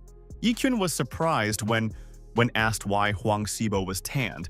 The boy replied that he often worked outside, which is why he was tanned. Huang Xibo told a friend that he no longer works in the gaming industry and is now making films, including Boss Pei's Life. Ma Dubiao was taken aback because the series was so popular now and asked what Huang Xibo was doing there. The red-haired boy flinched as a flustered Ma Dubiao stood up and began to assume that he was the director or scriptwriter. Huang Xibo responded that it was difficult for him to directly say what he was doing in the show because he was considered a partner and had many responsibilities. Ma Dubiao cried with envy and joy for his friend and congratulated the boy on finally finding a suitable job. While drinking a cup of coffee, Huang Xibo asked his friend how he was doing and what was happening in their company. The question saddened Yi Kun. He waved his hand and replied that everything in the company was as usual, lifeless, like stagnant water. According to the guy, Old Man Liu has gone crazy again and wants to sell a new sword in the game for 888 yuan. Tycoon was in despair because after the release of the new version of the game, the players cursed them, and Old Man Liu was simply jealous of Ocean Fortress. Huang Xibo felt awkward when Tycoon started criticizing Old Man Liu's ruthlessness and the way he shouted in the negotiation room. The red-haired guy sighed and said that the reason Ocean Fortress sold the weapon so expensive was because it was the only item in the store. He told his friend that the quality of Ocean Fortress is excellent, but the game is free, so the developers only sell the Red Dragon weapon. Huang Xibo said that the Red Dragon does not have such good characteristics, but it looks cool, so people buy it. Tycoon told his friend that everything was clear to him and asked how he knew so much about games if he left the gaming industry. The red-haired boy confessed to his friend that the Ocean Fortress was actually developed under his supervision. Ma Dubiao flinched and screamed in surprise, spilling his coffee. He was shocked when he learned this fact about his friend's life. Huang Xibo blushed with embarrassment and told his friend that he hadn't told him because he was shocked and didn't know where to start. The guy told his former colleague the whole story and ended by saying that he knew he was surprised by what he heard. But it was the truth. Ma Dubiao didn't say anything in response to his friend's story. And suddenly the young man extended his hand forward. Huang Xibo was surprised when his friend grabbed his hand and shouted, begging his brother to recommend him as a candidate, and he would quit his job on the spot. Tycoon burst into tears, sobbed, and looked at Huang Xibo with pleading eyes. He dreamed of quitting and finding a better place to work. It was March 16th. The events were taking place in the office of the Tengda Company. All the guys were at their workplaces. The protagonist held and studied Ma Dubiao's resume. On the piece of paper was a photo of the guy, and all his brief information. In front of the boss stood Ma Dubiao himself. He asked the protagonist to call him Ma or Kun, because that's what everyone calls him. The boss just chuckled in response. He thought that there was nothing remarkable in the guy's resume except that he was Comrade Huang Xibo.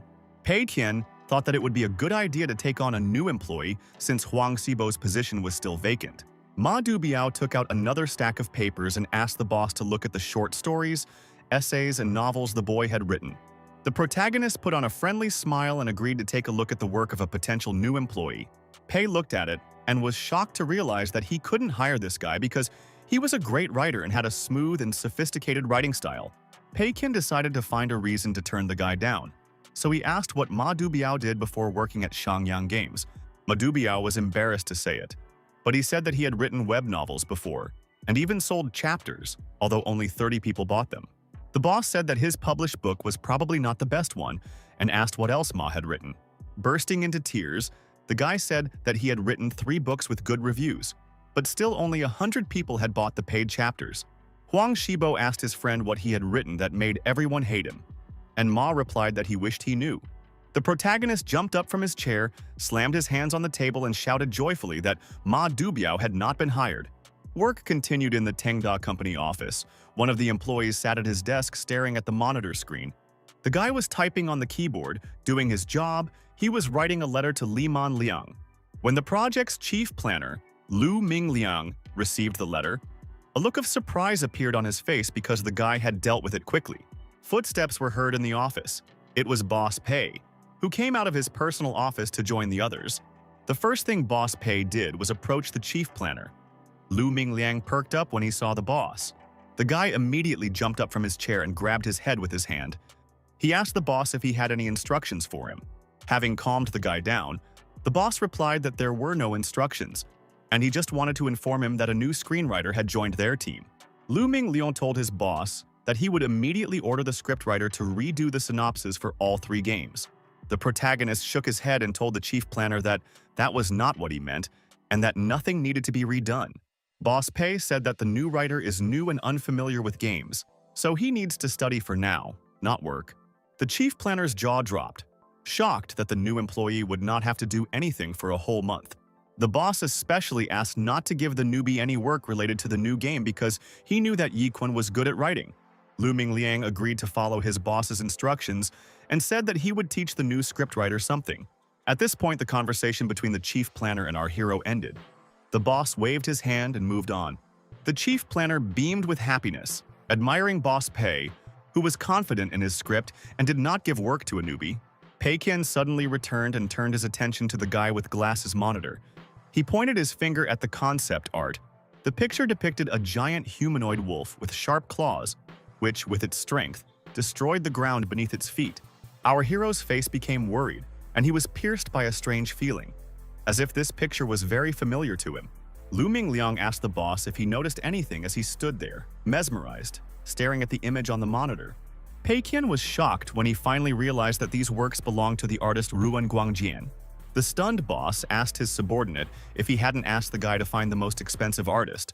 Scratching his face with his finger, Lu Mingliang replied that Ruan was now the most expensive artist on the market. Pei Qian's face twisted in confusion. He was shocked that Guangjian had become the most expensive artist in just a couple of months.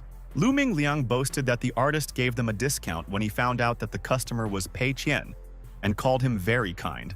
A frustrated Pei Qian asked if they could change the terms of the contract any further, and the boy suggested that the boss wanted to pay the artist more. The main character realized that it was useless to change anything, waved his hand and left, telling the guy in glasses to continue working. Pei Qian, frustrated, returned to his private office and he weakly grabbed the door handle to lock himself inside. When the boss was left alone, he felt so exhausted that he immediately plopped down on the sofa. Pei Qian had tears running down his cheeks. He didn't understand how it happened that Master Guangjian had now become their artist. He took control of his emotions and calmed down. The guy decided to just wait for the results, especially since the new game is not entirely dependent on graphics. Pei Qian was scared when he heard Ma Yan's voice. He prayed that it wasn't bad news from the internet cafe. A worried Ma Yan entered the office and stuttered as he told Pei Qian that they needed to discuss the situation in the cafe. The protagonist allowed his partner to enter his office to discuss everything. Ma Yan sat down opposite his friend. He hesitated before finding the courage to tell his boss everything. The guy admitted that according to Zhang Yuan's calculations, the internet cafe would lose 300,000 a month, and the profit would barely be enough to cover salaries. The news delighted our hero, but Ma Yan sighed heavily, complaining about the impossibility of covering the expensive rent. Ma Yan stood up and said that Zhang Yuan had some suggestions on how to fix things, and they needed to think about them. The guy was scared, but he handed the book to the main character, hesitantly asking him to look at it. Boss Pei waved his hand and asked his friend not to worry, claiming that their internet cafe was moving in the right direction. Ma Yan was confused because they were losing 300,000 a month, but Pei said they were moving in the right direction. Pei explained that the cafe's very existence is a form of marketing, and that they are simply buying reputation for their losses. He put his hand on Ma Yan's shoulder, looked him straight in the eyes, and asked the boy to be patient. Ma Yan didn't know what to answer to Brother Pei. The guy stared at his boss with wide eyes. Pei Qian smiled and asked Ma Yan to trust him. He was mentally gloating about the failure of the internet cafe. It was March 25th. The development of the new game had been successfully completed, and it was now at the optimization stage. The main character was yawning, sitting in his chair. The guy was holding a joystick in his hands and was idle at work. Putting the joystick down on the table, he admitted that Lu Ming's voice acting was good, and he wondered how the guy managed to make such a nasty voice. The boss, while testing the game, thought it was boring and uninteresting, and Lu Ming's voice acting made him want to hit him. There was nothing else to do in the game except walk in circles, open doors, and listen to the mocking voice. So the guy was pleased with himself. It was obvious to him that the game had failed, and all that was left was to wait for losses. Meanwhile, in the office, Lu Ming asked Bao Shu how he liked the new game, and whether there was anything that needed to be changed. New scriptwriter Ma Dubiao overheard a conversation that most players found the new game a bit boring. Lu Ming admitted that the game does not make him want to play, even though it was developed by the boss. The new screenwriter admitted that he thinks their company's new game is somehow special. Bao Shu expressed the opinion that the guys cannot evaluate the new game sensibly because they created it. He believes that the guys know the plot of the game and all the solutions, so they know what the next step will be. The lead designer said that he, as an observer, found the game very interesting, and the new employee agreed with him. Ma Dubiao surprised the chief planner by saying that the game was unique, and his previous company would definitely have abandoned such an idea. The new screenwriter said his previous company would not invest money in such a risky gamble. Ma admired his new boss, who takes responsibility for implementing a new idea. Bao Shu told his colleagues that this did not mean their new game could make a profit. The scriptwriter was surprised, and the guy explained that this was a smart move by Pei's boss, and he put his entire career on the line by releasing this game. Bao Shu's opinion about the new game greatly surprised the chief planner. The guy with glasses stared at his colleague in bewilderment. A saddened Bao Shu stood up and admitted that he felt like their boss Pei had always been very lonely. Lu Ming disagreed with him because he felt that their boss was a positive and friendly person. Then the protagonist asked his colleague if he remembered what their boss was like at the meeting. The guy with glasses asked if he meant the meeting when they celebrated the success of the Ocean Fortress. Lu Ming Liang remembered that at that time the boss sat silently, did not pounce on the food, and thought a lot, as if he was pondering something. Bao Shu said that back then, the fortress's development had just finished, and there was no reason to lose appetite. The guy was curious why the boss was so depressed then, and suggested that the reason was loneliness in the soul. He recalled the Phantom General and suggested that making the game so cheap was a jab at the gaming industry. The head designer, recalling the cards from Ghost General, assumed that the boss knew that the cards couldn't cost hundreds and thousands of yuan. He also recalled other games, in particular a driving simulator that will help a person think about life. Bao Shu sighed and said that the boss used unique ways to mock the gaming industry in his games. Lu Ming scratched his head and asked his colleague why he thought the new game would either be a success or a failure. The new screenwriter expressed the opinion that failure happens to everything that is one step ahead of its time. According to Ma Dubiao, it will not be a defeat for the boss if the new game fails because the players do not deserve such a game. Bao Shu smiled lightly and guessed that the players might gradually understand the meaning of game developer. But he was not sure. There was silence in the office, and after a heated discussion, the company's chief designer sighed heavily. The lead designer raised his index finger and asked the guys how they were going to advertise the game. Lu Ming replied that he hadn't asked about it yet and said that he would go and find out everything from the boss now. The chief planner came into the boss's private office and stood quietly in front of the boss before asking a question. The guy was worried. He was wondering what method of promoting the game boss Pei would choose this time. The protagonist sat in front of him, his gaze downcast. Lu Ming wondered what he was thinking about. At this time, Pei had a heated discussion going on in his head. The guy asked the guys how they would advertise the game. Pei Qian, who wore glasses, was against the advertising and asked what they would do if the game became popular. The main character in a bow tie disagreed and suggested looking at it from a development perspective. Pei Qian, who was sipping tea, said that players would still be interested in the game because Tengda already had a reputation. Another little Pei Qian raised his hand and suggested doing an advertisement to lose more money. The main character loudly declared that advertising should be expensive and ineffective, and classical methods will not work. When the meeting in the hero's head ended, he returned and told his subordinate that the new game would be advertised by the authors of the videos. The chief planner was dumbfounded because he knew that video marketing was the least effective form of advertising. Lu Ming asked if the boss wanted to use the popularity of Pei's Life of Boss, and asked Huang Xibo to make a video. The boss replied that of course not, because the series was still in the stage of building its reputation and could harm them. Recalling Huang Xibo and his director, the protagonist knew that Fei Huang's office was entirely owned by Tengda. He knew that if he invested money there, it would be the same as transferring it from one hand to another. Then, the chief planner suggested that our hero contact a famous blogger who has many fans. Boss Pei was not against this idea. He allowed his subordinate to do it by tapping his finger on the table. Lu Ming was delighted when his boss promised to give him a list of bloggers, material, and advertising text tomorrow.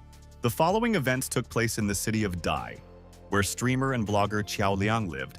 The man was in his apartment, it was lunchtime, so he was eating instant noodles. The blogger was desperate. His business was failing, now he couldn't even afford to eat noodles. Qiao Liang was simultaneously watching the series with our hero. He envied him because the videos were getting a lot of views. The man was surprised when he unexpectedly received a message on his computer during lunch. The blogger's eyes lit up because Lu Ming Liang wrote to him and offered to discuss cooperation. Qiao Liang immediately started typing on the keyboard to answer the question about cooperation positively. The man seemed to be in a courtroom, with the chief planner of the Tengda company standing opposite him. The guy with glasses offered the man to pay 3,000 yen for each video and asked if he would agree. The blogger's jaw dropped when he heard this amount. This money is enough for him to live for 2 weeks. The man immediately agreed to all the terms of cooperation and asked what kind of videos he would need to shoot. Lu Ming Liang said that the video will have commentary, and the man will not be able to deviate even a step from the script. Qiao Liang picked up a piece of paper to take a closer look at the script for the upcoming video. The blogger opened his mouth and eyes wide in surprise when he read what kind of videos he would have to shoot. The man was shocked when he saw that he would have to overpraise the game he was going to advertise. Lu Mingliang said that they would also like the blogger's face to be in the frame, but this is not a requirement. Xiaoliang was burning with rage. He thought that Tengda Company wanted to destroy his career and reputation with such videos. The man replied that he was refusing the job because he still had some self-respect.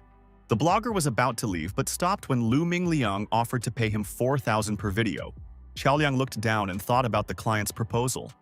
The man was tormented by doubts. He turned around because the guy offered him as much money as he would normally get for a whole set of videos. The blogger asked the head planner if he could first play the game he was about to advertise. Lu Mingliang replied that the game is still in the testing stage, so they cannot provide such an opportunity. The man snorted in displeasure when the guy wrote that he would provide materials that would be sufficient for the review. Xiaoliang was shaking with anger. Just holding his nose and reading the script was a difficult task for him. He had an idea and asked the client if he could upload a review of the game to the Shitty Games playlist. Lu Mingliang adjusted his glasses, apologized to the blogger, and forbade him to do so. The blogger asked the guy not to worry because the popularity of the Shitty Games column is 10 times higher than the others. He said that he once posted a review of Lonely Desert Road, and the game became incredibly popular. Then, thanks to him, sales reached 200,000 in just 2 weeks, which the blogger told the client in correspondence. The man decided to look up the name of the company that produced Lonely Desert Road. Xiaoliang felt a bad feeling when he checked the name of that company. He asked Lu Mingliang to write to him again, the name of the company that ordered advertising from him. Lu Mingliang smiled broadly and said that he realized that the blogger had already worked with Boss Pei. The blogger's mood improved when he learned that Ocean Fortress and Ghost General were released by the same company. The company's chief planner, Tengda, asked the blogger to wait because he wanted to know his boss's opinion. Lu Mingliang disappeared, and at this point the negotiations between the blogger and the employee of our hero's company stopped. It was amazing to Xiaoliang that a small company that had only released its first game a couple of months ago was now sponsoring. He began to guess that Boss Pei, the leader of Tengda, had personally created the Lonely Desert Road. In the blogger's mind, Pei Qian appeared as a sinister man who held a grudge against Xiaoliang for that review. The man trembled with fear. He thought that this was it, and that his career would end there. Lu Mingliang, after learning his boss's opinion, materialized again in the fictional courtroom. With a friendly smile on his face, he said that the boss was happy, but the terms of cooperation remained the same. Xiaoliang couldn't take it anymore. He panicked, thinking that Boss Pei held a grudge against him and wanted to make him look like an idiot in front of the audience. He apologized to Lu Ming and said that the demands were too high, so he could not fulfill them. The company's chief planner, Tengda, waved his hand and announced that the price tag would be raised to 6,000 per video. The guy said he had just consulted with Pei's boss, and he said they could raise the price to 6,000. The man grabbed his head with his hands. It wasn't about the price, but he knew that if he received that kind of money, he might not work for a couple of months. The blogger found the courage to admit to Lu Mingliang that it was not about money at all. Lu Mingliang responded to the blogger by writing that he had consulted with his boss again, and that he had ordered the price to be raised to 10,000. Xiaoliang was stunned when he heard about such a sum, and his eyes began to see bundles of bills. The man screamed in fear as a giant wad of bills seemed to fall from the sky on him. The blogger collapsed to the ground in the middle of the courtroom as a huge amount of money fell on the man from above. Lu Mingliang sighed heavily and wrote that he knew that the blogger valued his reputation, and they did not force him to make one decision or another. Stunned by the money offered, Xiaoliang found the strength to stand up and grabbed the podium with his hand.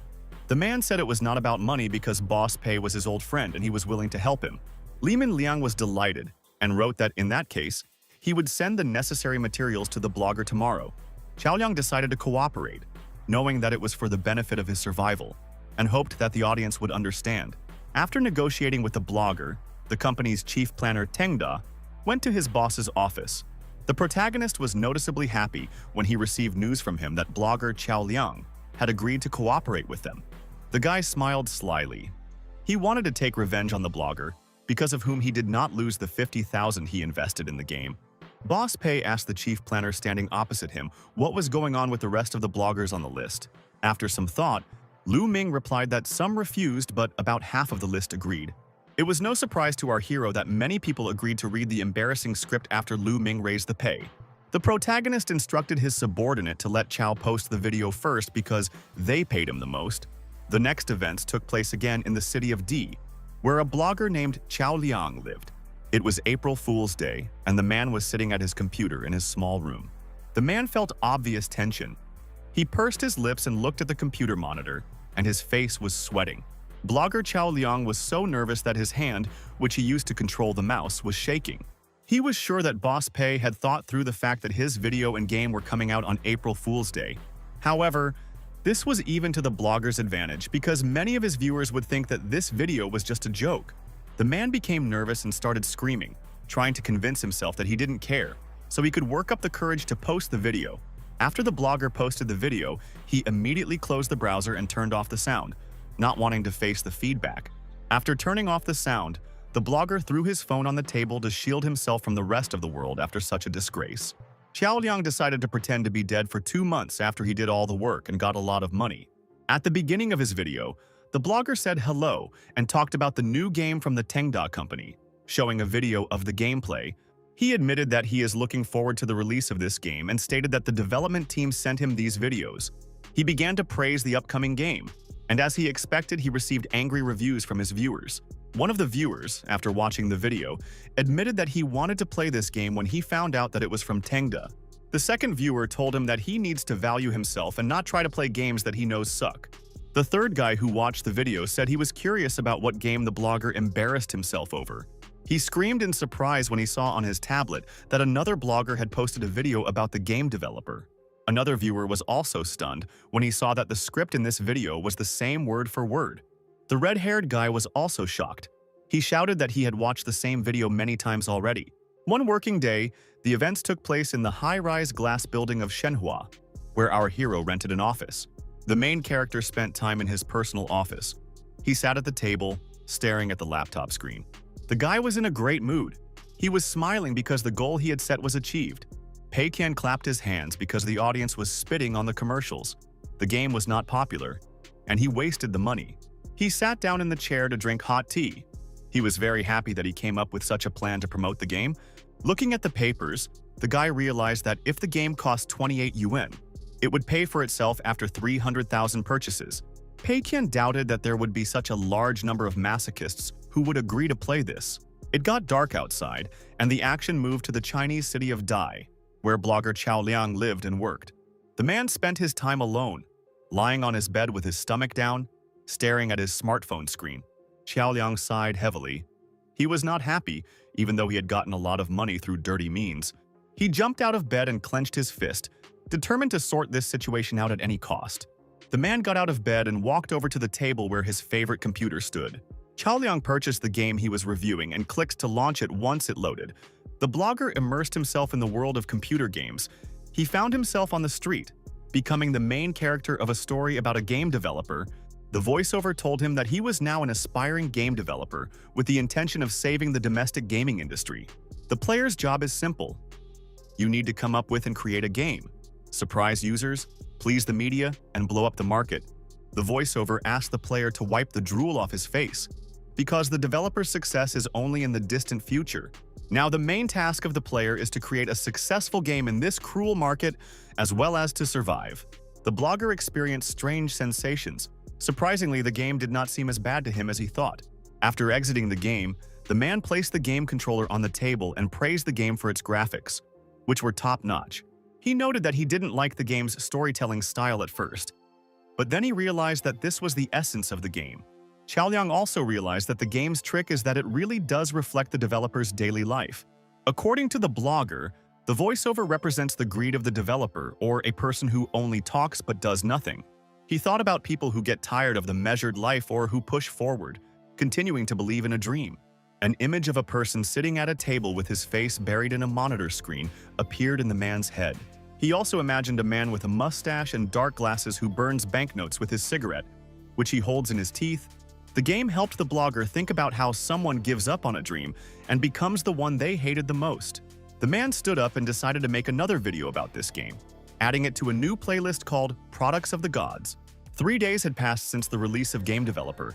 A new working day had arrived, and Tengda employees were sitting in their places. Lin Wan, Bao Shu, and the chief planner gathered together to study the working documents and discuss them. The red-haired girl decided that the advertising only reduced the player's desire to play game developer. Lu Mingliang listened with a sad face as Lin Wan spoke about how the first group of players did not leave positive feedback. The guy with glasses was worried because this was the first project he had worked on in his new position. Bao Shu was carefully studying the documents, not paying attention to anyone, and Lu Ming asked him what he should do. The lead designer briefly replied to his frustrated colleague that they would just have to wait. After carefully studying the provided statistics, Bao Shu placed the stack of documents on the table. Bao Shu was like a sage holding a lotus flower.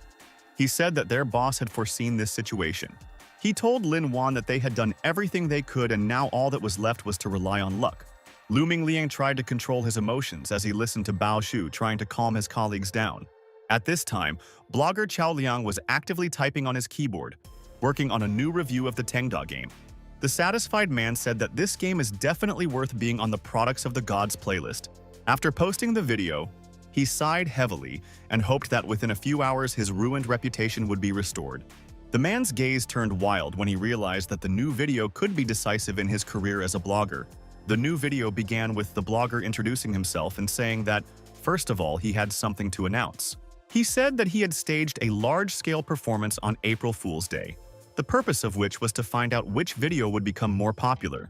Chao Liang's viewers were shocked to hear that the experiment had made the crazy and evil video more popular. One of the blogger's viewers was angry and dissatisfied when he learned from him that he had organized some kind of performance. In a new video, Chao Liang stated that the performance was organized by Tengda, and its purpose was to delve into a rather deep topic. The viewer listened attentively to the blogger's words about how several people posted identical videos with exaggerations in this performance. The second viewer was also shocked to hear that the meaningless videos had become a trend as a result. Everyone who watched the new video was shocked to hear that the angry and crazy stupid short videos that became a trend were just a performance.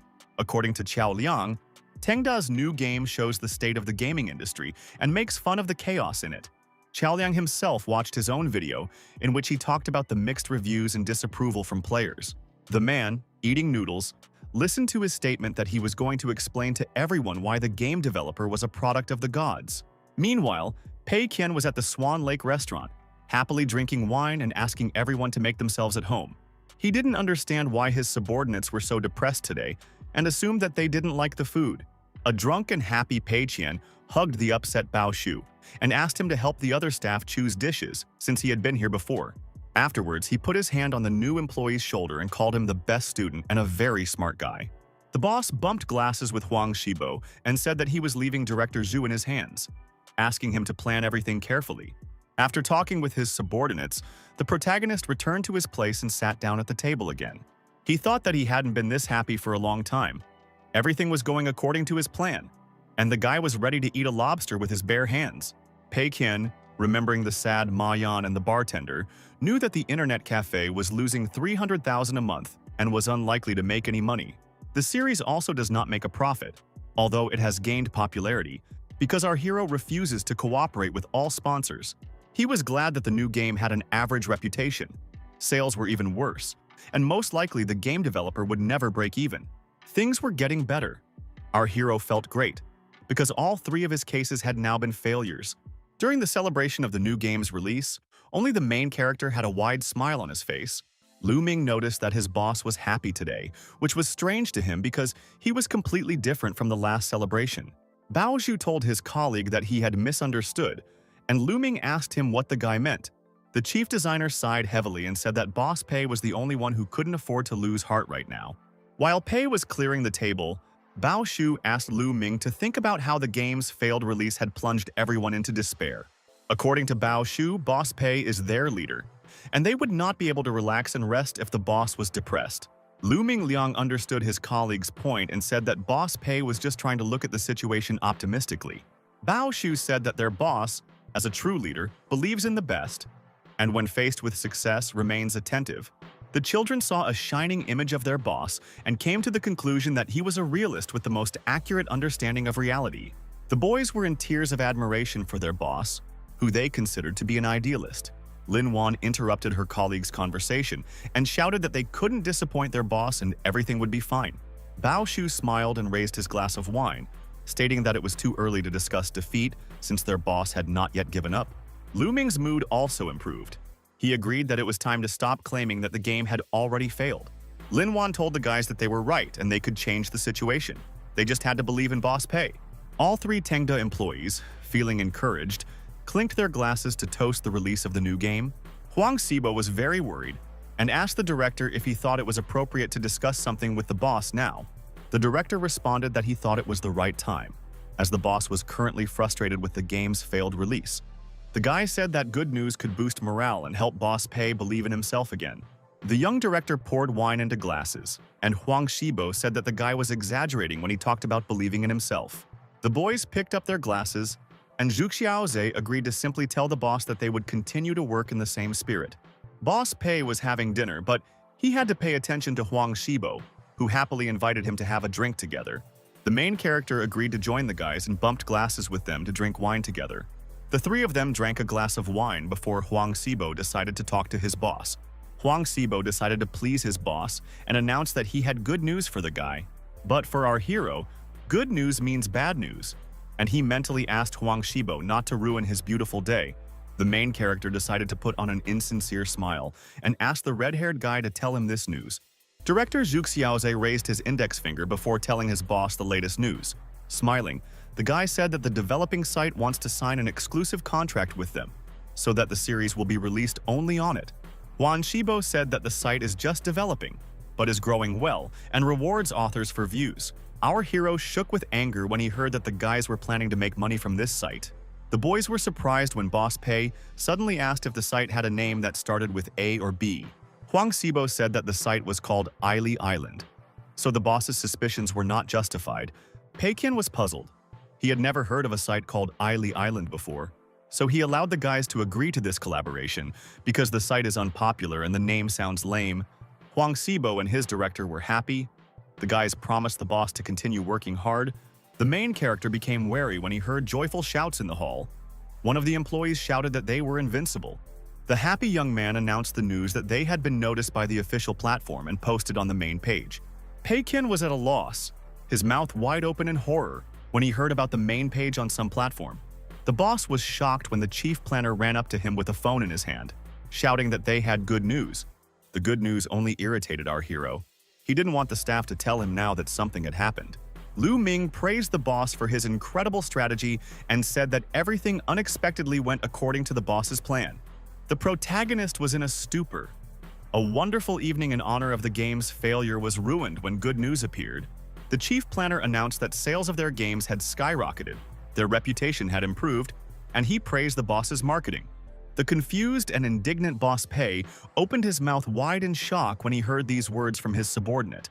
He looked dumbfounded at the joyful Bao Shu, who came over and told the boss that his efforts were not in vain and the players understood the new game. Pei Qian was shocked. He did nothing, and yet he was called a marketing genius, and he did not understand why a disaster happened on such a beautiful day. The subordinates surrounded the boss from all sides. He asked the guys to calm down and speak more slowly. A delighted Lu Ming Liang showed his boss a video on his phone in which the blogger was reviewing their recently released game. The wary protagonist put an earphone in his ear to watch the video. This was another video from Chao Liang, in which a man talks about the new game Tengda, its main character and features. Boss Pei watched the video with great intensity, which caused interest in his game to rise again among players. Huang Xibo and his friend also watched the video where the reviewer said he felt a connection with the game. Lin Wan also watched the blogger's video, in which he talked about loneliness as a similarity between all creators. Later in this video review, Chao Liang stated that the fate of a true creator is to be misunderstood. All of the boss's subordinates stared at their phones, listening to the blogger as he talked about Tengda's goals in creating the game.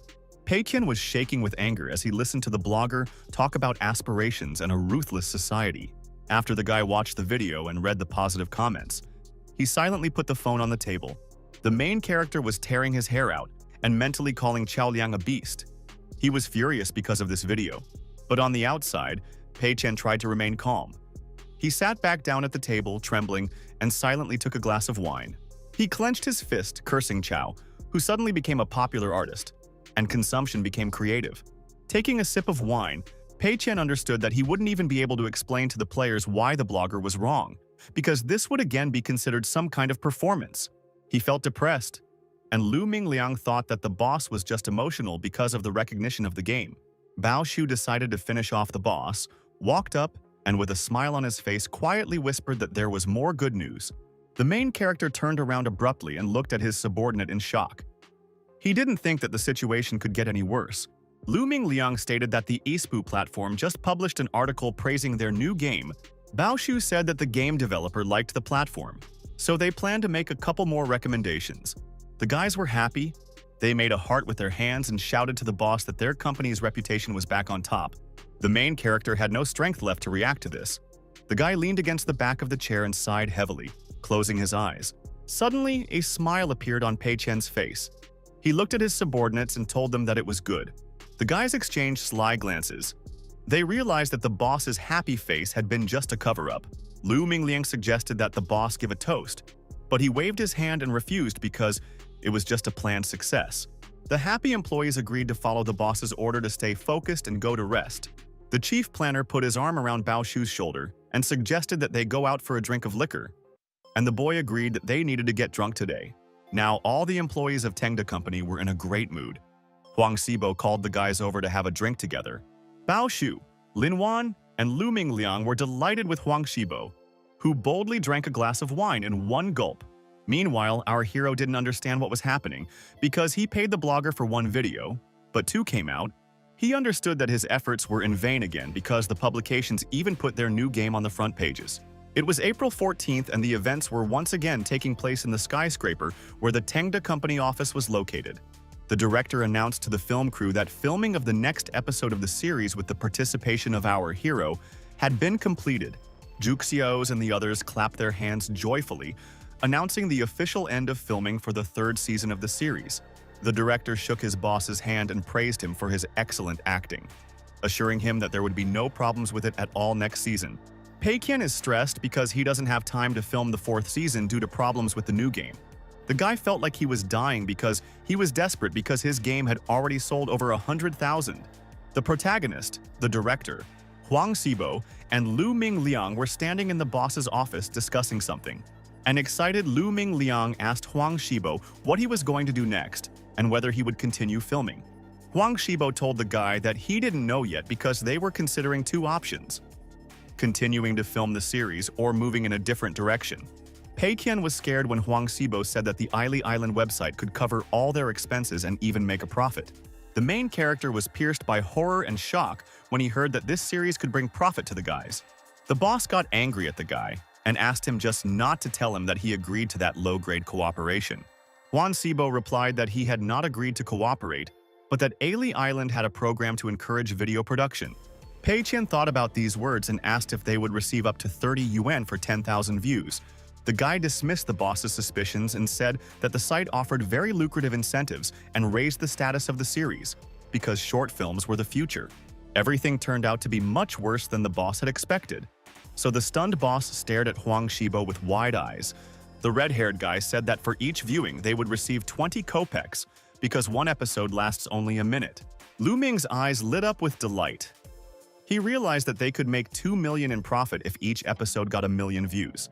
The director was also very happy about this prospect. He said that they would be in the black even after deducting all expenses. Pei Qian was dumbfounded when the three guys gave him a thumbs up and shouted that it was all thanks to the boss's strategy. He tried to hide his anger while the guys were happy that they had made a great series and received bonuses thanks to the foresight of the boss. Huang Xibo announced that the third season of the series would be released on the site today, and everyone else agreed to come and support the premiere. The protagonist abruptly placed his hand on the red-haired guy's shoulder before asking him a question. Pei Qian looked angry and asked Huang Xibo what the address of the Ili Island website was. Boss Pei was visibly surprised when the former chief planner showed him the phone with the address of the site. The main character noticed the address of the platform. The name of the site scared him and aroused suspicion. The confused boss asked Huang Xibo if the address was the Chinese name of the platform, and the guy confirmed it. He tried to hide his angry emotions. He realized that in front of him was a platform that in a few years would be very popular. Work continued in the Tengda Company office. Bao Shu and the rest of the staff were at their workstations. Our young hero, who was upset by the latest news, was also at his workplace doing something on the computer. The guy grabbed his head with his hands and clenched his teeth in anger. The site turned out to be a popular platform in the future, in which large corporations invest money. In utter despair, Pei Qian looked up and summoned the wealth distribution system. His eyes darkened from exhaustion. The guy got scared when he saw that the system was still losing money, but the situation would soon change dramatically. He knew that the two games would make around 10 million in profit in a couple of months, if you add the original budget. The situation with Fei Huang was also worrying. The hero's subsidiary spent 1 million yuan. The guy also remembered the expenses for the creation of game developer. They amounted to approximately 3,300,000. Our hero spent the most on opening an internet cafe. Current investments in it amount to 3.5 million. Tapping his finger on the table, the boss mentally added to all this the costs of rent, salaries, etc., and received almost 10 million. The desperate Pei Qian sighed heavily and covered his face with his hands, because he tried to spend all the money, but only made a profit of 800,000. The boss's personal assistant, Miss Xin Hailu, suddenly knocked on the door and asked our hero if he was busy. When she walked in, she asked the boss to confirm the company's bonuses, and if everything was okay, they would continue at the same pace. The guy looked at the documents he had handed over. He was sad, because these 500,000 as bonuses to employees were a drop in the ocean. The protagonist put the folder with documents back on the table and told his personal assistant that everything was fine. A frustrated Pei Qian couldn't believe that things had turned out this way. He was desperate because he had no backup plan. The assistant had another piece of news. She said that a journalist had contacted them to interview the boss. The protagonist nodded and told his assistant to refuse everyone's requests for an interview with him, and also to make sure that the following conditions were met. The guy asked the girl to report that all employees are prohibited from disclosing the boss's name and identity, as well as making public the company's salaries. Miss Xin Hailu's assistant agreed to fulfill all of the boss's conditions. At this point, the conversation ended. The girl turned around and walked towards the exit of the office, leaving the boss alone with himself. When she left, the boss revealed his true grumpy mood again, ordering his assistant to keep the company's salaries a secret so that people wouldn't rush in. He knew that he had to hide the fact that he founded the company from his parents, and that popularity would cause a lot of problems and people would start watching him. The guy told himself to be optimistic, and after assigning the next payments to employees, he called himself a great boss. He made a decision to try harder next time if he couldn't go into the minus this time. Pei Qian understood that negative experiences were necessary, and he needed to learn and analyze his mistakes to understand why the game was successful again. He began to actively tap on the keyboard to find out what the shortcomings of the new game were, so that he could take them into account and exploit them. The boss found a review of his game that said it would make the player feel like a game developer who needs to tap into that person's mindset. The guy read a review that this game is a great simulator with good graphics. Unlike classic simulators, the boss saw his new game rated 9 out of 10 due to its dark humor, multiple endings, and excellent storytelling. He was in despair because professional analysts had not assessed his game objectively, considering his only shortcoming as a plus. Pei Qian was taken aback when he read the reviews from players and saw how they were all raving about the voiceover that should have turned them off. He decided to make an idol out of Lu Mingliang because it turned out that someone liked the guy as a narrator. The main character was in despair because the graphics in the new game were good, the gameplay was excellent, and there was nothing to complain about. The guy felt like a dead fish. He thought it was a cruel joke when he found out that he had accidentally created the perfect game. It was April 19th, and the Tengda employees went to the city center to spend their free time together. Huang Shibo, Bao Shu, and new screenwriter Ma Dubiao sat together at a table with steamed buns on it. The red-haired guy asked Bao Shu how his health was, and he replied that he had a slight problem with his stomach. Huang Shibo said he had mild liver dystrophy and blood pressure problems, all of which were revealed by the results of a recent examination required for all employees. Bao Shu complained that such examinations would be carried out every 6 months, but Huang Shibo asked him not to react like that, since it was for the benefit of their health. Huang Shibo asked his friend how he was doing, and he replied that everything was fine. It turned out that he only had some minor stomach problems like Bao Shu. The red-haired guy said that it was not surprising, because in Shan Yuan game they always worked late, which caused health problems. Ma Dubiao shed tears and said that Tengda was the best company, and the boss was a great leader who cared about his workers. In response to this, Huang Shibo laughed and said that there was no point in even talking about it because it was obvious. The guys finished eating and decided to go home together by taxi. because the company would pay for these expenses. Huang Shibo suggested that Yi Kun go home, but the boy couldn't because he forgot his umbrella at the hospital. Ma Dubiao asked his friends not to wait for him and to go home together, and ran to the hospital to get his umbrella. The young man breathed a sigh of relief when he entered the hospital and saw that his umbrella was still lying on the chair. The boy perked up as he bent down to pick up the umbrella, and someone recognized him as an employee of the Tengda Company. It was a red-haired girl with glasses who introduced herself as Hu Yue, a reporter from Entertainment Time. She asked for an interview, and a wary Ma Dubiao asked the girl how she knew he was a Tengda employee. Hu Yue admitted that her friend worked at the hospital, so she knew that Tengda's staff were being examined here today. Ma Dubiao waved his hand and left, saying that his company prohibited disclosing any information about superiors and salaries. But the journalist caught up with the guy and grabbed him by the sleeve, not letting him just leave. She asked him to wait. The girl said that the guy could answer vaguely, and that he did not necessarily have to divulge information about his boss and salaries.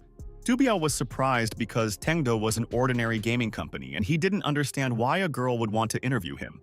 Hu Yeg told the young man that she needed an interview to help the domestic gaming industry prosper. Ma Dubiao was at a loss and asked the Entertainment Time reporter what she meant. She admitted that as a journalist in a gaming media outlet, she used to be frustrated by her helplessness due to the wretchedness of local games. The girl said that the appearance of Tengda changed everything, because this company is well organized and creative, and also considers money to be trash. The journalist expressed hope that Tengda will become a benchmark for the gaming industry and allow players to fall in love with local games again. Hu Ye grabbed Ma Dubiao's shoulders and loudly declared that she could influence the domestic gaming industry if she interviewed him. Ma Dubiao later told Bao Shu about this story, and he asked the boy if he should agree to an interview. Bao Shu looked out the window, scratched his chin with his fingers, and chuckled before answering his colleague. He replied that he thought nothing bad would happen if Ma Dubiao agreed to give her an interview. Dubiao disagreed because Pei's boss forbids them from disclosing information about superiors and salaries. Bao Shu asked his colleague to stop being a fool and try to understand his boss's true intentions. Ma Dubiao looked at the chief designer in shock when he heard the boss's true intentions.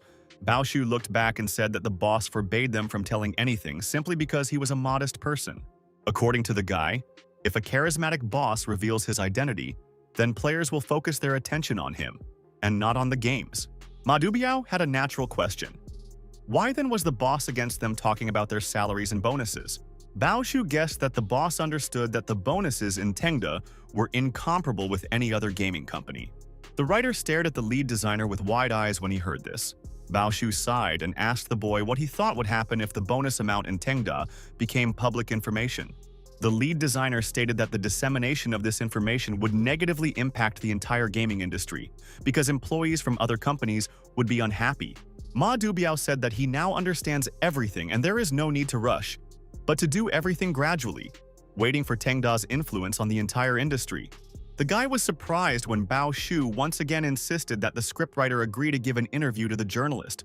The guy in the yellow sweater said that there were still a lot of positive things about the company that could be talked about, and that would attract new talent.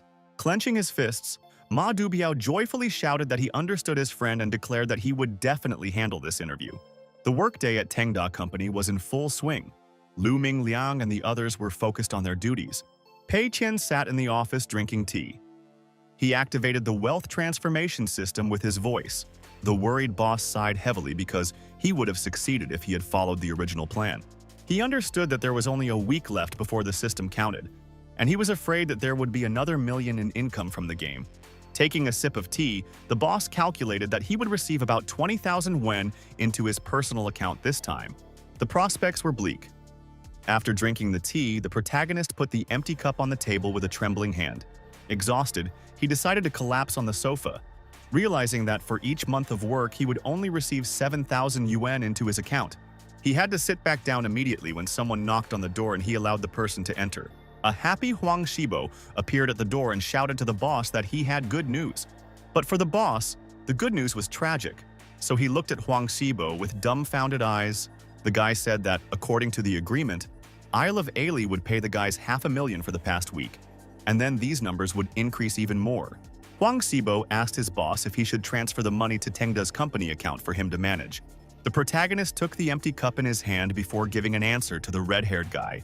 Trying to maintain his composure, The boss stuttered that there was no need to rush and that everything should be done gradually. Pei Qian closed his eyes and turned on the calculator in his head and quickly calculated that he would earn more than 1 million from the series before the results were tallied. He knew that the series would allow him to get another 10,000 yuan into his personal account, since Fei Huang was his subsidiary. The guy understood that he couldn't allow such short-sightedness, because to get 10,000 he had to spend a whole million. The protagonist told Huang Xibo that the income of his subsidiary Fei Huang would be divided into 4 parts. The boss said that 50% of the income will go towards development, and the rest will be divided among the main owners. Huang Xibo was taken aback when he heard that he and Zhu Xiaoze would each receive 10% of the company's total revenue. He shouted, waving his arms, that it was inconvenient and impossible, because he felt awkward accepting such a large amount of money. The guy wiped away the sweat that appeared due to embarrassment, because the amount for the employees of his subsidiary company already exceeded the payments for the main one.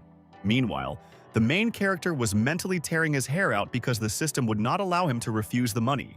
Huang Xibo wanted to object, but our hero stopped the guy in mid-sentence, putting his hand forward. The boss said that he was also going to raise the salaries of Huang Xibo and the rest of the staff. The red-haired guy was speechless when he heard this. He silently looked at the boss with wide eyes. Huang Xibo decided not to argue with his boss anymore and agreed to everything he had just proposed. The boss asked if there were any other problems, but in his mind, he was already about to pounce on the guy who had already messed everything up twice. A sullen Huang Xibo scratched his head and said that they were planning to film the 4th season of the series, and there was a problem. The boss responded sharply that he would not participate in the filming and had helped them earlier only because they were newcomers. The boss smiled and said that Fei Huang's company had already gotten back on its feet and he had a lot of work, so he would not be filming. The news saddened Huang Xibo, but he did not insist because the series was only successful thanks to the help of his boss. The guy expressed the opinion that the series would lose its soul if the main character stopped taking part in the filming. Standing up from his chair, Pei Qian told the boy that he was wrong, and that he should not be afraid to step out of his comfort zone. Huang Xibo looked at his boss with surprised eyes when he told him about leaving his comfort zone. Pei Qian roughly placed his hand on the boy's shoulder and asked him not to forget that he had given him 1 million yuan for this matter. Raising his voice, the protagonist reminded his sullen subordinate that this money was given to fulfill a dream. The boss shouted at the boy and asked if his dream really ended with making a short film with 1 million views. He encouraged Huang Xibo to step out of his comfort zone and challenge himself, which is exactly why his boss gave him the money. The boss's motivational words changed something in Huang Xibo's head, and he told the boss that he understood everything. The guy repeated to his boss once again that he understood everything, turned around abruptly and walked towards the exit of the office. Huang Xibo pulled himself together and decided that he would never disappoint his beloved boss.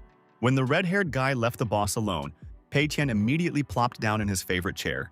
He relaxed and closed his eyes because he had fooled the guy, and now the 4th season would not be filmed. The protagonist was inflamed with anger when, a second later, someone knocked on the door again. It turned out to be a personal assistant who reported to the boss that a report had arrived on the employee's medical examination. The girl put this report on the table in front of the boss, and the news of the results pleased our hero. She briefly told the boss that everyone was in good health, with most having only minor problems. Xin Hailiu said some people have more serious problems, especially Zhou Peng, who was diagnosed with a benign tumor. The guy's eyes widened in fear when he heard that his subordinate was about to undergo a minor operation.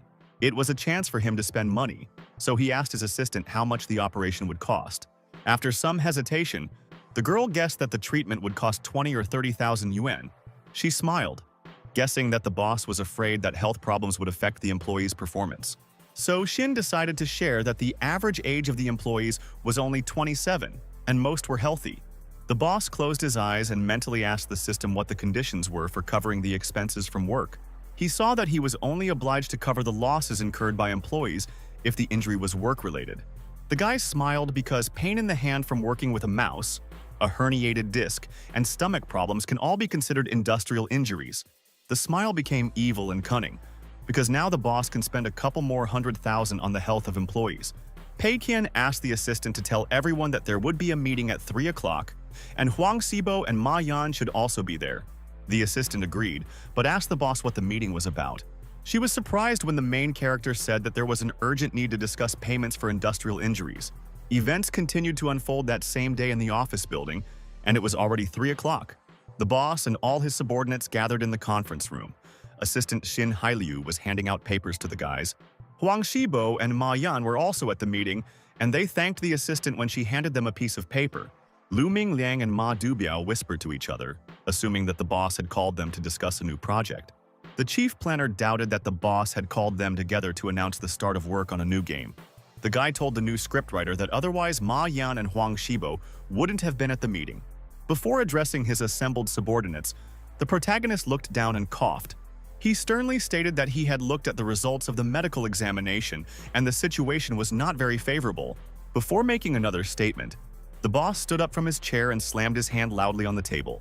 Pei Qian was indignant that no one was taking care of their health, although he had already banned everyone from working overtime. Bao Shu and Huang Shibo were taken by surprise by the director's indignation, so they opened their eyes and mouths wide. The chief planner and Ma Dubiao also looked at the angry boss with fear. None of them understood why the boss was being so dramatic, since most of them had no serious health problems.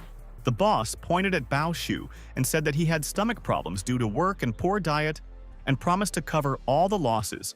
The boss told the assistant to discuss this with the hospital and provide the best treatment for Bao Shu. Bao Shu was stunned. He didn't understand why he needed treatment because he just had a weak stomach and a slow metabolism. The director then pointed his finger at Ma Dubiao and said that he also needed treatment for his stomach problems. The new screenwriter was not happy about this. He looked at his boss in fear, pointing his finger at himself. The main character said that he almost forgot something and was ready to point out someone's health problems. He shouted that Bao Shu's hair was falling out and that it was also an industrial injury, so he needed to fight baldness. Then the boss yelled at Huang Shibo because he needed to treat his liver disease and his facial skin was oily and pale. Huang Shibo smiled and explained to the director that his skin was like this because he simply forgot to wash his face. Afterwards, Pei Qian yelled at Xiao Lu, who was suffering from pharyngitis due to working on the voice acting. The protagonist slammed his hands on the table again and shouted that Zhu Peng had the most serious health problems here. This was news to Zhou Peng because he didn't think his benign tumor was a serious situation. The grumpy boss sighed heavily and said that the guy needed surgery, and the company would cover all the costs. Lin Wan was afraid for her colleague. She asked Xiao Zhou why he didn't tell her that he had a tumor. Ma Yan and the others also began to worry about their colleague and encouraged him, shouting that they would support him. One of the employees, afraid for Zhou Peng, promised that they would definitely visit him in the hospital. The dumbfounded guy waved his hands and said that it was just a benign tumor and that it didn't need to be cut out. Zhou Peng suggested that it was a hamartoma, and if it was less than 4 centimeters, there was no point in hospitalization. There was silence in the meeting room after the guy's explanation, because before that everyone was screaming because of the boss's pressure. The protagonist coughed before continuing his instructive speech to his subordinates. He strictly ordered everyone to change their attitude towards him, because their bodies also belong to the company. The boss slammed his finger on the table and reminded them that the company was responsible for their health, and ordered Huang Shibo and Ma Yan to monitor the health of the cafe employees and Fei Huang. Huang Shibo and Ma Yan's eyes widened in surprise, but they didn't argue and agreed to follow the instructions. The boss sat back in his chair and announced that they now needed to talk about new bonuses for employees. The boss warned her that any work-related health problem was an occupational injury. He said the company would now cover health insurance and gym memberships. The employees listened attentively to the boss's words that most of them had weak stomachs due to poor nutrition. The guy ordered Ma Yan to hire a couple more cooks to prepare lunch for the employees every day. Pei Qian also asked his assistant to select candidates for the position of nutritionist who would monitor the nutrition of employees. Ms. Xin's assistant wrote everything down in her notebook, smiled, and told her boss that she understood everything. Afterwards, the boss announced that the meeting was over and allowed all employees to return to work. He was in a great mood because now he could spend another $500,000, and the system wouldn't stop him. The protagonist silently left the conference room and loudly slammed the door behind him. Lin Wan sat in her seat, her eyes filled with tears. She was touched by the director's behavior. As everyone left, she sat and thought how touching it was that the boss put the health of his employees as a priority. Meanwhile, the newcomer Ma Dubiao was very worried about something.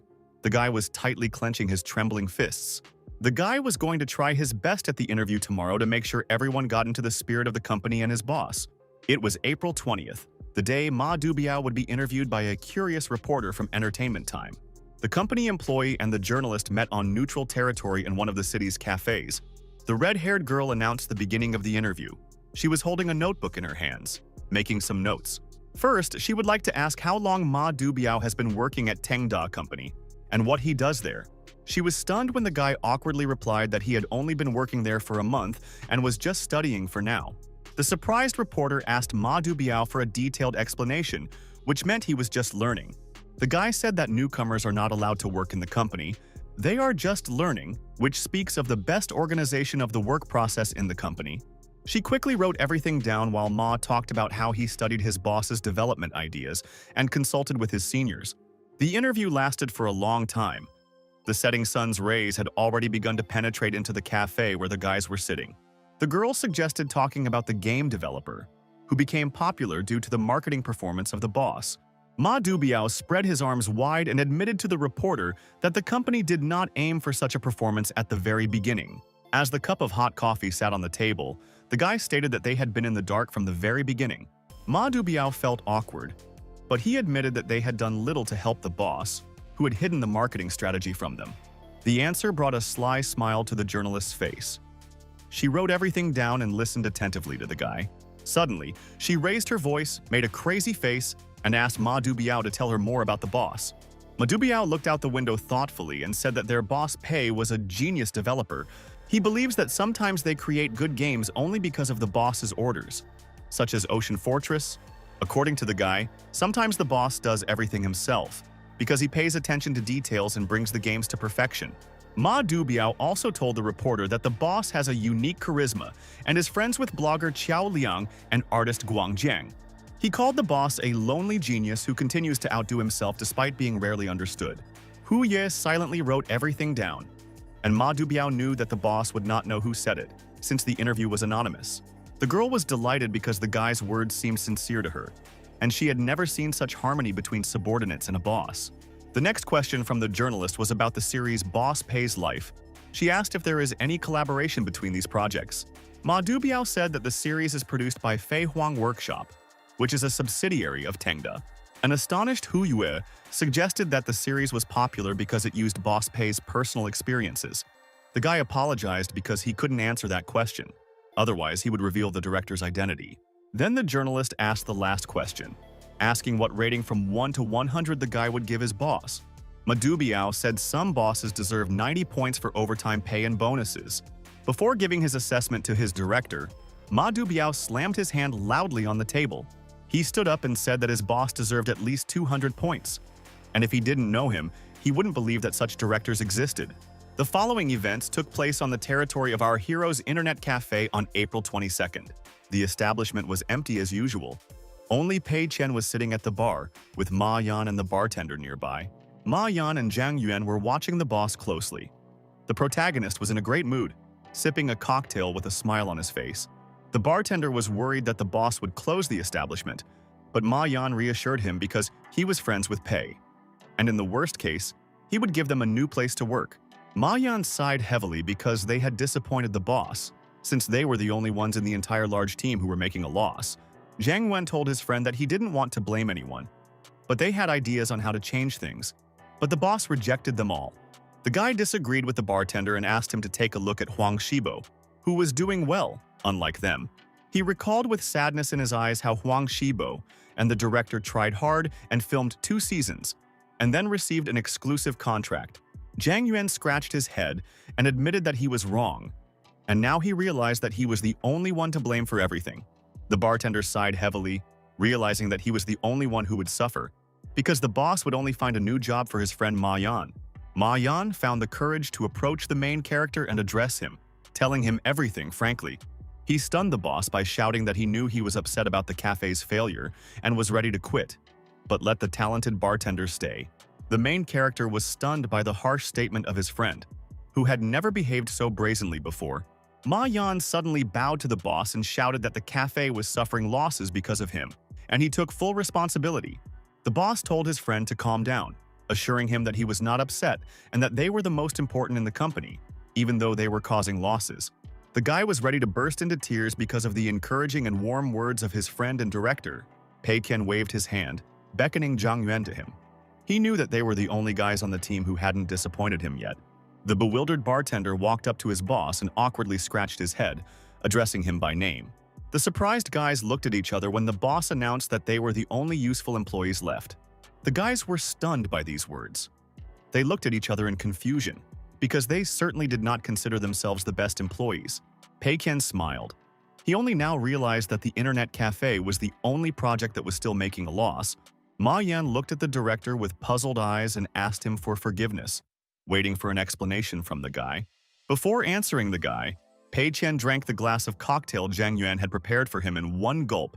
The boss rudely threw the empty glass on the counter and declared that the boys had done a great job and asked them to keep up the good work. Ma Yan was shocked when Pei Qian announced that he wanted to open internet cafes in other parts of the city next month. Zhang Yuan listened carefully to the boss's words about how they needed to prepare, as they would soon have a real battle. Pei Qian smiled because he was now planning to create 10 such internet cafes so that the losses would skyrocket. Ma Yan made a heart-shaped gesture to his boss and told him that even in this situation he still believed in him. The boss said it was okay that they were losing $300,000 a month because they needed to spend money to get better. He put his hands on the boys' shoulders and said that the internet cafe was an important plan for the company, and especially important for him. The boys were very touched when the boss asked them not to focus on profit and to do whatever they wanted. The protagonist turned to the other employees, asking them not to strain themselves, and promised not to fire them under any circumstances. Internet cafe employees beamed with happiness when their boss announced that he was raising their salaries by a third. Clenching his fist, the guy announced that next month they would open another cafe in the city, and each of them would get a chance to become a manager. The happy employees raised their hands to the sky and began loudly thanking their boss. Pei Qian once again placed his hand on Ma Yan's shoulder and said that he was leaving, calmly leaving the cafe to his loyal friend. The main character was pleased with himself. Straightening his tie, he walked towards the exit of the internet cafe. The boys burst into tears and shouted after him, promising to come up with a new plan, sing more, and try to make drinks for the customers. Miss Xin opened the car door for a satisfied Pei Qian.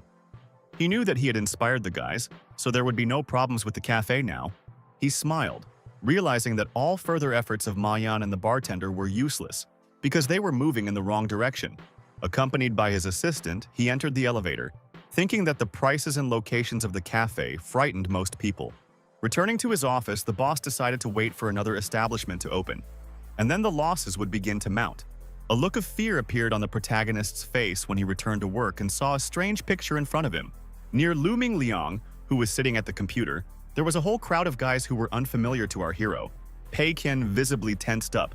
He didn't understand what was happening, but it all seemed very strange to him. A terrible suspicion crept into his mind when Pei Qian saw that Huang Shibo and Juxioqi had also come to the office. He started to turn everything over in his head. He didn't understand if he had missed something important and what could have happened.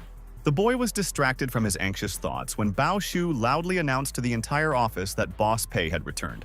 Huang Shibo immediately ran to his boss and said that he didn't think Pei was capable of developing such a large-scale plan.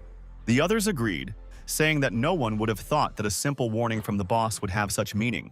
Ma Dubiao gave the director a thumbs up and said that thinking 1,000 steps ahead was the boss's spirit. The main character, getting nervous, started to tremble and sweat. He tried to smile and calmly asked the guys what happened.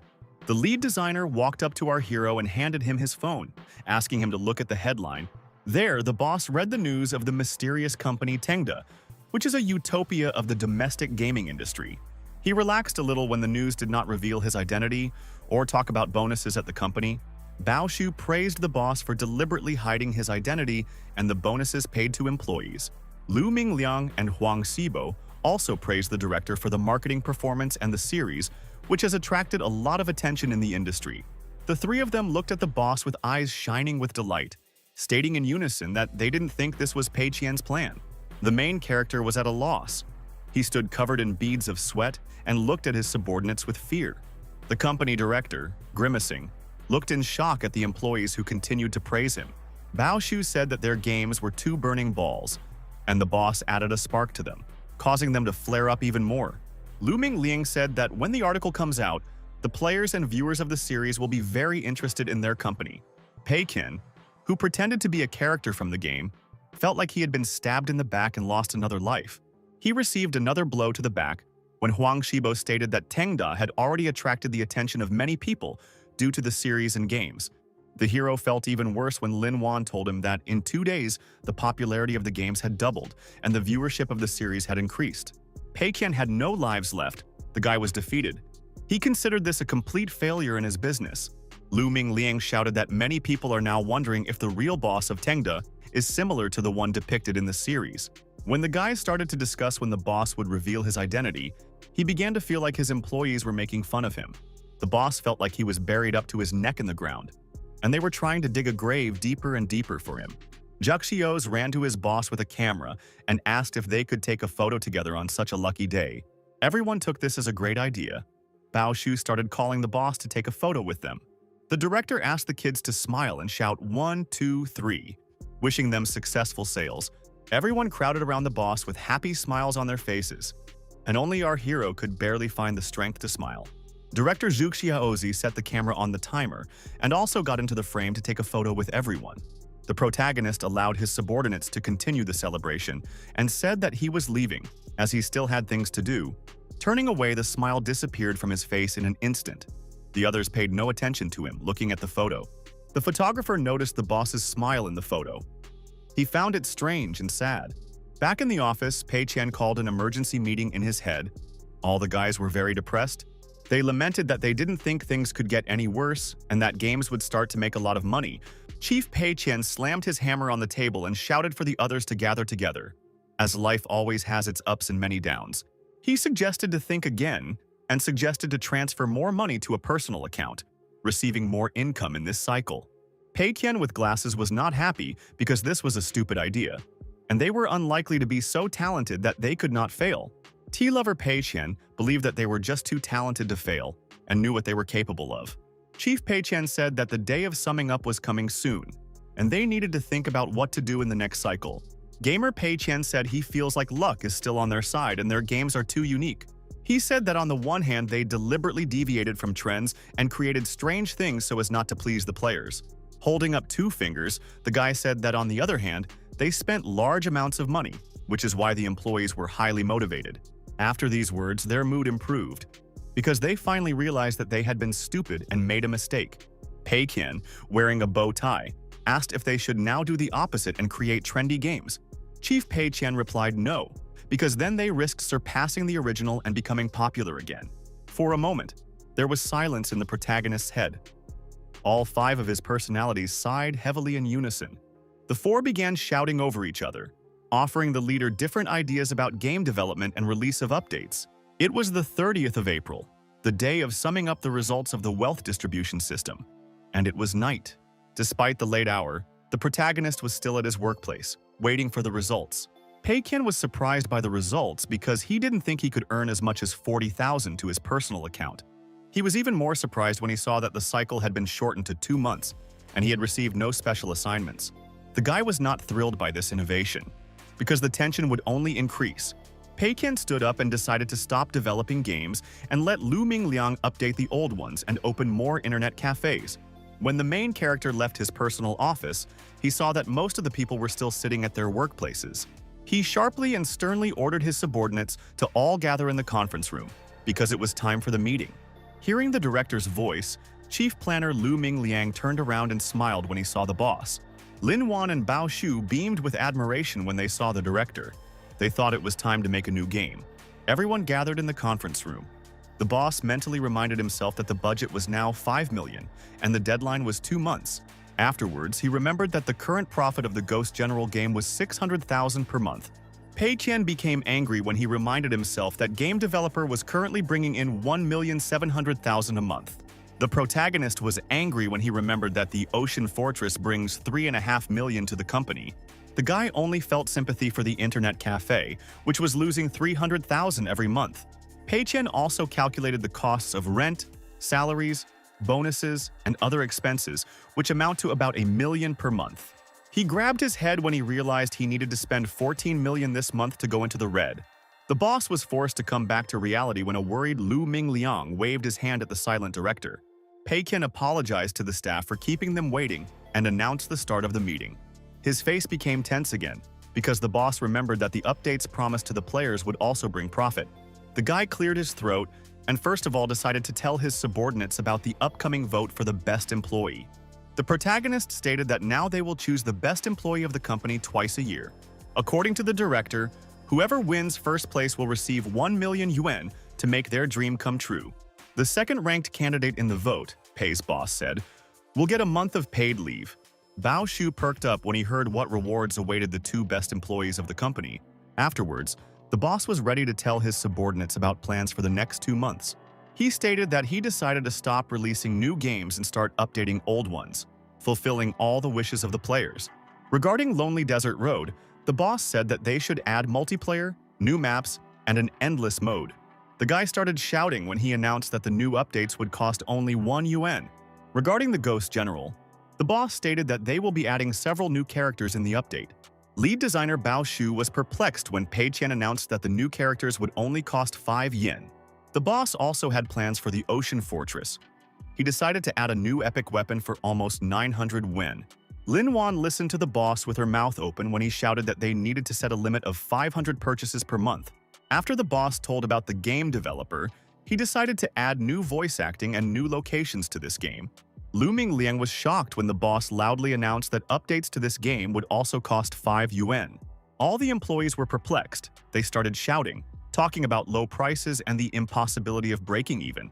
Huang Shibo and Zhu Xiaoze looked at each other silently and were also not thrilled with the protagonist's plans. The employees whispered, realizing that they would no longer be able to make money on the Ocean Fortress, and the artists needed to be paid. But then Bao Shu and Lu Mingliang laughed loudly in unison, because only Boss Pei could do such a thing. Lin Wan and new screenwriter Ma Dubiao had similar reactions, with wide smiles on their faces. Ma Yan also stopped worrying and started laughing, not worrying about the lack of profit from the upgrades. Only the main character didn't smile sincerely. Inside, Pei Qian remained gloomy, because this was the lowest price allowed by the system. The guy stood up and declared that everyone could go free, and instructed Lu Mingliang to handle the distribution of work. The working day at the Tengda gaming studio continued. Our heroes' subordinates sat humbly on their dreams. After leaving the office, the boss was going to go and check on Ma Yan because they needed to open a new cafe as soon as possible. The protagonist had to stop when Ma Dubiao approached him, asking him to talk in private. Pei Qian smiled amiably at his subordinate and suggested that they talk in the director's office in private. Entering the office, Pei Qian sat down on the sofa and asked the employee to sit down too, and asked if he had any problems. Ma Dubiao sadly confessed to his boss that one of his friends had a small problem. The protagonist immediately guessed that this mysterious friend was Ma Dubiao and asked the guy about it. While pouring tea, the boss asked him not to worry and offered 3 days of paid leave so that Dubiao could solve all his problems. The guy waved his hands and said that it was really his friend who had problems and said that he used to work with Huang Shibo at Shangyang Game. The boss didn't answer and just took a sip of tea. And Ma Dubiao said that Huang Shibo's place in that company had been taken by someone else. Pei Qian gave him a worried look when he heard that the man had recently lost his job. He asked his subordinate why he was fired, and Ma Dubiao explained that it was simply that the entire Shangyang company was closing down. This was news to Pei Qian, and he asked his subordinate why this happened with a worried expression. Ma Dubiao said that there had been signs of this for a long time, and many employees had wanted to change jobs since last year. The guy complained that the chief planner, following Tengda's example, began selling the sword in the game for a lot of money, which caused profits and reputation to suffer. The guy sighed heavily, threw up his hands and admitted that the boss now doesn't even know how to pay the employees' salaries. The main character shuddered and looked at his subordinate with fear. He did not understand why he was being dragged into this problem. Pei Qian was mentally envious of that company because it was suffering huge losses and was on the verge of bankruptcy. The guy choked when a brilliant idea came to his head. Not to envy, but to become the head of a bankrupt company. He realized that there was no point in envying the boss of Shangyang Game if he himself could become the boss of Shangyang Game. The conversation between Ma Dubiao and our protagonist continued in his office. The guys were sitting on the sofas. Pei Qian smiled slyly. He had an idea of losing money by becoming the owner of a company that went bankrupt. Ma Dubiao said he understood that Tengda was strict about hiring employees and asked the boss to just give his friend a chance to interview. The guy was happy when the main character asked him not to worry and promised that his friend would not be left without work. Happy Ma asked if they would give their friend another job even if he was not suitable for them. The screenwriter thanked his boss for his help and said he would return to work. and the director once again asked him not to worry about it. Ma Dubiao thought how kind his boss was and agreed to call Assistant Shin into the office when he was asked. When the assistant showed up, the boss asked her to observe the Shangyang Game Company and inform their director that they were going to buy them. Assistant Shin agreed to carry out the task, but said that she knew that the company was going through hard times. Pei Qian laughed, waved his hand, and said that he was not interested in the current situation, but only in the company's potential. Shin Hailu didn't argue any further and asked how long she should observe them to gather more information. The boss grimaced when the assistant suggested that they take their time while they were losing money so they could buy the company for less. Pei Qian replied that in the gaming industry, every second counts, and you can't skimp. It's better to rush in abruptly. Secretary Shin didn't argue with her boss. She wanted to ask if they were going to buy the whole company or just part of it. The girl wondered why the boss needed this company, because there was nothing important in it, except maybe some game or a talented person. Shin Hailu was shocked when the protagonist interrupted her and shouted that they would buy the entire company without changing the structure. Pei Qian was pleased with himself. He was going to lose money by simply buying a bankrupt company that didn't need to be dealt with. The director stood up from his chair and asked his assistant to take him to an internet cafe. The girl agreed to do so. The following events took place in Jingzhou, the area where Pei Qian's internet cafe was located. Shin Hailu remained standing next to the car, and the protagonist walked to the entrance to enter his internet cafe. At the boss's door, Ma Yang and Zhang Yuan happily greeted the director, and asked if he wanted a drink. In response, the main character briefly told the bartender that he would drink a margarita, turned away, and went to the bar counter. Inside, as always, it was empty. Only the establishment's employees stood and whispered. When the boss asked if there were any customers today, Ma Yan bashfully replied that he didn't know what happened. Maybe it was because it was the day off. The lack of customers only brought a smile to the protagonist's face. He was very glad that the establishment was empty. The boss's mood improved, so he allowed the boys to finish early and sent them home. He turned to the bartender and asked him to make everyone a cocktail, charging the drinks to the company's account. All the employees of the internet cafe sat down at tables to drink a cocktail on the house. The boss sat with them. Even the cleaners and kitchen workers were able to relax after a light day of work in the company of their boss. Pei Qian crossed his arms and told the boys that he was going to open 4 more internet cafes next month. The main character asked the person who wanted to become the manager of the new branch to raise his hand. The 2 dark-haired waiters immediately raised their hands in the air, wanting to move up the career ladder. The other waiters were just as brave and were also happy to get the chance to become a manager. Only the guy who worked as a cook was very unsure of his abilities, but he raised his trembling hand up. Zhang Yuan also raised his hand, but Pei Qian asked him not to do so because he was going to appoint him as an administrator. The red-haired bartender was stunned when he heard that he would become an administrator who would manage the managers. The main character asked to sign up those 5 guys who dared to raise their hands. They will become managers. Some regretted not raising their hand, and the guys were shocked that they were chosen just like that without any tests or trials. The cook, who had subconsciously raised his hand, was also perplexed because he had suddenly become the manager. Ma Yan tugged his boss by the sleeve and whispered in his ear if he was sure about his choice, and if it wouldn't be better to contact the employment center. Pei Qian replied to his friend that Ma Yan himself hired all these people, and he trusted this guy. The guy smiled awkwardly and scratched his head. He agreed with the argument of his friend and director. The boss delighted the red-haired bartender by saying that he would now be managing the entire chain of internet cafes. He also made Ma Yan happy by saying that he would be the general manager and would report to him about all the affairs in the internet cafe. The boss turned to those employees who were not chosen and asked them not to worry, because new branches would open later. Ma Yan sat on the sofa, listening to his friend and boss with delight in his eyes, and slowly drank his cocktail. All the employees of the establishment were happy. They rejoiced and praised the boss, who not only talks but also does. They understood that their boss was different, because he had hinted at opening new cafes a couple of days ago, and now 4 new branches were in the plans.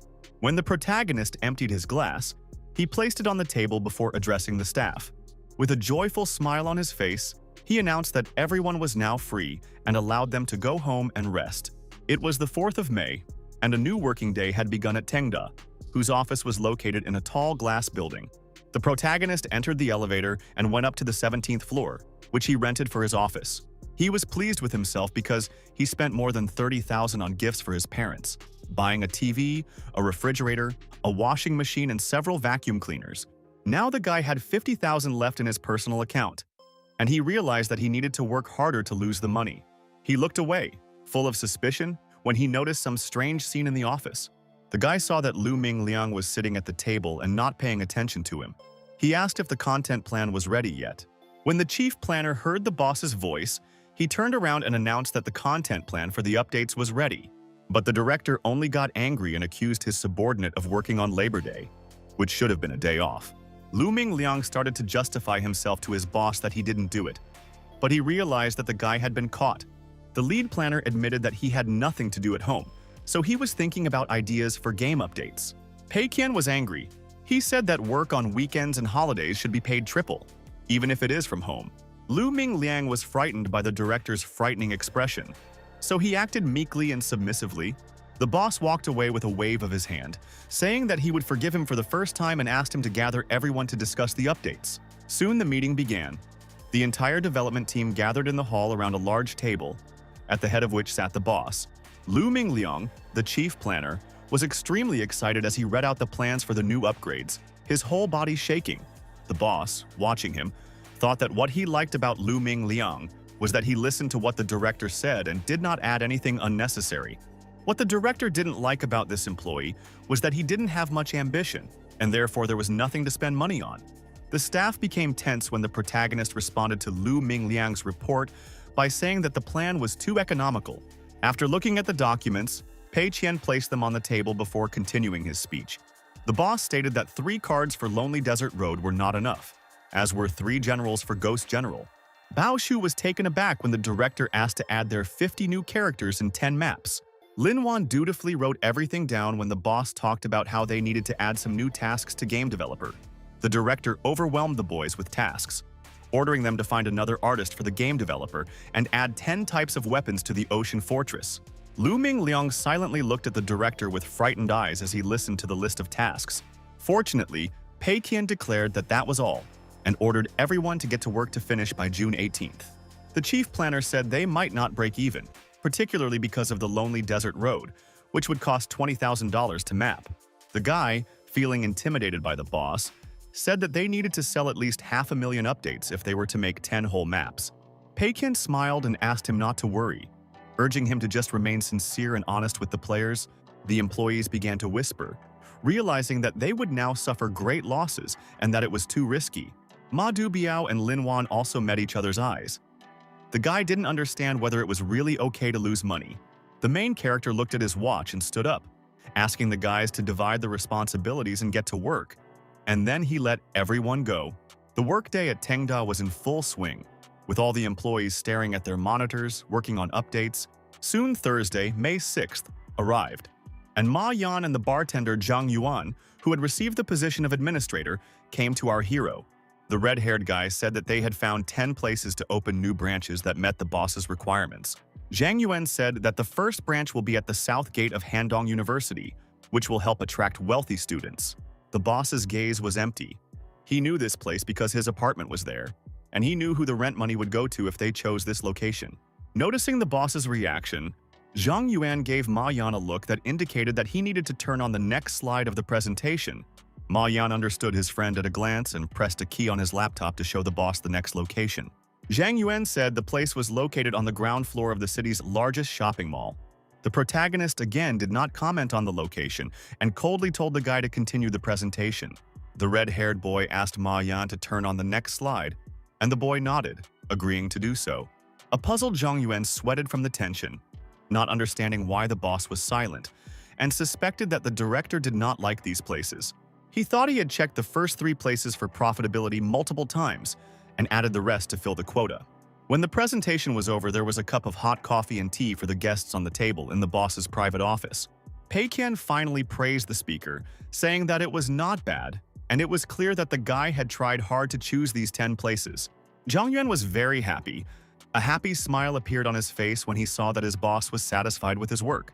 The protagonist stated that he felt that only the last 4 locations were good. The red-haired guy hung there, in a stupor, because he was just counting on the first 3 locations. Zhang Yuan was discouraged because he added the last 4 places just for the sake of a round number. Trying to smile, he warned the boss that these 4 places were not exactly unsuitable, But the first three were still better. The guy was sweating from the stress because he couldn't tell his boss that he had added those spaces just for the number. The protagonist stood up from his chair and stated once again that he thought those last 4 places were a good fit. Pei Qian said he felt that an internet cafe should be located in an inaccessible place so that people would be pleased when they finally found it. He sat down next to Ma Yan and said that it would be too noisy to open a cafe in a business district and that it would conflict with the atmosphere of their establishment. The boss hit his subordinate on the shoulder with his hand before saying something else to Ma Yan. Pei Qian said that their cafe should have a relaxing atmosphere and should not open in a busy place like others. Zhang Yuan realized they couldn't afford it when the boss said that a cafe in the business district would be bad for Tengda's image. The boss said those last 4 places were beautiful, calm, and helped clear your head of unnecessary thoughts. The red-haired administrator disagreed because they should make people spend money, not relax, but he didn't say anything. Zhang Yuan found the courage to say something to the boss, but the boss suddenly stood up and interrupted him, insisting on those 4 seats. The director told them to negotiate with the stores that needed repairs, and if they needed more money, they should tell Shin about it. Zhang Yuan began waving his hands, trying to non-verbally suggest to Ma Yan to try to persuade his boss. Ma Yan understood his friend and closed the laptop before saying anything to the protagonist. Instead of trying to persuade the boss, Ma Yan shouted that they would get to work immediately. Because of this, Zhang Yuan was thrown into an even deeper shock because Ma Yang had misinterpreted his gaze. Grabbing the back of his presidential chair with his hand, the main character allowed the guys to get to work. The boss sat down in his chair, folded his hands together, and finally wished his subordinates good luck in their new business. He grinned slyly, realizing that he had wished for luck in spending more money than he had in the main internet cafe. Work continued in the Tengda office, with employees sitting at their desks, working on their computers. The assistant approached the boss and reported that she had collected some preliminary information about Shangyang game. Drinking a cup of tea on the sofa in his office, Pei Qian was happy to review the information he had received. The girl reported that Shangyang is a private company with 52 employees, and they currently have 2 main games. The first game, according to the assistant, is called Romantic Taoist, with an attractive girl in the lead role. Shin said that the second game is an online war game called Song of Bloody Battle. As Pei Qian thought, creating mediocre games requires talent. And just from their name, you can tell that they are terrible. Ms. Jin said that Romantic Taoist was almost closed due to lack of profit, and the second game was the company's main source of income. When the guy heard that the second game also had problems, he guessed that it was because of updates with expensive weapons. Shin said that the company's office rent costs 150,000, and salary costs are about 200,000. The boss asked his assistant if there was anything else he needed to know, since this was the first time in his life he was buying a company. Sitting down on the chair, Shin warned that these were big risks and that they also needed to check whether they had any false deposits or capital withdrawals. Hailu said that the company's assets, debts, non-performing assets, and more also need to be checked. The girl suggested that Du Juji, the owner, wanted to hand over the company now, since it was suffering losses and had negative equity. The boss was upset when he heard from his assistant that they could soon buy the company for just a couple 100,000 yen. Shin Hailu said that their owner cannot raise the price because it is already more than he can dream of. According to the girl, if no one buys the company, it will be sold off. And she heard that the boss even started giving people their salaries and computers. This only delighted our hero. He thought that Boss Du was a genius because he solved several problems at the same time. The conversation in the office of the company director Tengda and his personal assistant continued. Our hero read the documents. The assistant's report ended, and she, holding a notepad in her hands, said that this was all the boss needed to know. Miss Shin Hailu asked the director if he would like to conduct a covert inspection of the Shangyang Game Company. The main character scratched his chin. He didn't understand what kind of hidden check the assistant was talking about now. Hailu said that the boss could hide his identity, go there, and observe the work environment and employees. The boss spread his arms wide and replied that this was not necessary, because then the company would simply embellish everything in front of a stranger. Then the girl suggested contacting them and setting up a meeting between her boss and Du's boss, the director of that company. The protagonist replied to his assistant that the sooner the meeting was scheduled, the better for him. Soon the day came when our hero met with the director of the bankrupt company. Miss Shin brought the boss to the company building. She went out to open the door for Pei Qian. The girl opened the door for her boss, and the protagonist stepped onto the land belonging to Shangyang Game. The guy looked around the company building without enthusiasm on his face and said that it looked kind of old. Miss Jin Hailu, adjusting her hair that was fluttering in the wind, confirmed that this was the same building. The guys hadn't even had time to approach the threshold when someone from that group came out into the street and loudly greeted the boss. The guy revealed that he was the chief planner of Shangyang Games named Wang Xiaobin, and warned that Boss Du was already waiting for him upstairs. The protagonist was at a loss.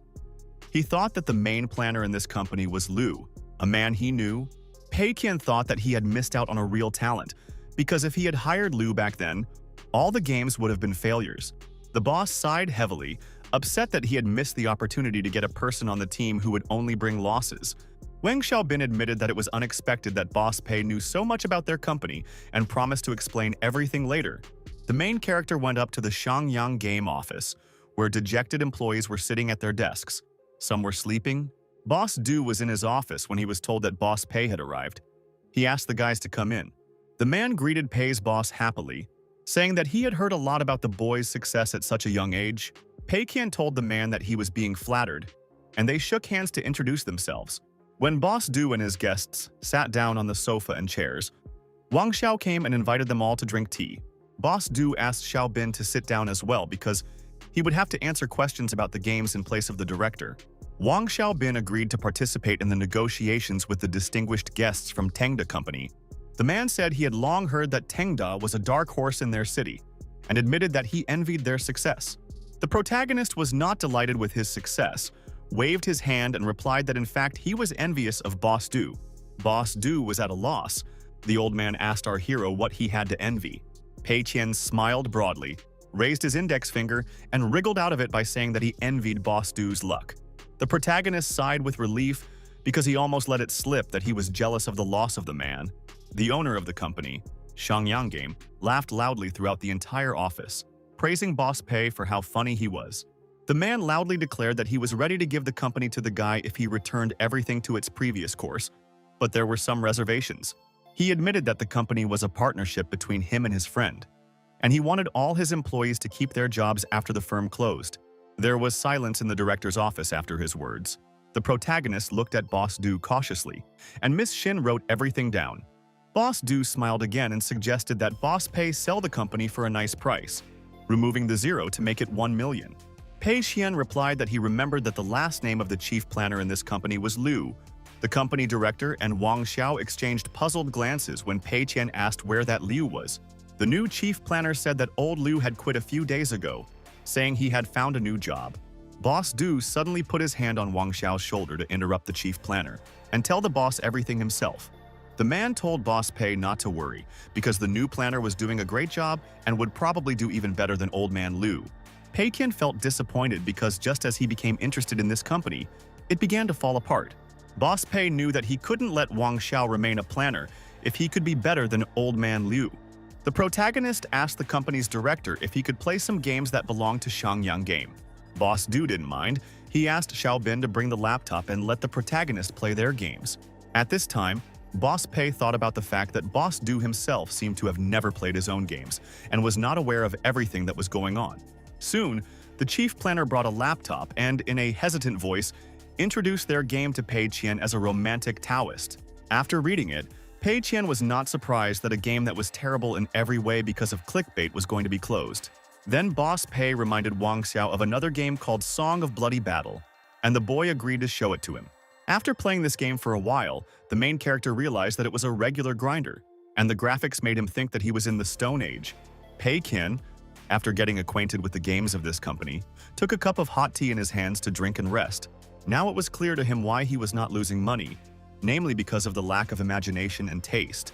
The guy sighed heavily, realizing that he couldn't even intentionally make a bad play that would bring him losses. Boss Du was scared, thinking that things were bad, and that he shouldn't have let Pei play such a disgusting game. The man sweated in fear, realizing that Pei had asked him to lower the price, using bad games as a reason.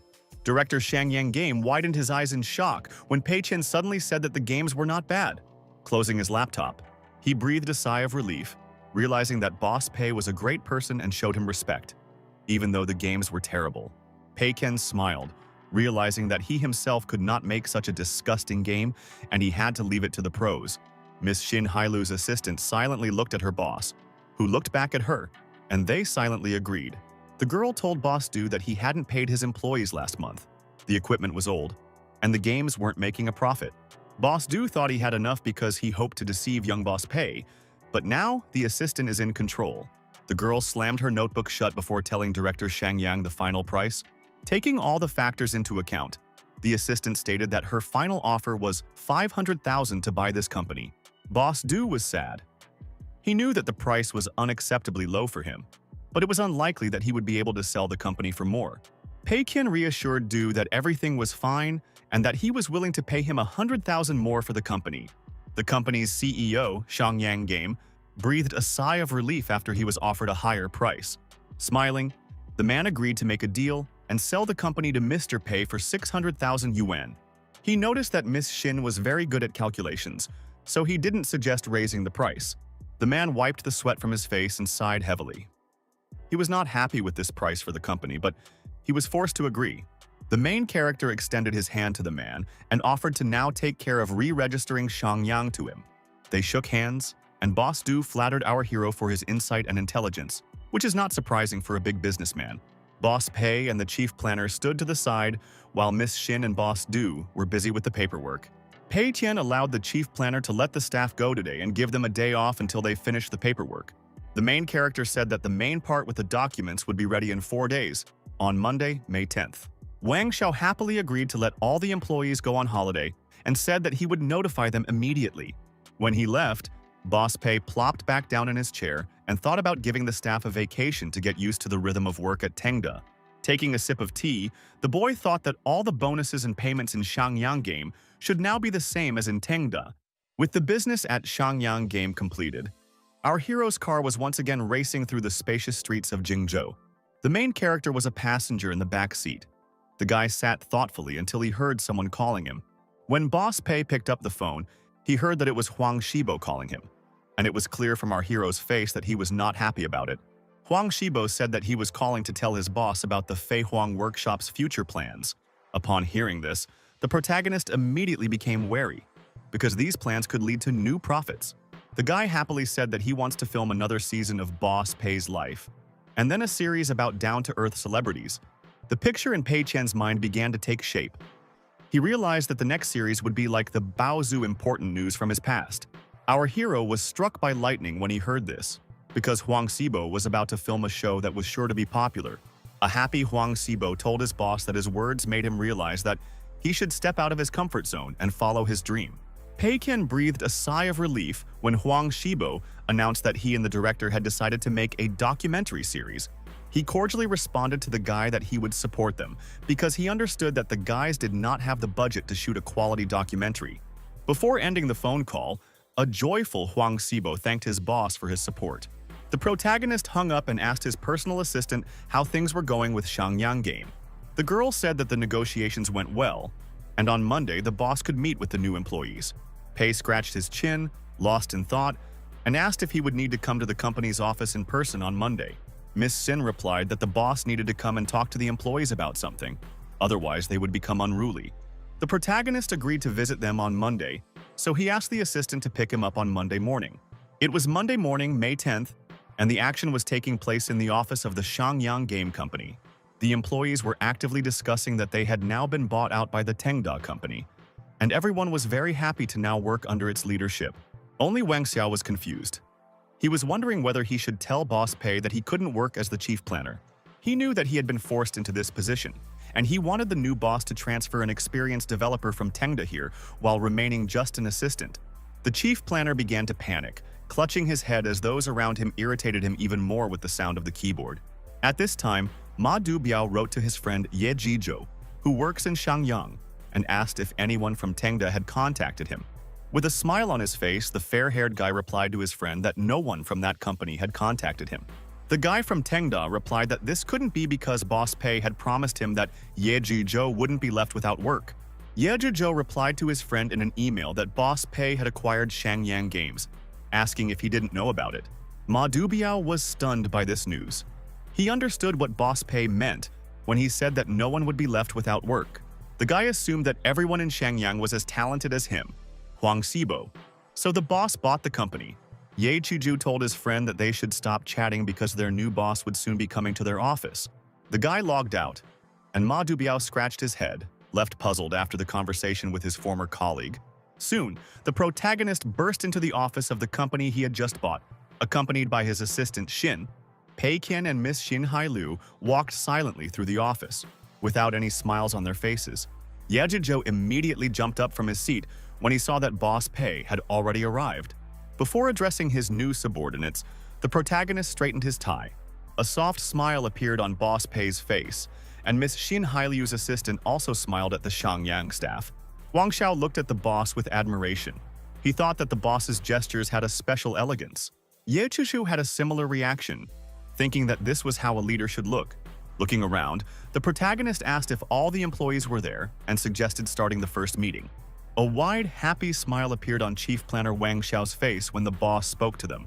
Ye Zhizhou was also very happy to meet the new boss, whom he considers to be a genius game developer. Soon, all the employees of Shangyang Games were sitting at a large common table, at the head of which sat our hero.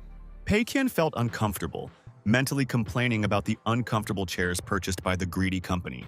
The guy gave himself instructions to change everything in the office when he had time and money, and then coughed before turning to the guys. Boss Pei warned the staff that they were short on time, so he would briefly cover a few points. All those present listened attentively to their new boss. Some looked at him with fear. The first thing the protagonist did was ask those present which of them was the guy named Ye Zhizhou. Ye Zhizhou was startled when his name was called. He looked at the boss with wide eyes and pointed his finger at himself. The guy obediently jumped up and raised his hand, admitting that it was him. But he didn't understand why the boss called his name at the very beginning. Pei Qian smiled amiably and waved his hand, allowing the confused young man to remain where he was. The boss told Wang Xiao that from now on, Ye Zhizhou would be the main planner, and they would work together. Wang Xiao was surprised when the boss said that having two positions, chief game planner and budget at the same time, would be too much for him. However, the news made him happy. Wang Xiao smiled broadly and agreed to leave his position as chief planner. The main character was puzzled. He expected a different reaction from the guy and thought that he would beg him not to fire him. Ye Zhizhou was also shocked by his colleague's reaction. He didn't understand why Wang Xiao had a happy smile on his face. The reaction of the others to the protagonist was as expected. All the employees began to mutter among themselves. This news caused a heated discussion in the conference room, with subordinates whispering among themselves. Pei Qian smiled slyly. He didn't finish with this news and prepared to add more fuel to the fire. Having transformed into the emperor, the protagonist addressed the new chief planner in a stern voice. He loudly declared that Ye Zhizhou could now fire people without good reason by simply sending the boss an email. Ye Zhizhou felt like a subject standing before the emperor's throne, and he was stunned by this innovation. It was as if the guy had been handed a sword as a symbol of power, and he was shocked that he could now fire people without reason. Pei knew that a person unworthy of the position of chief planner would inevitably use his power, causing chaos within the team. A smug smile appeared on Boss Pei's face as he nodded to the new chief planner, confirming his order. Afterwards, the boss said that the company would follow a plan to remove all donation methods from games and leave only one. He assigned this task to Ye Zhizhou, and the shocked boy agreed to follow the order of his new boss. The boss also told everyone to submit their proposal for a new game and a sketch, and then he would choose which one would become the next project. Wang Xiao's eyes widened in surprise when he heard that every single employee would be given this opportunity. The main character asked his new subordinates if they had any questions for the director. Ye Zhizhou hesitantly raised his hand and wanted to ask the boss something in a low voice, but the boss didn't hear him and said that everyone was free to go. The staff were surprised that the boss had promised to cover a few points, and the meeting actually ended so early. The working day at Shangyang Game Company under the leadership of Pei Qian began. The office was filled with employees. They whispered among themselves, indignant that Ye Zhizhou, with his lack of experience, was put in such a high position. At this time, Ye Zhizhou was sitting at the computer, carrying out his new duties, and Wang Xiao was watching him closely. Wang Xiao sighed heavily, knowing that the boss wouldn't be here for a long time since he had allowed Ye Zhizhou to fire people. He silently wished good luck to the new planner, who was sweating and typing away at the keyboard, nervous about his new responsibilities. The first thing the sad Ye Zhizhou did was write to brother Ma and say that he didn't even know how to tell him this news. He sighed heavily and admitted that Boss Pei had appointed him as the company's chief planner after the meeting. Ma Dubiao's face twisted in confusion and shock when he heard such unexpected news from his friend. The guy didn't understand what was going on, because Huang Xibo also instantly became the chief planner after meeting Boss Pei. And now, in the blink of an eye, Ye Zhuzhou became the main planner after Boss Pei bought Shangyang Games. Ma grabbed his head, suspecting that he was like a koi fish, a symbol of good luck, and everyone was becoming successful except him. Ye Zhuzhou confessed to his friend that he was a failure and did not want to be in this position, asking Ma to talk to the boss about it. Ma Dubiao was angry at his friend because he had such a great opportunity, and he was just refusing such a position. The guy said goodbye to his ungrateful friend, who tried to stop him, shouting that he couldn't handle the job. Ye Zhuzhou wrote to his friend that Boss Pei had given him a huge responsibility, and he was afraid that he might mess it up. Ma Dubiao stopped, deciding not to leave and listen to his desperate comrade. He smiled, knowing that Ye Zhuzhou had potential since he was truly afraid of disappointing Boss Pei. The guy thought about it and decided to share his experience with his friend, since he had already weighed and analyzed all of his boss's actions. He asked Ye Zhuzhou if he knew Huang Xibo, the guy who quit just before the new chief planner came in. Ma Dubiao said that Huang Xibo came to Tengda after being fired and was immediately promoted to chief planner. Ye Zhuzhou was shocked when a friend wrote that his brother Huang was continuing to work on the game Ocean Fortress. The guy said that his boss has already promoted many people because he sees talented people who were previously unnoticed. A revelation dawned on Ye Zhuzhou, and he finally realized that Boss Pei had seen talent in him too. The new chief planner's mood changed after his friend's motivational words, and he looked at his palms. Before this, the guy never thought that he had any outstanding abilities. Ma Dubiao asked his friend to stop worrying and believe in Boss Pei, who knew that the boy would